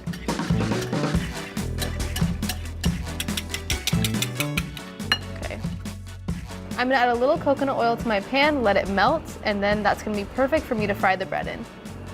Time to dredge our slices of bread in my little mixture here. I'm using sourdough bread here because I love that tangy taste. It's my favorite kind of bread. We're gonna let the bread really soak up that egg mixture. And by the way, French toast is a great use for your stale bread. So if you got any stale bread in your pantry, it's time to make some French toast. Gonna flip this over. Make sure it really soaks up all of that goodness. It smells really good already, which I know is crazy because we haven't even cooked it. One last step before I cook my French toast. I'm gonna add a little sprinkle of coconut sugar on both sides because I want that really sweet crispness on the exterior.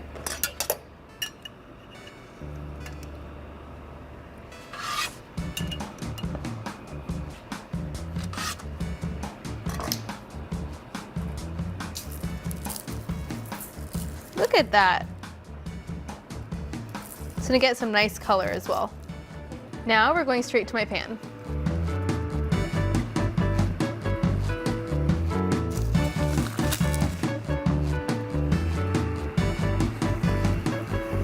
You know what? No harm in adding a little extra sugar on top.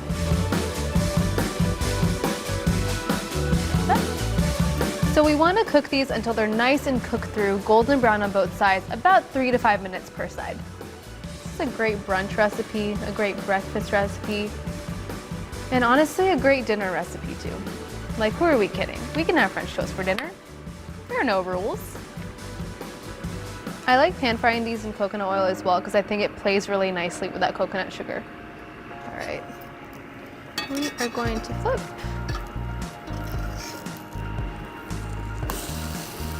You know, I consider myself a patient person, but then when I'm cooking French toast, I'm like, hurry up.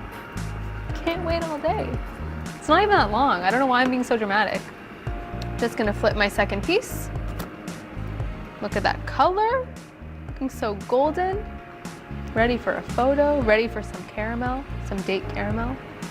All right, these are looking beautiful. I'm gonna transfer them to my plate. So I'm hungry. Do we think they're ready for their caramel? I think they're ready. All right. It's thick, it's luscious. I'm gonna be generous here. Nothing wrong with a little thick drizzle.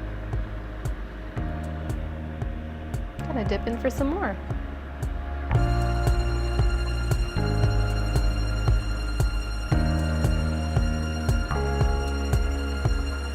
I really just went for it. I was trying to be delicate before, and now I'm just straight up going for it. I like having a little pool of caramel on the side. It looks really delicious. I'm gonna add some berries just to sidle up next to that date caramel, sit on top of it. They kind of stick nicely onto that caramel too. A little powdered sugar. You can't tell me you don't want this. You just can't tell me you don't want it. It looks so pretty. I think La Note would be proud.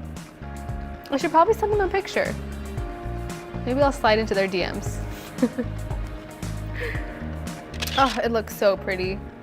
The almond butter caramel, while delicious, it is a brown color, and so is bread. So by adding pops of color like these berries, that powdered sugar, just really brings all of those colors and flavors to life. I'm going in. I'm immediately overwhelmed. I don't know where to go. Okay, here we go. We're going for it. Gonna get a nice little crust. Add a berry. Okay, bon appetit. I need a minute. That date caramel is like the best sub for a maple syrup. It's so much more flavorful, more complex. Those dates and the coconut sugar create this really nice marriage of sweetness. I love using sourdough here too because it's sour, it's kind of tart. Because it's so fermented, it goes so well with the sweetness of the caramel. The berries really make everything pop. I mean, I'm not trying to have like a French toast off with La Note, but I don't know. I think I might. And don't get me wrong, I love maple syrup. Sometimes we like switching it up. I love snacking on dates. They're my favorite thing ever. But this almond butter date caramel really shows how many things dates can do. We just love to date dates. They can do it all.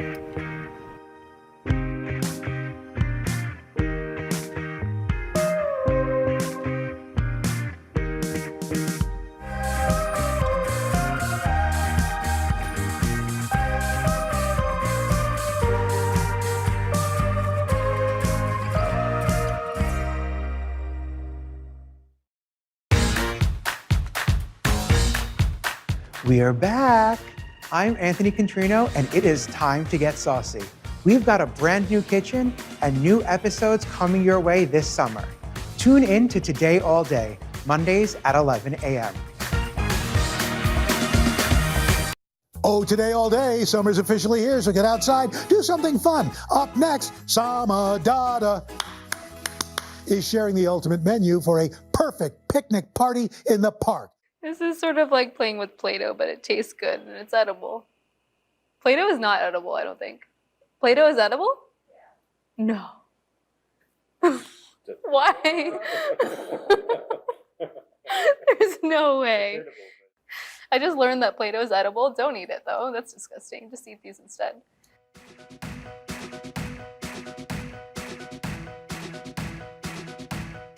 In the summer months especially, it's really nice to get outside and take advantage of your local parks.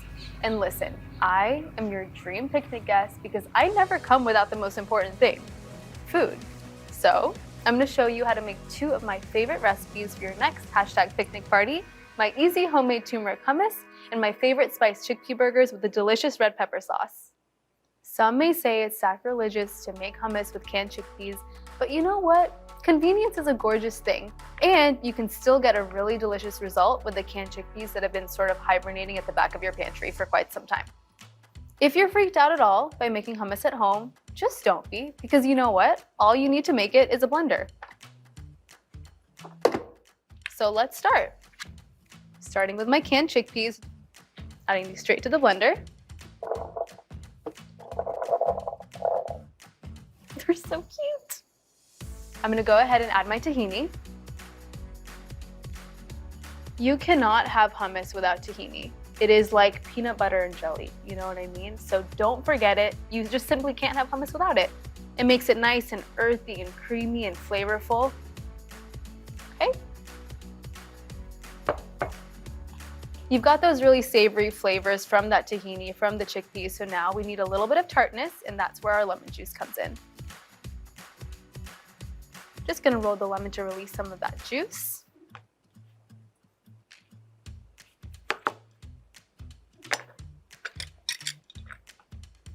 Lemon juice going straight in my blender.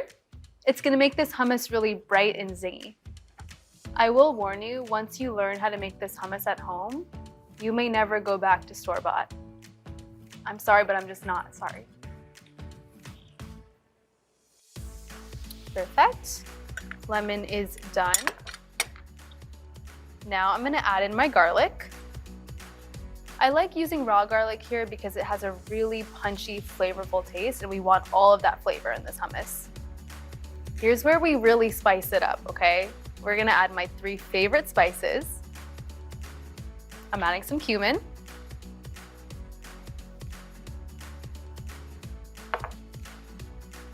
Adding some paprika for a little hint of smoke and spice.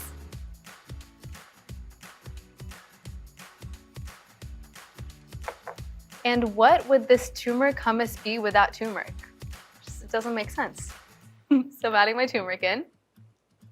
Another reason I wanted to make a turmeric hummus is because of that gorgeous yellow color. So that's really gonna give that hummus that bright pop. It's gonna look really good on your table, I promise. Now I'm gonna add a little bit of salt and some freshly ground black pepper.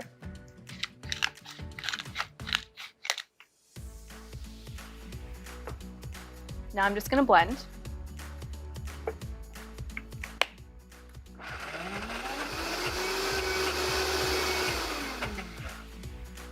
In order to get this hummus super smooth, we're gonna add a little bit of water, tablespoon by tablespoon, until it reaches our desired consistency.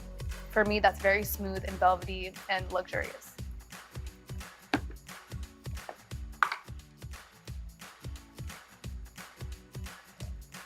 Starting with just a bit.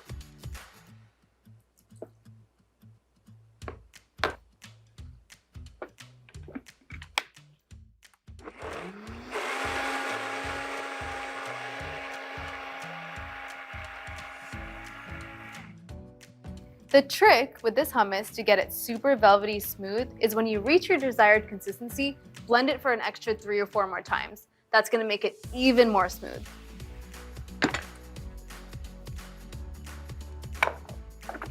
Like, look at that.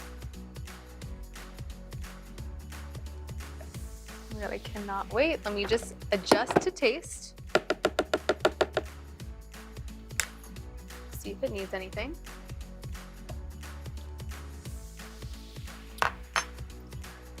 I mean, come on. It's perfect. I'm gonna add the hummus into my bowl. Have you ever seen anything this smooth in your life? No, right?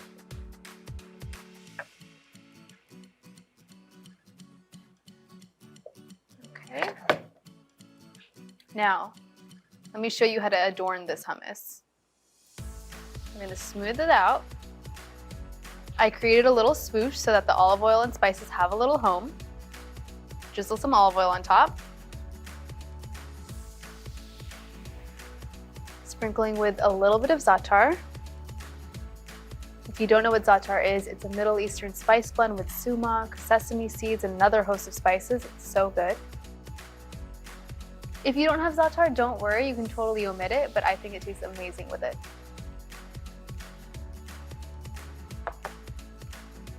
I'm gonna add a touch of paprika just for a little color. This works as a nice contrast to that bright yellow that the turmeric gives this hummus. I mean, look at how pretty that is, right? But we're not done yet. I have this gorgeous platter of fresh vegetables here, and I'm just gonna cut them and adorn them around my hummus.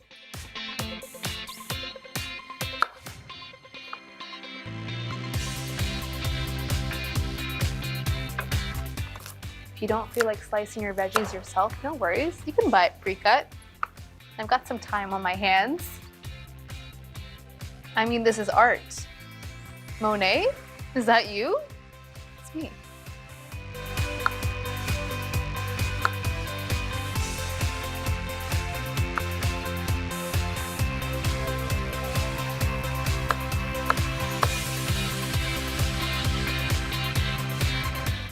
I think I made a masterpiece. I'm not trying to be conceited, but like, are we all looking at the same thing here? Doesn't this make you want to be one of my picnic guests? Maybe? So pretty. Need to take a picture. My phone really does eat first. I know that's cliche, but it's true. Oh my God, I was immediately taken aback by how pretty this looked. I cracked myself up. I'm taking like 20,000 pictures. I think 12 would have been fine, but okay. I think I got the shot. can confidently say I got the shot. I'm gearing up. Okay. This is the most both exciting and tragic part of making hummus, is that part where you ruin the art. But it's okay. This is what it's for. Okay, I'm going in.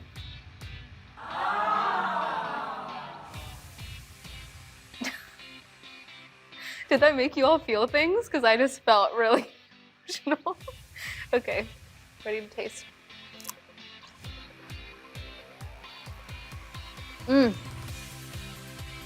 It's so good. Something so flavorful paired with a simple, crisp vegetable, just like, these vegetables just got a glow up. Thanks to this hummus, it's art. It's art. No picnic would be complete without a sandwich, so I'm gonna show you how to make my favorite chickpea burger with a red pepper sauce. I'm gonna go grab the ingredients.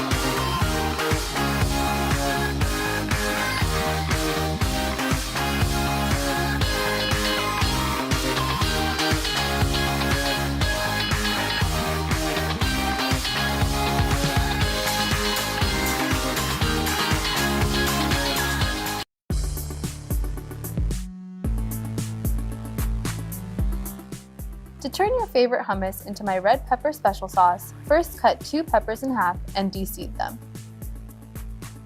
Then roast the red peppers at 450 degrees for about 25 minutes. After removing the peppers from the oven, they'll need to be steamed for 10 to 15 minutes. You can do this by inverting a glass bowl over the peppers onto a cutting board. Sealing the peppers creates steam, making it easier for the skins to peel right off.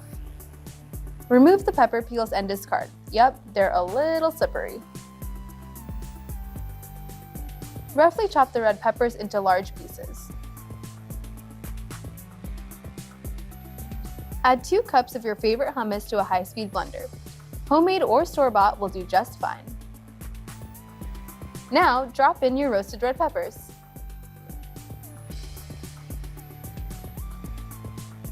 Blend the mixture until it's well combined and super smooth. Now, this special sauce is ready to be spread on anything your heart desires.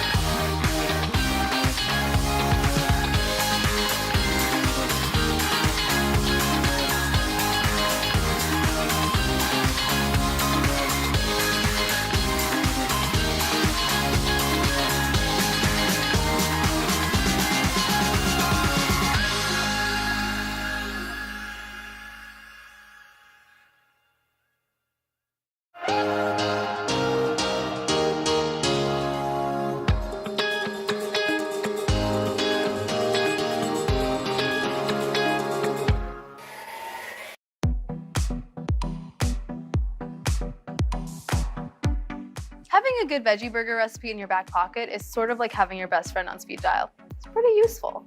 And I don't know if people are really using speed dial anymore, but you get the point. My chickpea burgers are deliciously spiced, they're super hearty, and they're perfect for when you want something substantial that still happens to be plant-based. First things first, I want this burger to have a lot of complex layers of flavor, so I'm gonna saute some onion and garlic to put in it. Just gonna dice my red onion. I'm only using half here.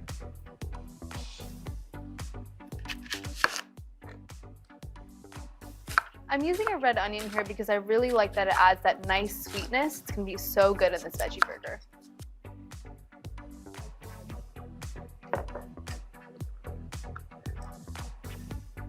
Also, aesthetically speaking, I know it's what's on the inside that counts, but aesthetically speaking, these red onions are really pretty. That purpley red, we love it. Red onions are diced. I'm now gonna mince my garlic.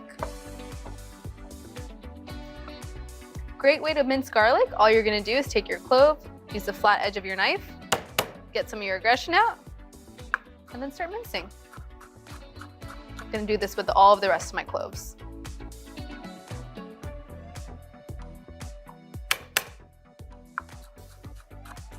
Garlic, it's our friend, okay? You may smell like garlic for 3 days after cooking with it, but it's worth it. It's worth the price you have to pay. You wanna extract all of that garlicky flavor. It's so good.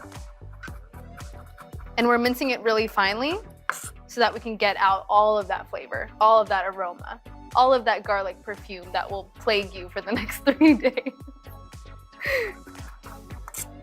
All right. Now I'm gonna heat my pan and add some olive oil.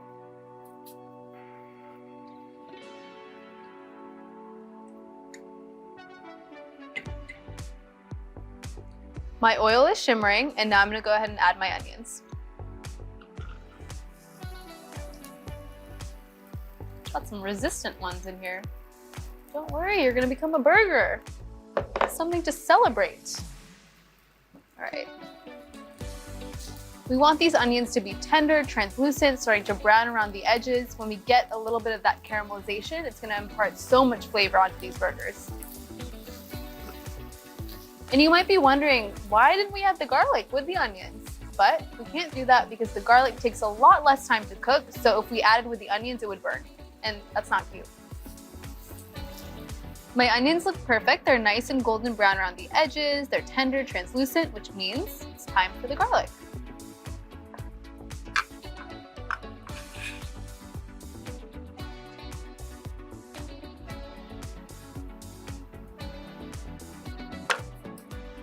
Okay.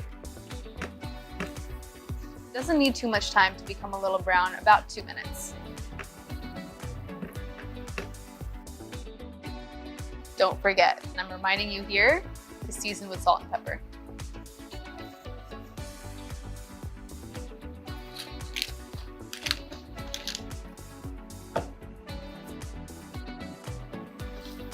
Flavor is our friend. We always want more of it. Okay, this looks amazing. The garlic is nice and golden, it's got some color. I'm gonna set this aside to cool and then get to work on the base of my burger. For the base of this burger, I'm starting with some cashews. I know that sounds crazy, but cashews are buttery and delicious. They really allow this veggie burger to be hearty and meaty without any actual meat. So I'm gonna add that into my food processor. I'm using raw cashews here, unsalted, completely raw. This is important.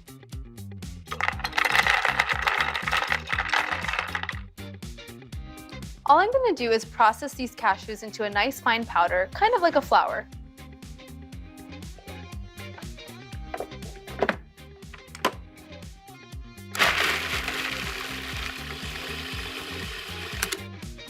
Looks pretty good. All right, this looks perfect. Let me just show you the texture real quick. It's sort of like this nice flour, you can see. It's gonna be a really hearty base for this burger. Okay, cashews are done. Now we're gonna move on to the rest of my ingredients. Now I'm gonna add some flaxseed meal. This is gonna be really great as a binder for these burgers. It's sort of like a vegan replacement for an egg.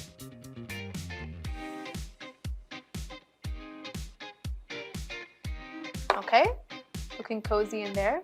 And because I can't live my life without any spice, it just simply is not possible, I'm gonna add my spices. Starting with a little paprika. And just know, these spices aren't gonna make it spicy, right? It's gonna be flavorful, it's gonna add a lot of body and taste. That's what we like. A little bit of turmeric. Yum. Some cumin.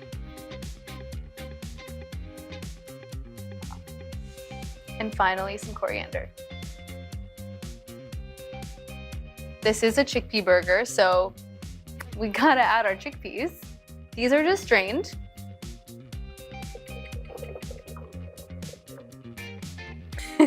And now we're gonna process.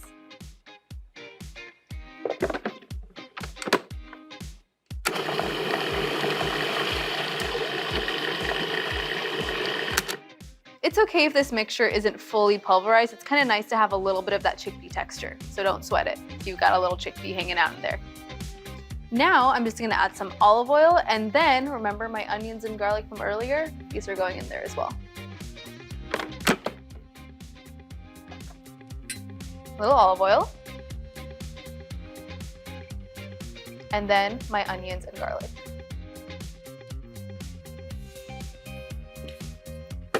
Perfect. Okay, you probably guessed this, but we're gonna process one more time.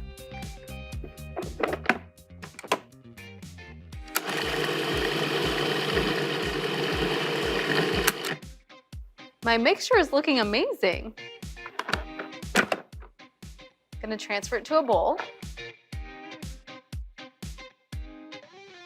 Just transferred my patty mixture into my bowl, and you'll notice it's kind of thick and sticky, which is great because then we'll be able to form it into patties really nicely.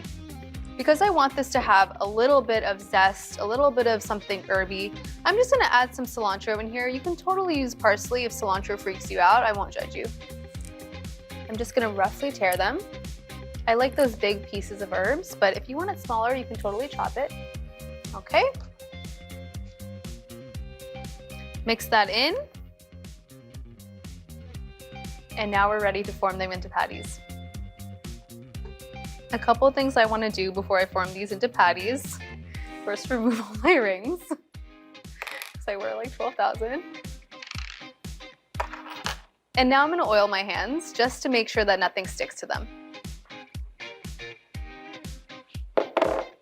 Just a little on here, just a little.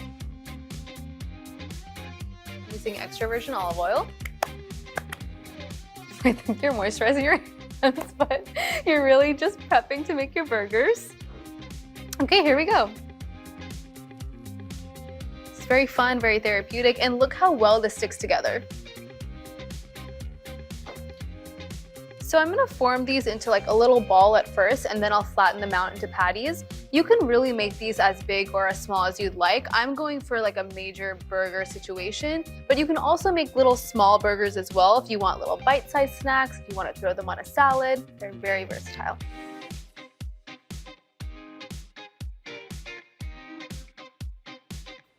See how virtually nothing is sticking to my hands? You can thank the extra virgin olive oil for that. You've got a lot of really hearty elements in this burger, the cashews, the chickpeas. It allows it to stick together, but also allows you to feel really satiated. It's really delicious and just a really great way to eat a veggie burger that's exciting. I'm gonna put these in the oven at 375 degrees for about 15 to 20 minutes. Make sure you flip them once halfway through baking. And if you don't wanna eat them now, don't worry, you can freeze them for another day. They're perfect for meal prep.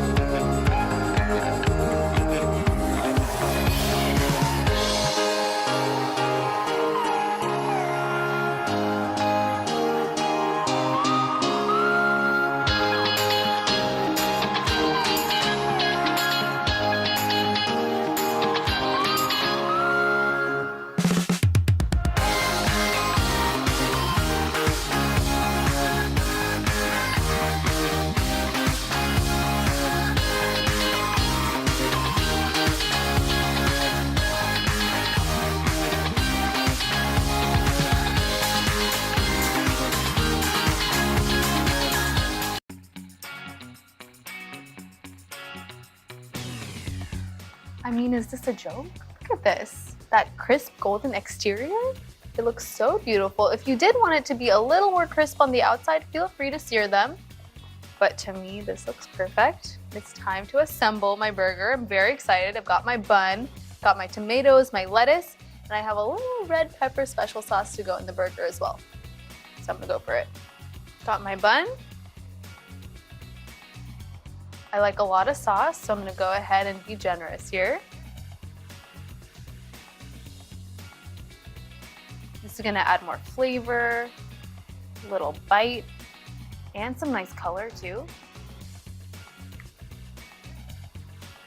I'm gonna spread both sides of the burger, both buns, here as well. The red pepper sauce is like tangy, a little sweet. These are roasted red peppers. Okay. Now for my star. Go ahead and add one of my burgers. Straight onto my bun. It's like it was meant to be there. It's almost upsetting how perfect it looks on that burger bun. Okay. Gonna add a little fresh tomato. And some lettuce for some greens in my life. Okay, time for that other bun. I mean, come on, look at that. Doesn't that look good? Look at the colors. I gotta take a picture. Doesn't it look good? Okay.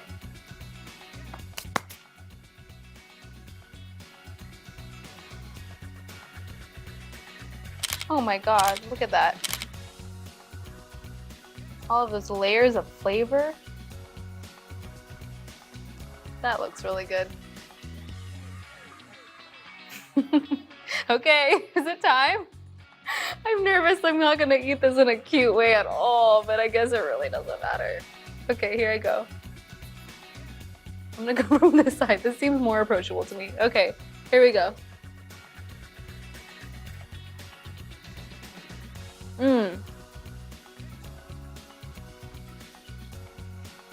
I mean, this chickpea burger is so well spiced, so well seasoned. I think I need another bite. It seems like I must take another bite. Okay. It's just simply not right. It's simply not right how good it is. That red pepper special sauce though, ties everything together. See, this is why I'm everyone's favorite picnic guest. I do stuff like this, and then they always invite me again. You can be that person too. I'm speechless. I'm speechless. I'm speechless. Okay, I'm going in. Someone has to stop me. Someone has to stop me. I'm gonna keep eating this. No one's gonna stop me? Okay. All right.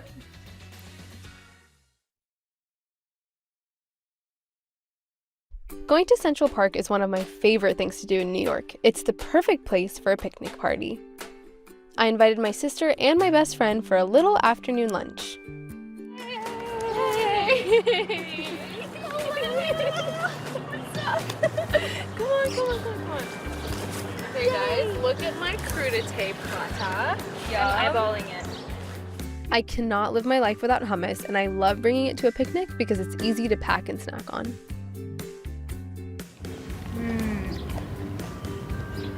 We love a fresh veg.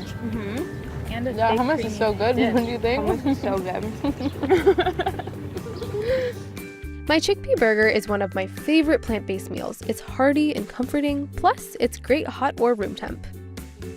Oh, I like that you're taking photos. That makes me happy. Are you contemplating? Okay, cheers. Cheers. Cheers. Cheers. It looks like Shake Shack, honestly. It looks like Shake Shack. It's nice. Okay. Doesn't it? This looks fake. It's like a Krabby Patty.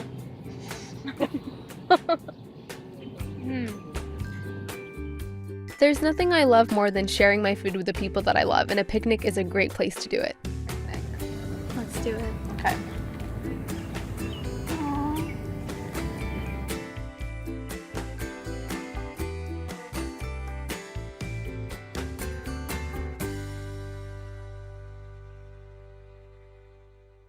We are cooking up some exciting things this week in the brand new Today All Day Kitchen. Up next on #Cooking, Samadada. We'll show you how to rescue any brown spotty bananas with 2 tasty treats: chocolate chip banana bread bars and a banana cream cheesecake that just happens to be dairy-free.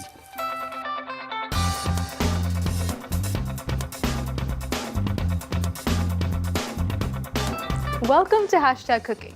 The next time you see some nearly perished, super ripe bananas sitting on your counter, wondering what will become of their existence, like, will we get thrown away today?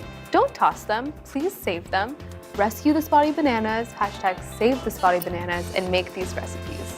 I'm gonna show you 2 of my favorite ways to use those super ripe bananas sitting on your counter: my chocolate chip banana bread bars and my banana cream cheesecake that happens to be dairy-free. Let's get #Cooking. Just for 1 second, okay, I want you to forget about those microwave packets of oatmeal. And we're gonna give oatmeal a glamorous moment with these chocolate chip banana bread bars. I've already preheated my oven to 375 degrees, and now all I'm going to do is prepare my pan. So what I've done here, greased it with some coconut oil so our parchment paper doesn't stick, right? So I've got that here. I'm just gonna stick it right into the pan. The coconut oil helps it stick, right? So this is nice. Make sure we're hitting all of the edges of the pan. And what's nice is that we're creating these flaps, okay? The flaps are really nice because when it's done baking, we'll be able to easily lift the batter out of the pan and have our bars all ready. What's great about using super ripe bananas in recipes is that they're naturally a lot sweeter and a lot easier to mash into different recipes. Got 2 here. We're rescuing them. We're giving them a second life, a second chance at life. They love us for this. Throwing the peels away. Gonna peel this one. Like so. Pop that in. See you later. Okay, and now we're just gonna mash. This is kind of where you can get your aggression of the day out into these bananas, okay? I wanna mash them until they're really nice and smooth. And like I said, because they're a bit riper, it's gonna be a lot softer and easier to mash. Not to mention, it's gonna impart a lot of that really nice, sweet, ripe flavor of the bananas into this oatmeal bar recipe. And because they're super ripe, we're actually not gonna use a bunch of sugar to sweeten this recipe because it's gonna pull a lot of that natural sweetness from the bananas. Have I convinced you to not throw your bananas away yet? Just wondering. Okay. Really take your time here, like I am. Okay. I want no banana to feel unmashed. I want it to feel all loved and mashed, okay? All right. And you can use a potato masher here if you have that, if you like that utensil for your life. I'm just using a fork because you know what? Forks are accessible. Okay. So this is looking pretty good. I have to compliment myself on my mashing abilities. Looks pretty smooth. And now we're just gonna work on the rest of our ingredients. All right. So in this recipe, I'm using 2 eggs. So I'm gonna crack those both in here. I wanna be that type of person that does like the one-handed egg crack. I'm not that person. I'm safe. I take precautions. All right. Okay, now I'm gonna whisk the eggs and the bananas together. So everything is nice and smooth. Look at those amber yolks. It's pretty nice. Bananas and eggs whisked together. They look nice and smooth, really happy in there. Now I'm gonna add my nut butter. So I'm actually using peanut butter here, but if you have a cashew butter at home, if you have an almond butter, that's totally fine. You do you. Whatever nut butters you're harboring in your pantry. I know I have like a million because I have a problem, but you can use that. I'm gonna slide that straight in there. Now I'm gonna mix that in.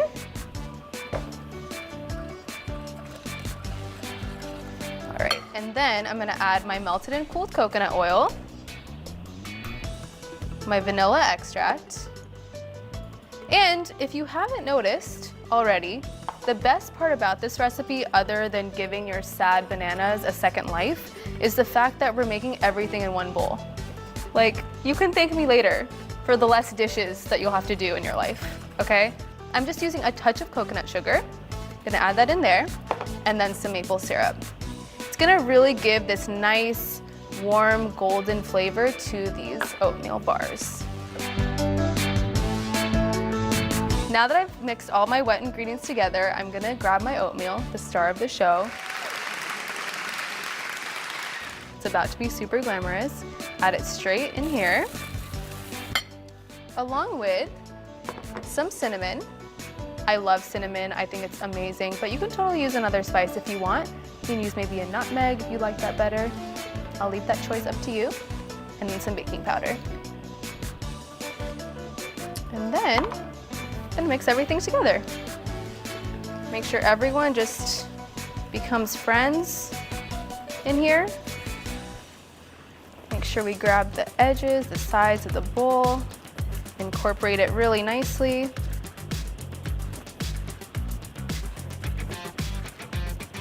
It smells so good. Just wait till it's done baking though. That's good stuff. Okay.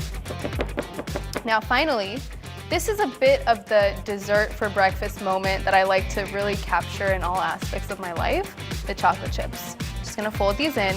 I will add, I don't measure these with anything but my soul.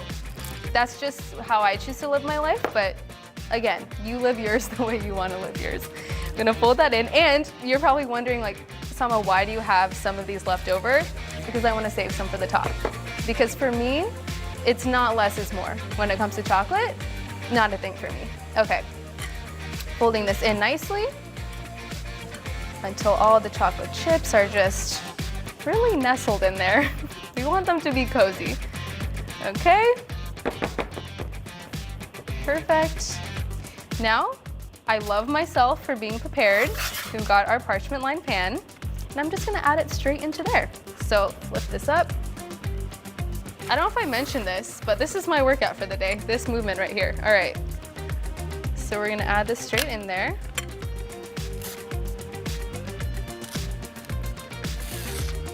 Get everything out. Scrape the sides. Oh my God, I cannot leave that chocolate chip behind. That would be so sad. Okay. And then I'm just gonna spread it out throughout the pan so it's nice and evenly distributed. Okay, because I am me, I'm gonna add some more chocolate chips on top, just for aesthetics. I like to take nice photos of my food. It's also really fun to make it presentable and looks pretty, too pretty to eat, but not really because we will be eating it. Okay? And then the last thing that I wanna do is add a banana on top. This is, again, purely for me to have some nice aesthetics for my photographs, and that's fine. That's, again, how I choose to live my life. So what I'm gonna do is just cut it right at the tip of the banana, slice it straight through, like this, okay?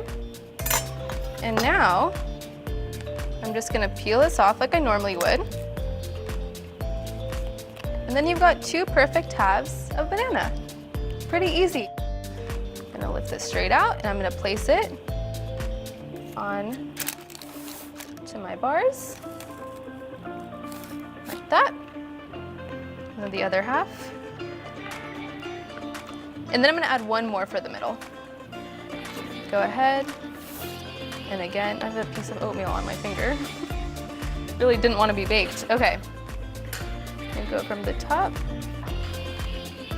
slice it straight down the middle. Peel this guy off. Look at that. Add that straight in there. We're gonna nestle it down nicely. Wants to feel secure, wants to feel at home. And now I'm just gonna add a little dusting of cinnamon on top, partially because I love cinnamon and partially because I want it to look really nice. Okay, now we're gonna take a little journey in the oven for about 22 to 25 minutes. Let's go.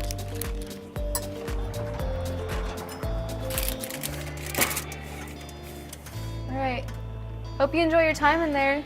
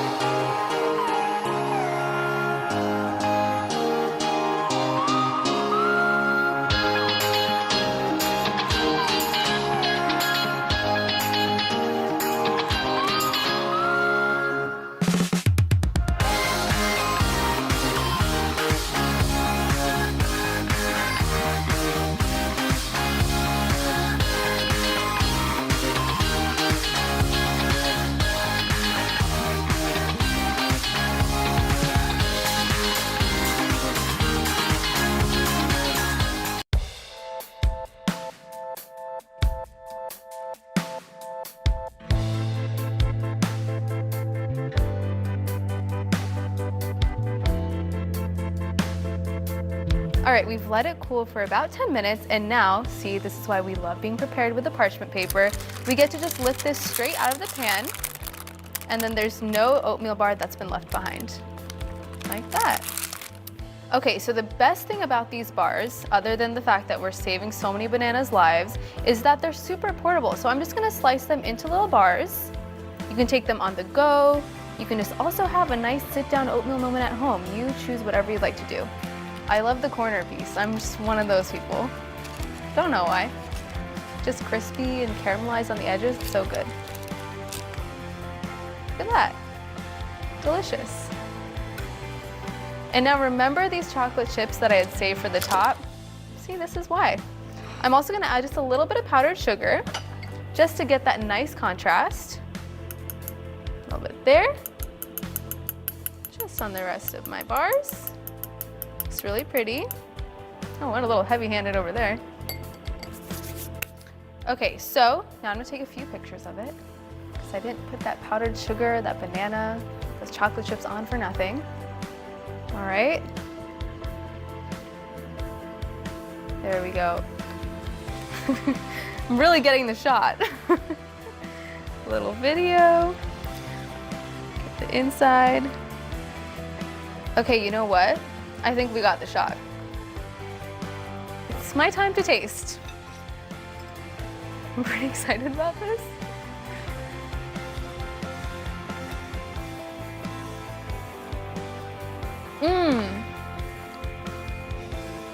It's so good. You know what's really nice about this as well? It's not too sweet. So it's really great if you'd like to even add a little drizzle of honey on top, maybe a little more peanut butter, almond butter, whatever you have to kind of create this nice sit-down oatmeal moment at home. It's like banana bread, but it's a little more textured from the oatmeal, and then you've got the chocolate chips that are totally giving it this like cookie dough vibe. I would eat cookie dough for breakfast, and I am kind of. Delish.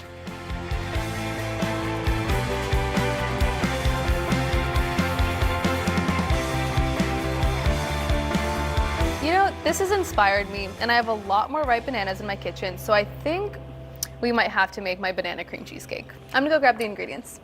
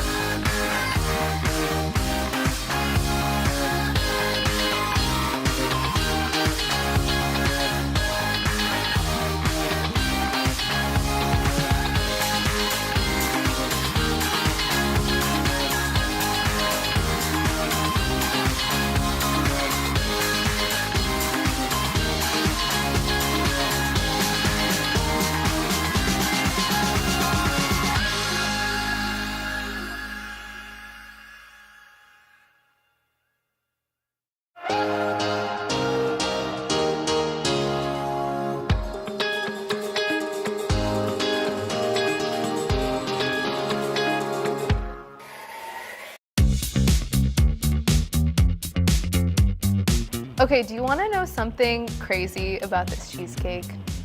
You don't have to bake it. No ovens are involved. We're just gonna pop it into the freezer to make it, which kind of means it's a cross between an ice cream bar and a cheesecake.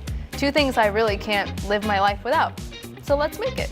The first thing I'm gonna do is prepare my pan with some parchment paper. So what I'm gonna do is just line it straight into the pan, and I'm creating these flaps on the sides so that it's gonna be super easy to lift the cheesecake up after it's done freezing. Just like that. And now it's ready for our crust to find a home in it.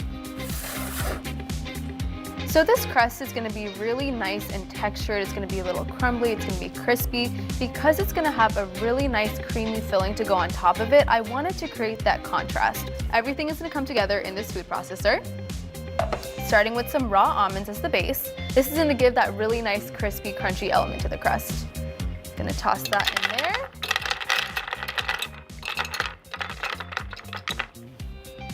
And now, to sweeten the crust up, we're gonna use some dates. I love dates, not the romantic kind, the medjool kind, okay? So we're gonna add these in. This gives a really nice caramel sweetness to the crust, and also it's gonna allow it to be a little bit sticky and pliable so we can actually just stick it straight into our pan. And now we're gonna add a little bit of creamy almond butter. That's straight inside. You can also use a peanut butter if that's what you have on hand, totally fine with me. I won't judge you. A bit of melted and cooled coconut oil going in there as well.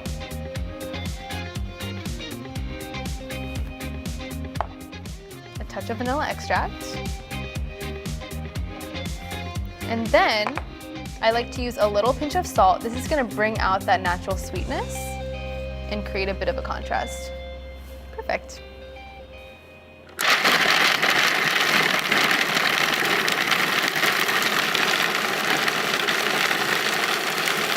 I'm just gonna scrape down the sides just to make sure nobody is caught, nobody is left behind, and process it again.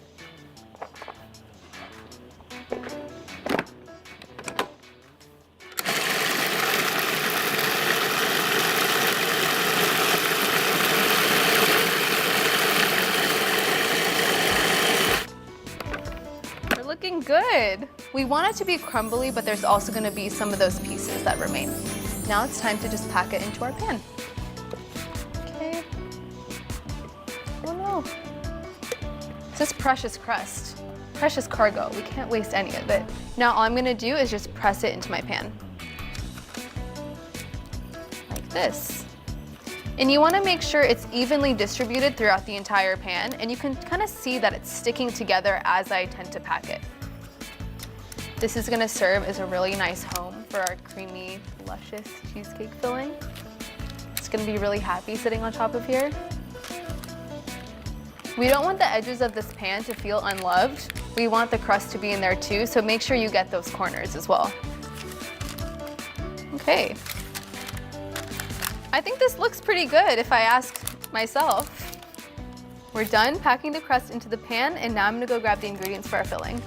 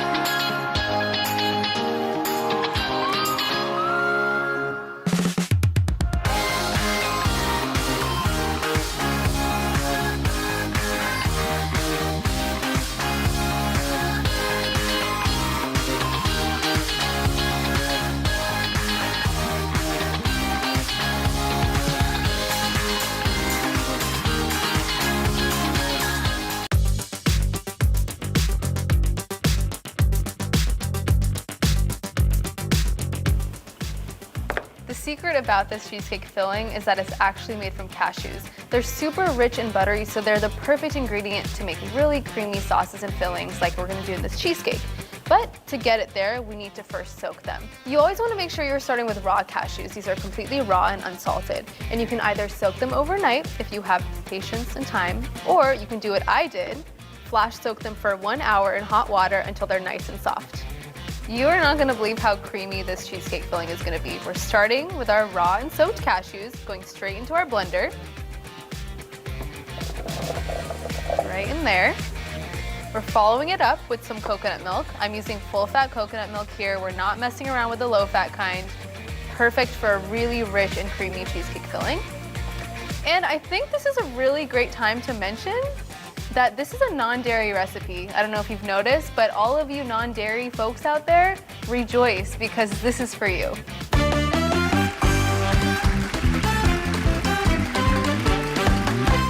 Time for our banana, our star. We rescued it from its fate in the trash, perhaps.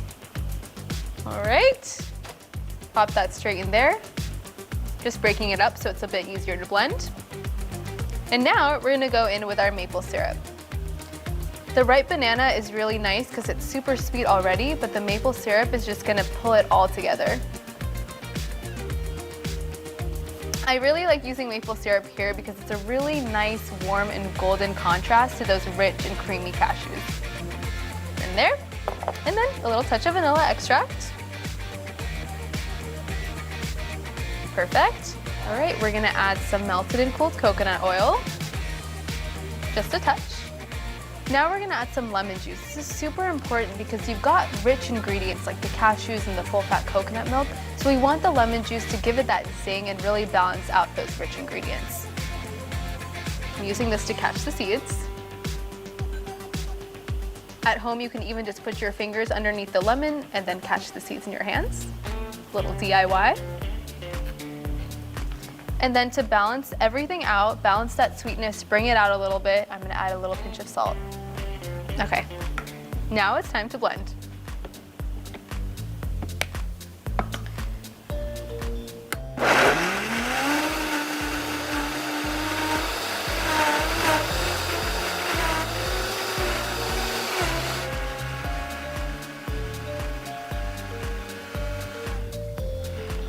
Okay. You just really cannot believe it. It's so smooth and so creamy. I want to show you a little peek. Look at that. I'm gonna taste it a little and see if I think it needs anything. Taste a bit. I'm gonna add a little more lemon juice and a little more salt. You can totally adjust this to your liking. I just like a little more zing, and then that salt's gonna really bring out that sweetness. Okay, we're gonna blend again.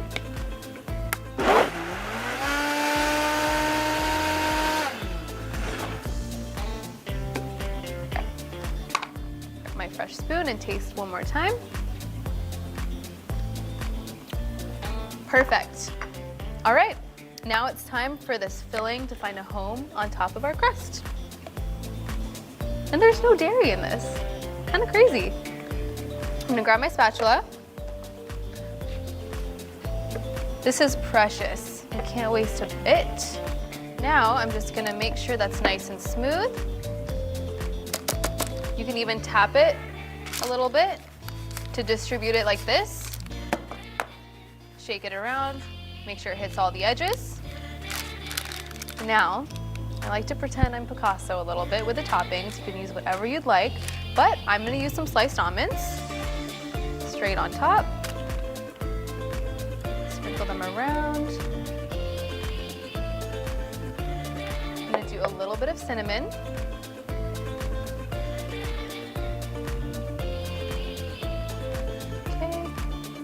More. And finally, just a little pinch of flaky sea salt.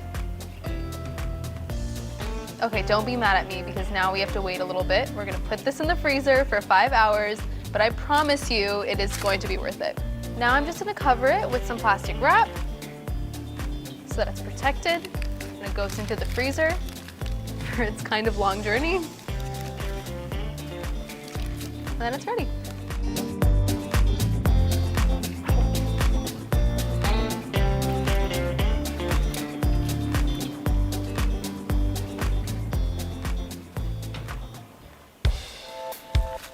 patience is so worth it. I'm so excited about this. Just gonna remove my plastic wrap. Look at that. We almost don't deserve it. All right, this is why the parchment paper flaps are the best. We just lift it straight out of the pan like this. And now all I'm gonna do is slice them into little cheesecake bars. What you can also do is slice them into fingers as well if you want more of a bite-sized snack. I'm gonna go ahead for the full picture, the full bar. Look at this. I just have to show you. Can you believe that there's no dairy in this? Looks so creamy. Right? That's for me. This is my slice. I am so excited to dig into this. All right, here I go.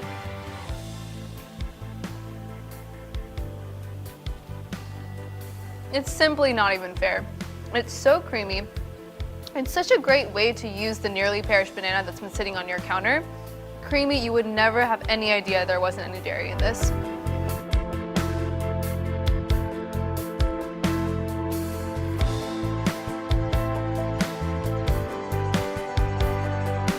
You know what?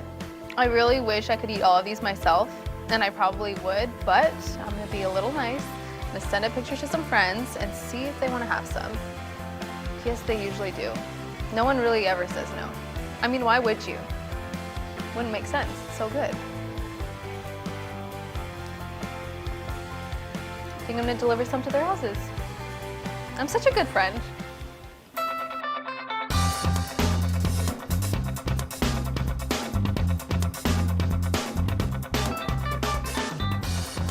Ready? Okay.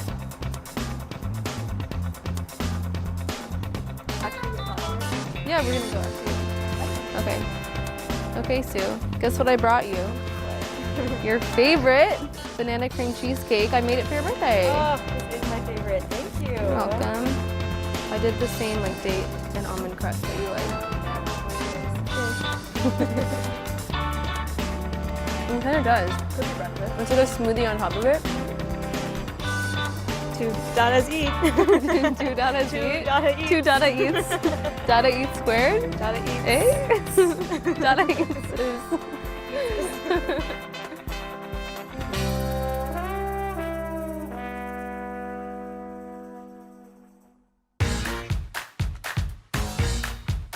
We are back. I'm Anthony Contrino, and it is time to get saucy. We've got a brand new kitchen and new episodes coming your way this summer. Tune in to Today All Day, Mondays at 11 a.m. Hey, Today All Day, coming up on #cooking. Sama Dada.